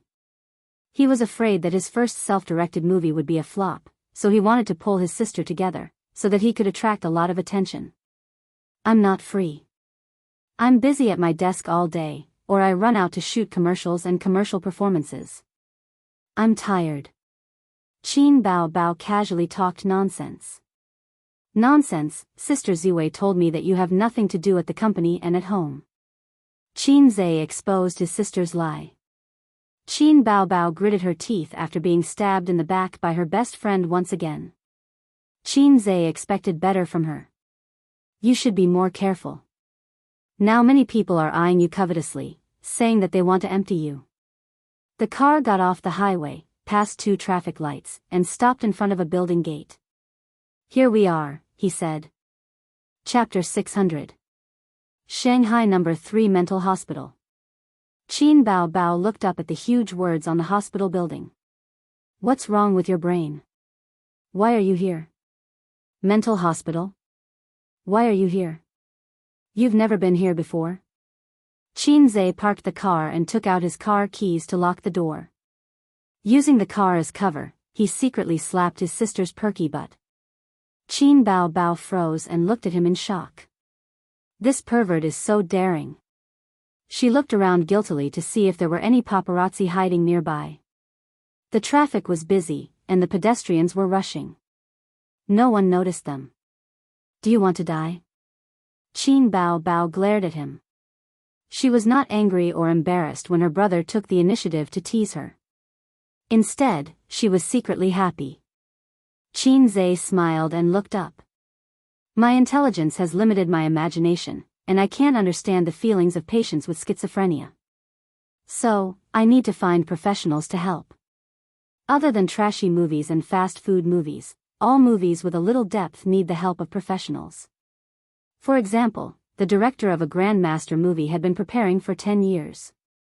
During this period, he had visited many martial arts masters. Another example would be those detective movies with high ratings. These movies had a professional team behind them. Qin Bao Bao hugged her brother's arm and entered the hospital together. Compared to other hospitals, the mental hospital was more deserted. But it was only relative. There were still many people in the lobby, queuing to register and collect medication. The number 3 mental hospital was a hospital that specialized in treating mental illnesses. It was different from other hospitals. If the psychiatrists in other hospitals encountered patients with serious illnesses, they would send them to a specialized mental hospital for a checkup. Of course, there were also patients with schizophrenia. This was the main purpose of Qinze's visit. Qinze led his sister to the 6th floor without any consultation. Then, he told the receptionist that he was looking for Director Li. You've already contacted them? Qin Bao Bao blinked her eyes and asked curiously. Of course. Why else would we rush in here? They don't have time to entertain us. Qinze said, I've asked someone to contact the hospital. When the hospital heard that I'm going to shoot a movie, they were very happy. After all, it's a form of publicity. Also, I've hired Director Li to be my consultant. He's an expert in schizophrenia and has a lot of experience. This time, I'll pay him a visit and have a chat with him so that I can get some inspiration. I thought you were really going to ask me out to play. The elder sister was disappointed. What am I? A vase that serves as a foil? Don't speak so bluntly. Qin Bao Bao pinched his waist but did not manage to pinch his soft flesh. She snorted and said, Your waist is getting harder and harder. It's not fun anymore. You haven't played it before. How do you know it's not fun? They bickered all the way to Director Li's office. The nurse leading the way said apologetically, Director Li is tutoring a patient and will be done soon. Please wait outside for a while. Qinze and his elder sister sat down on a bench outside the office. There was a woman beside them. She was dressed very brightly, but her complexion was not very good. She had heavy dark circles under her eyes. Do you have some kind of hobby? The woman asked Qin Bao Bao. Qin Bao Bao, wearing sunglasses and a mask in a mental hospital was not normal. Everyone has some kind of mental illness. If we talk about it properly, it will improve. The doctor said that I have mild depression. I have to communicate more and travel more often. Otherwise, it will worsen. The woman was the first to confess. She tried to break down Qin Bao Bao's psychological barrier. Qin Bao Bao thought to herself. Crazy. I'm just an onlooker. I'm not sick. She wanted to ignore her, but her younger brother poked her waist. After many years of tacit understanding, Qin Bao Bao immediately understood her younger brother's intention. He wanted to collect material. Qin Bao Bao said in a low voice, Yes, I'm too beautiful. If I don't wear a mask, those men will have bad intentions when they see me. I'll be on tenterhooks. Qinze, the woman looked at her sympathetically. This should be a patient with extreme inferiority, which led to delusions. What about him? Your husband? the woman asked. Yes, he accompanied me to see the doctor. The doctor said that I'm under too much psychological pressure. Qin Bao Bao said, what about you? What's the reason? The woman looked at Qin Zhe. He was a normal person. He was not on her side. Hence, she whispered to Qin Bao Bao. There was a saying, mental patients all think that they are not wrong. It was complete nonsense. In fact, most mental patients knew that they were sick. Only those with severe mental illnesses would lose their minds. Do you think men are disgusting? The woman suddenly said in a very low voice. This. Qin Bao Bao looked at her younger brother. He was not disgusting. He looked very attractive. Oh, you have a husband. The woman continued, my marriage with my husband is on the verge of collapse. But he loves me very much. I also think that it's good to live with him. I want to save this marriage, but I think men are disgusting. Why is it like this? Is he not good to you? Qin Bao Bao said in a sympathetic tone. The woman said slowly, before I married my husband, I had 3 boyfriends. The second one was especially big. Qin Bao Bao was confused at first. He did not understand what she meant by especially big. Just like Teddy, he wanted it every day. Later, we broke up. I dated another boyfriend. He was very handsome. He was a very warm man. But his size was not very optimistic. Once, when we quarreled, I told him my ex-boyfriend's size in a moment of excitement. I even made a comparison. Qin Bao Bao understood and thought to herself, this is really heart-wrenching. After that, every time we did it in bed, he would always ask me, is my ex-boyfriend really that big? He's a little older than me. Compared to him, who makes you feel more comfortable? The woman's face was lactic. What do you think this is? Does he treat my AC as an arena? Qin Bao Bao did not know how to answer such a sad question. The woman sighed. The root of my illness was probably formed during that time. Not long after, I broke up with him. I felt that men were disgusting and did not fall in love for a long time. Qin Bao Bao asked, how long? The woman replied, about 3 months. Qin Bao Bao, you must cherish your time. It's mainly because of my current husband. After he met me, he started pursuing me crazily. He was so good to me that I did not know how to reject him. So, not long after, we got married. But I realized that I had a psychological trauma about things in bed and was very resistant. On the night of our wedding, I lay on the bed and cooperated with him. After that, he wanted to do it, but I rejected him. Our married life was seriously disharmonious after marriage. Now that we quarrel every day, I'm gradually becoming depressed. Qin Bao Bao was puzzled. Then are you depressed now, or can't you do it with your husband? The doctor said that it's just a psychological trauma. Time will erase it. Everyone has psychological trauma, right? But I must not be depressed, or it will be very dangerous. I still have a chance to save it, the woman said. Her condition was not serious, or she had just started showing signs of depression. Otherwise, she would not talk so much. It was also possible that she was forcing herself to chat, trying to make herself feel better. Qin Zhe said, you don't mind if I say a few words, right? The woman frowned and chose to nod. Qin Zhe said, the reason why you are depressed now is because you feel sorry for your husband, or because you quarrel with him too often and are bored. Is it because you want to get rid of the psychological trauma of the arena, or because you are slightly depressed? I realize that he is treating me worse and worse. He knows that I have a psychological trauma, but he still doesn't understand me, the woman said. Then it must be the latter. Speaking of which, why would he take back his wife if he could not have sex with her? Wouldn't it be better to buy a silicone doll? Qin Zhe thought for a moment and said, I'm just saying. How about this? You treat your husband as a brother. If you can't stand it, go home and change the double bed to a bunk bed. He will sleep on the bottom and you will sleep on the top. He will be your brother sleeping on the top bunk bed. Since he is your brother, it's not unacceptable to have sex with him occasionally, right?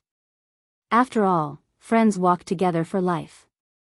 When the woman heard this, she felt that it made sense and fell into deep thought. The door to Director Lee's office opened, and a man in a suit left. Qin Zhe immediately knocked on the door and entered with his sister. "Hello, Miss Qin." Director Lee was about 60 years old. He had a head of white hair, wore glasses, and wore a white coat. He had already received a call from outside, saying that the person who had made an appointment today had arrived. Qin Zhe and his sister shook hands with him. Director Lee personally made tea for the two of them and said with a smile, "Miss Qin, remember to give me your autograph later. My granddaughter likes you very much." "Oh, my grandson also likes Miss Qin very much. He wants one too." The Miss Qin at the end was said to Qin Bao. "No problem." Qin Zhe took a sip of tea and said seriously, "Director Lee, I would like to know more about mental illness. My script business has hit a bottleneck. Because my knowledge of this field is limited, it is a bit difficult for me to write. How much do you know about mental illness?" Director Lee asked. "Schizophrenia." "Oh, schizophrenia," Qin Zhe said. Schizophrenia is a mental illness.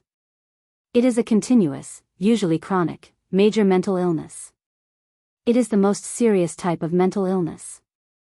Director Lee smiled and said, "When it comes to writing a script, only this type of person can write a good script. When it comes to mental patients, many people will subconsciously think of words like delirious, scary, and not illegal to kill. Actually, everyone more or less has a small mental illness, such as mania, anxiety, and mental weakness. Internet addiction is also a type of mental illness. Right, there are also those who say, the first floor makes sense, and those who like to raise dogs in the comments section." Qin Zhe asked curiously, "What type of mental illness do the last two people belong to?" "Congenital brain disability," Director Lee said. Qin Zhe nodded slightly. As expected of an expert. "Your description hit the nail on the head. I have learned something new.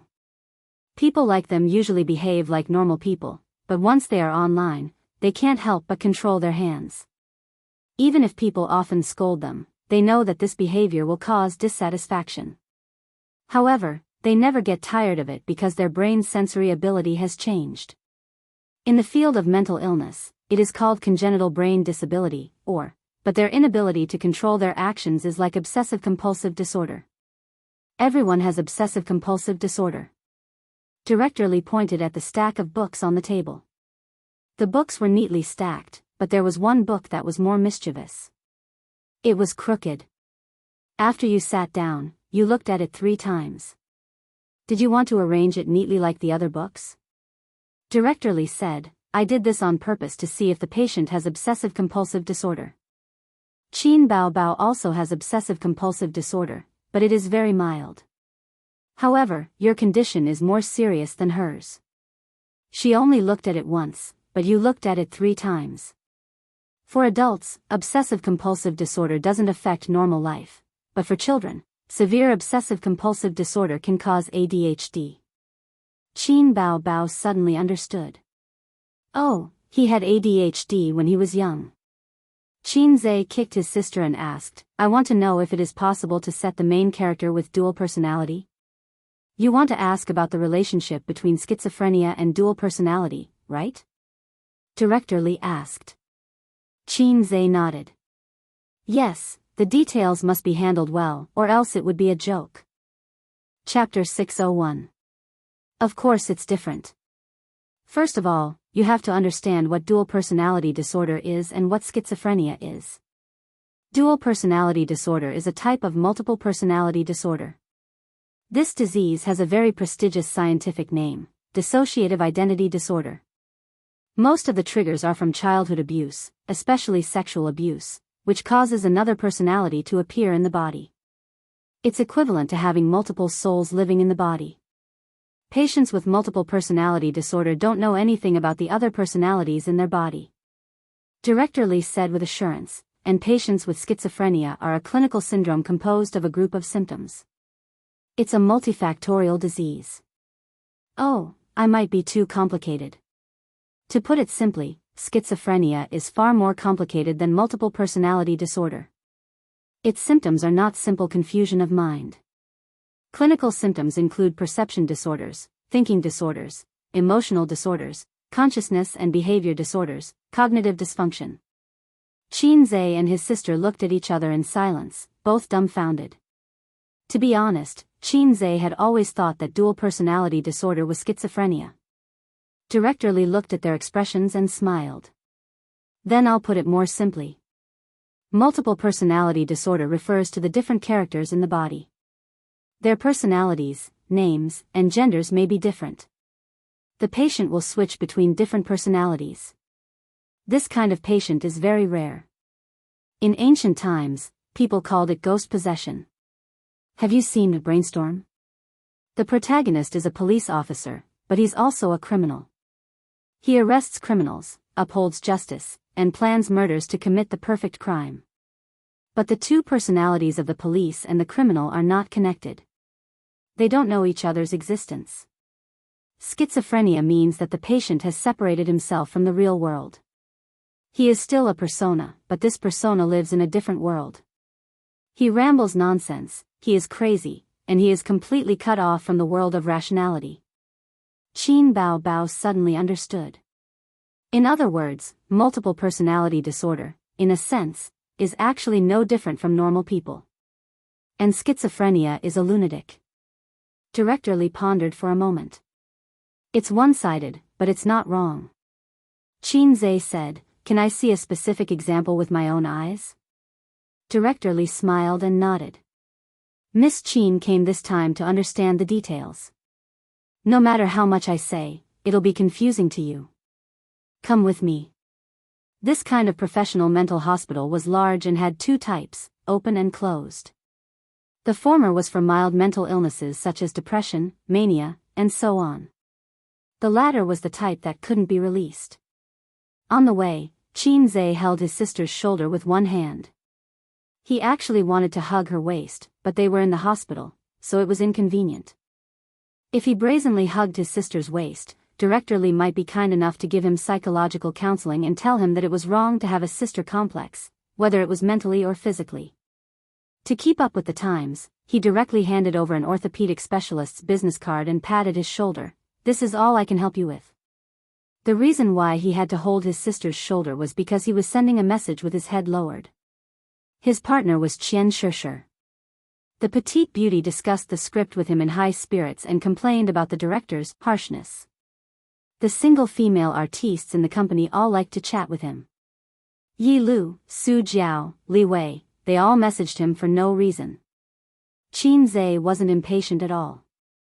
He wasn't aloof either and tried his best to chat with the other party happily. Qin Bao looked at the naughty pictures Qian Shishir sent and frowned unhappily. "We're doing business. What are you chatting about?" "There are always flirtatious sluts trying to seduce the pig that I raised painstakingly." His sister's jealous expression could tug at one's heartstrings. Qinze comforted her, "Don't be a coward." "Right, I can't afford it, Qin Bao." Director Li called over a doctor on duty and asked, "Did you give any counseling to the patients in the ICU today?" The doctor said, "Teacher, not yet.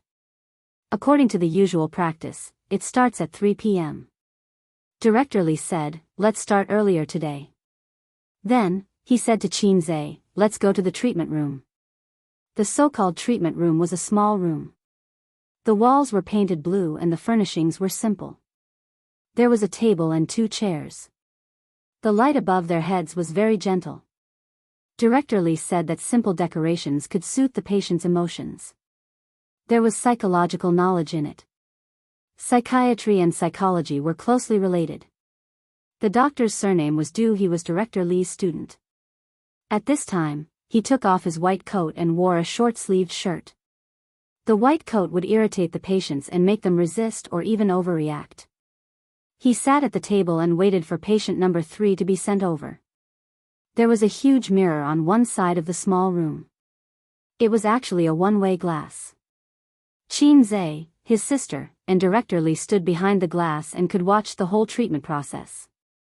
Seeing the symptoms and treatment of schizophrenia patients with their own eyes would be helpful for Qin Zhe to write the script. Soon, a patient was brought in by a nurse. It was a young man. He was no more than 25 years old. Except for his pale face, there was nothing wrong with him. Dr. Du said, "Hello, friend. We meet again." The young man glanced at him and did not respond. He just sat there in a daze. Dr. Du tapped on the table gently. It implied a certain rhythm and gradually attracted the young man's attention. "How's your health recently?" The young man nodded. Dr. Du casually chatted with him. The young man did not seem to have any special symptoms so far. Dr. Du said, "You have a girl you like?" "Yes." The young man said, "My Wei Wei is the prettiest and the cutest, but I can't find her." Suddenly, he became agitated and stared at Dr. Du with pleading eyes. "I can't find her. I can't find her. Can you help me find her?" Dr. Du nodded. "We have already informed the police. You just wait quietly. There will be results." "Oh right, you can buy some flowers and give them to her when you see her." The young man nodded hard. Dr. Du probed, "What do you think of chrysanthemums?" The young man's face changed. His expression became frightened. He fidgeted and his body trembled slightly. "Roses. I think roses are good." Dr. Du said, "What do you think?" The young man quieted down and nodded slightly. Behind the one-way glass, Director Li said, "You see, since he entered the room until now, he has been very anxious and does not like to communicate with people. This is a typical emotional disorder in schizophrenia." Qin Zhe nodded hard. "Did he suffer a setback in his relationship?" Director Li said, "No, this person is a web writer. Because of the huge workload, he could not bear the burden. Because he could not bear the increasing pressure, he stopped updating." Qin Zhe said, "This will get him a razor blade." Director Li said, "His situation is worse than a razor blade." After he stopped updating, a few readers pretended to care about him and enlightened him. They came to the city where he lived to meet and chat with him. That day, they drank.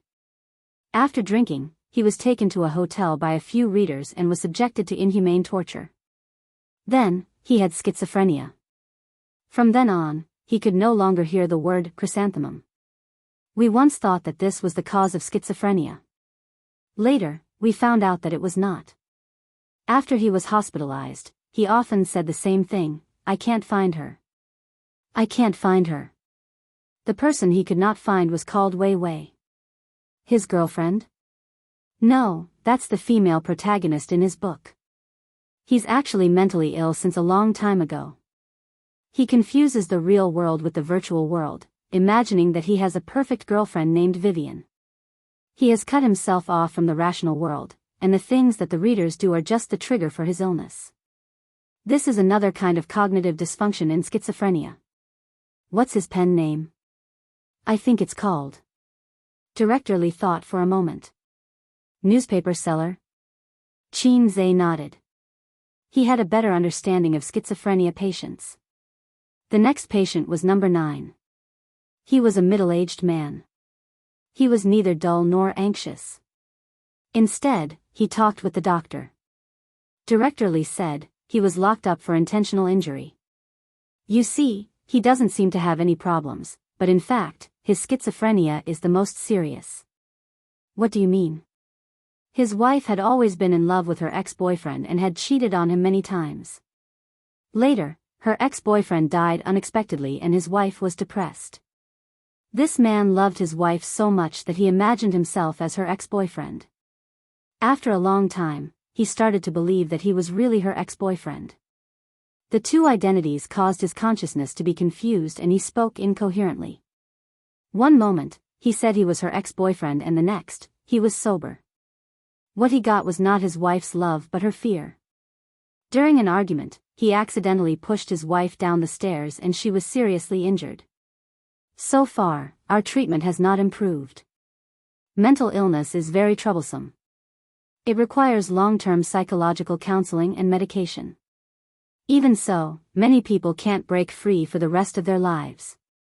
The symptoms are very similar to the previous online author. Love is a ray of light, so green that it makes you despair. This was probably the most realistic portrayal of a middle-aged man. Qin sighed. He moved on to the next patient. This time, the patient who came in was neither dull nor anxious. Instead, he was a little lively. He looked around with a smile on his face. When he sat down, Dr. Du said, "Hello." Looking at the high school-age patient, he immediately raised his eyebrows. "How so?" Dr. Lu obviously knew that he would say that. He said indifferently, "I'm very happy to meet you again, old friend." The high school-age patient asked, "How happy?" Dr. Lu was unmoved. "Can we talk?" The high school-age patient said, "Sure, WeChat is like QQ." Dr. Lu said, "Don't you want to recover? Don't you want to leave here? Don't you want to go to school and surf the internet like your peers? Don't you want to be reunited with your parents?" The high school-age patient said, "I want a baby, the warm kind." Behind the one-way glass, Qin was speechless for a long time. "He's asking for a beating." Qin Bao muttered. Yes, half of the reason why he came here was because he was beaten up by his classmates. Chiefly sighed. This child has serious delusions. He wants to earn points every day and become the king of the world with poisonous chicken soup. Otherwise, the system will erase him. His so-called points are to scold his classmates, parents, and teachers every day. He is complacent and thinks that he is different from others. He is proud of it. In fact, his approach is just to isolate himself. In real life, such people are asking for a beating. They are not worth looking forward to or learning from. He is beaten up every day in school. His parents sent him here, hoping that he can return to normal. He said that he can communicate with the system. This is a classic perception disorder. Qin's balls tightened, and his chrysanthemum turned cold. Am I also king schizophrenic? For this reason, he opened the point store. Although others could not see it, he could see and feel its real existence. He was relieved. Let's change. Qin did not want to continue with this case. He said, "Is there anything more serious?" "Yes." Chiefly contacted Dr. Du in the small room through the microphone. "Bring patient 11. Patient 11 arrived in a short while. He was very thin, skinny, and his eyes were sunken. He was led by the caregiver, and he looked very nervous and anxious. Dr. Du said, "What's your name?" Patient 11 said, "Lao Yang." "What's your job?" "I am the emperor." "Why don't you kneel?" Patient 11 spat at Dr. Du and said angrily, "Kneel now, or I will drag you out of the Meridian Gate and behead you." Dr. Du waved his hand helplessly. The caregiver immediately went forward and carried him away. "Let go of me, let go of me." Patient 11's shouts could be heard faintly. "There are always unruly people who want to harm me. There are always unruly people who want to harm me. This is hopeless." Chiefly sighed. As a doctor, perhaps it is not suitable, but it is indeed hopeless. He already has very, very serious schizophrenia. He said that he is the emperor, but the lie detector could not detect it because he believes from the bottom of his heart that he is the emperor. Moreover, he is the emperor in distress whose country is in a precarious situation. He always feels that someone wants to harm him and usurp the throne. This is the thinking disorder in schizophrenia. In layman's terms, it is persecutory delusion. Chapter 602. Schizophrenia patients are really diverse. Qin sighed. Multiple personality disorder was a person with one or more personalities. It was easy to define. Schizophrenia had a variety of clinical manifestations. Some patients showed completely different symptoms, but they were all schizophrenia. This was very helpful for Qin to write the script. It expanded his thinking and allowed him to understand schizophrenia patients better. He even felt a little inspired.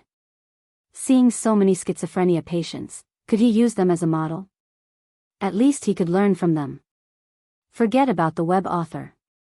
If he was used as a model, he might accidentally make it into a dreamy movie and it would not pass the censorship. Love as a ray of light could be used as a model. After all, the theme was love. Love was the favorite theme of filmmakers, and this kind of heart-wrenching love would add more points. As for the high school student, forget it. It was too unreal. There were always unruly people who wanted to harm the king. Forget it, it was hopeless. There was no way to make it exciting or innovative. If you had come earlier, I have a more troublesome but more interesting case to show you. Director Li said. Director Li, what is it? Qin Zhe handed him a big chicken stick. Director Li took it and glanced at Qin Bao Bao. He probably felt that it was inconvenient with a lady beside him, but Qin Zhe had already brought the Zippo lighter over. The two sat in the small room. Through the one-way glass on the left, Dr. Du was counseling a patient with depression. Smoke rose slowly and was sucked into the exhaust fan. When there was no one else, Qin Bao Bao would not let her brother smoke. When there was an outsider, she would be very virtuous and generous. She quietly listened to the conversation between her brother and Director Li. He was sent here about 2 years ago. He was a middle-aged man wearing glasses. He looked gentle and spoke very gently, but this person was abnormal because he kept saying that he was a university student and believed it without a doubt. Is this also a thinking disorder? Director Li took a deep breath and exhaled. He shook his head. This situation is more complicated. Schizophrenia patients may have thinking disorders or emotional disorders. They may also have both. I'm telling you this because I hope you can understand its inclusiveness. When creating a protagonist, don't cling to a single obstacle. Qin Zhe nodded. How complicated is he? Director Li said, the situation is somewhat similar to that high school student. He imagined himself to be a university student and accidentally discovered the true appearance of the world. He is cultivating immortality in the city. Chen Beixian? I'm sorry to interrupt you. Please continue. Director Li nodded. He's not crazy. His usual behavior is no different from an ordinary person, but he goes to the university every day after work. Stop classes there, go to school, and pretend to be a university student. At first, his family thought that he wanted to learn something, so they didn't pay much attention to him.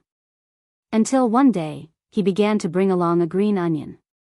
Every day, he was inseparable, and claimed to be her demon pet. One night, she was actually awakened by his voice. Seeing him sitting by the bed and talking to the air, his wife felt her hair stand on end. The man discovered that his wife had woken up and said, I'm talking to my light of virtue. Oh, you can't see him. His family had no choice but to send him to the local hospital for treatment. However, he managed to escape 3 times in a row, causing quite a commotion and appearing on the local news 3 times. He claimed that he was showing his divinity in front of the masses and that he was giving a profound sage speech. Not long after, he was sent to our hospital. I analyzed it with a few students and found that his illness was very troublesome. He had entered a deep state of self-hypnosis. No, half of his body was in the real world, and the other half was in the cultivation world. In his brain, the two were perfectly combined into one. He said that he went on adventures every day, but in fact, he was working. Because of his family, he didn't spend much time in the university. In his own words, because he was busy cultivating, he had very little time to go to the university. At first, we didn't know where to start because the patient was too stubborn. But as time went on, his symptoms became more and more serious. When he saw people, he would shout, feel the love of a mother, and then stare at you. If the caregiver forcibly restricted his freedom, he would shout, Senior White, save me. And then? Qin Zhe couldn't help but ask. For a patient with schizophrenia like him, the most important thing is to find a breakthrough. He said that he accidentally joined a cultivation chat group and embarked on a different path. But when we communicated with him, we couldn't find the chat group on his mobile phone. This was a flaw. We were very happy and were about to take measures, but later, he said that he didn't need the chat group on his mobile phone anymore. He had developed something called the Virtuous Network, and he could chat with his golden core. This is the problem with this patient. He imagines a world like a game, and he is a programmer, so he can fix the loopholes regularly. Later, we learned that he had been cultivating since, he said so himself. It had only been half a year since he started cultivating, but his achievements were something that others couldn't achieve in hundreds or even thousands of years. In fact, his schizophrenia appeared half a year ago. So, using this loophole, we did a deep hypnosis on him. Using his spear to attack his shield, together with medical treatment, we finally helped him return to normal. But, he didn't seem to be happy. His whole person seemed to have collapsed. Now, he is a little depressed, but overall, he is normal. Qin Bao Bao scratched her head. Listening to it, I feel like I'm going to have schizophrenia. Director Li knocked on the table and agreed. That's true. Among us doctors, we also regularly counsel each other. Because human emotions are sometimes interconnected. Just like the man in the cultivation chat group, he was actually very happy. He was immersed in his own world, and there were different adventures every day. It was very interesting. But we shattered his world and pulled him back to reality. The reality was that he was aging day by day, and he had achieved nothing. The reality was that he was just a greasy middle-aged man. We could feel the sadness of that moment. Qin Bao Bao went to the toilet halfway. Qin Zhe took the opportunity to say, Director Li, I have a friend. Because of her family when she was young, she lacked love and a sense of security. So, she likes others to criticize her and whip her. If you talk to her nicely, she won't care. If you say sweet words to her, she will be happy. But after that, she will feel empty and insecure. But once you are fierce to her, you will be very strong and throw all kinds of things to her. She will be very satisfied and happy. Director Li said, your friend is a masochist, right? Qin Zhe. You are quite up to date. Director Li, in that aspect? Qin Zhe, also, they were both adults. No, one was an adult, and the other was an old man. Everyone understood. Director Li, it's hopeless. Qin Zhe, it's just a joke. Director Li smiled and said, in a narrow sense, SM refers to sexual, crab, abuse. In a broad sense, SM is actually a psychological need. As you said, because of the lack of love and the indifference of her parents, she is extremely insecure. In her eyes, the lashing and criticism of others is a kind of importance. Don't you young people have a very good saying? Compared to him hating you, you are more afraid of him ignoring you. Is there still hope? Will it worsen? Actually, worsen was not bad. Then, the whip and candles would be useful. Why should we save her? You have obsessive-compulsive disorder. Have you thought of treating it? No one is really mentally healthy. More or less, they have some kind of mental illness. As long as it doesn't affect their normal lives, it's fine. In her situation, as long as you give her more care, she will naturally get better. I understand. Then is there any way to make it worsen? Director Li looked at him from the corner of her eyes. The air was silent for a few seconds. Qin Zhe laughed dryly and said, I'm kidding. Ha, ha, ha, ha, ha. Awkward. Leaving the hospital at 4:00 in the afternoon, Qin Zhe had gained a lot. He had a rough idea of how to create a protagonist. He and Director Li agreed to meet again in a week's time. They would also bring the script and ask Director Li to help fix the gaps in the professional knowledge. For this, Qin Zhe had to pay a not cheap consulting fee.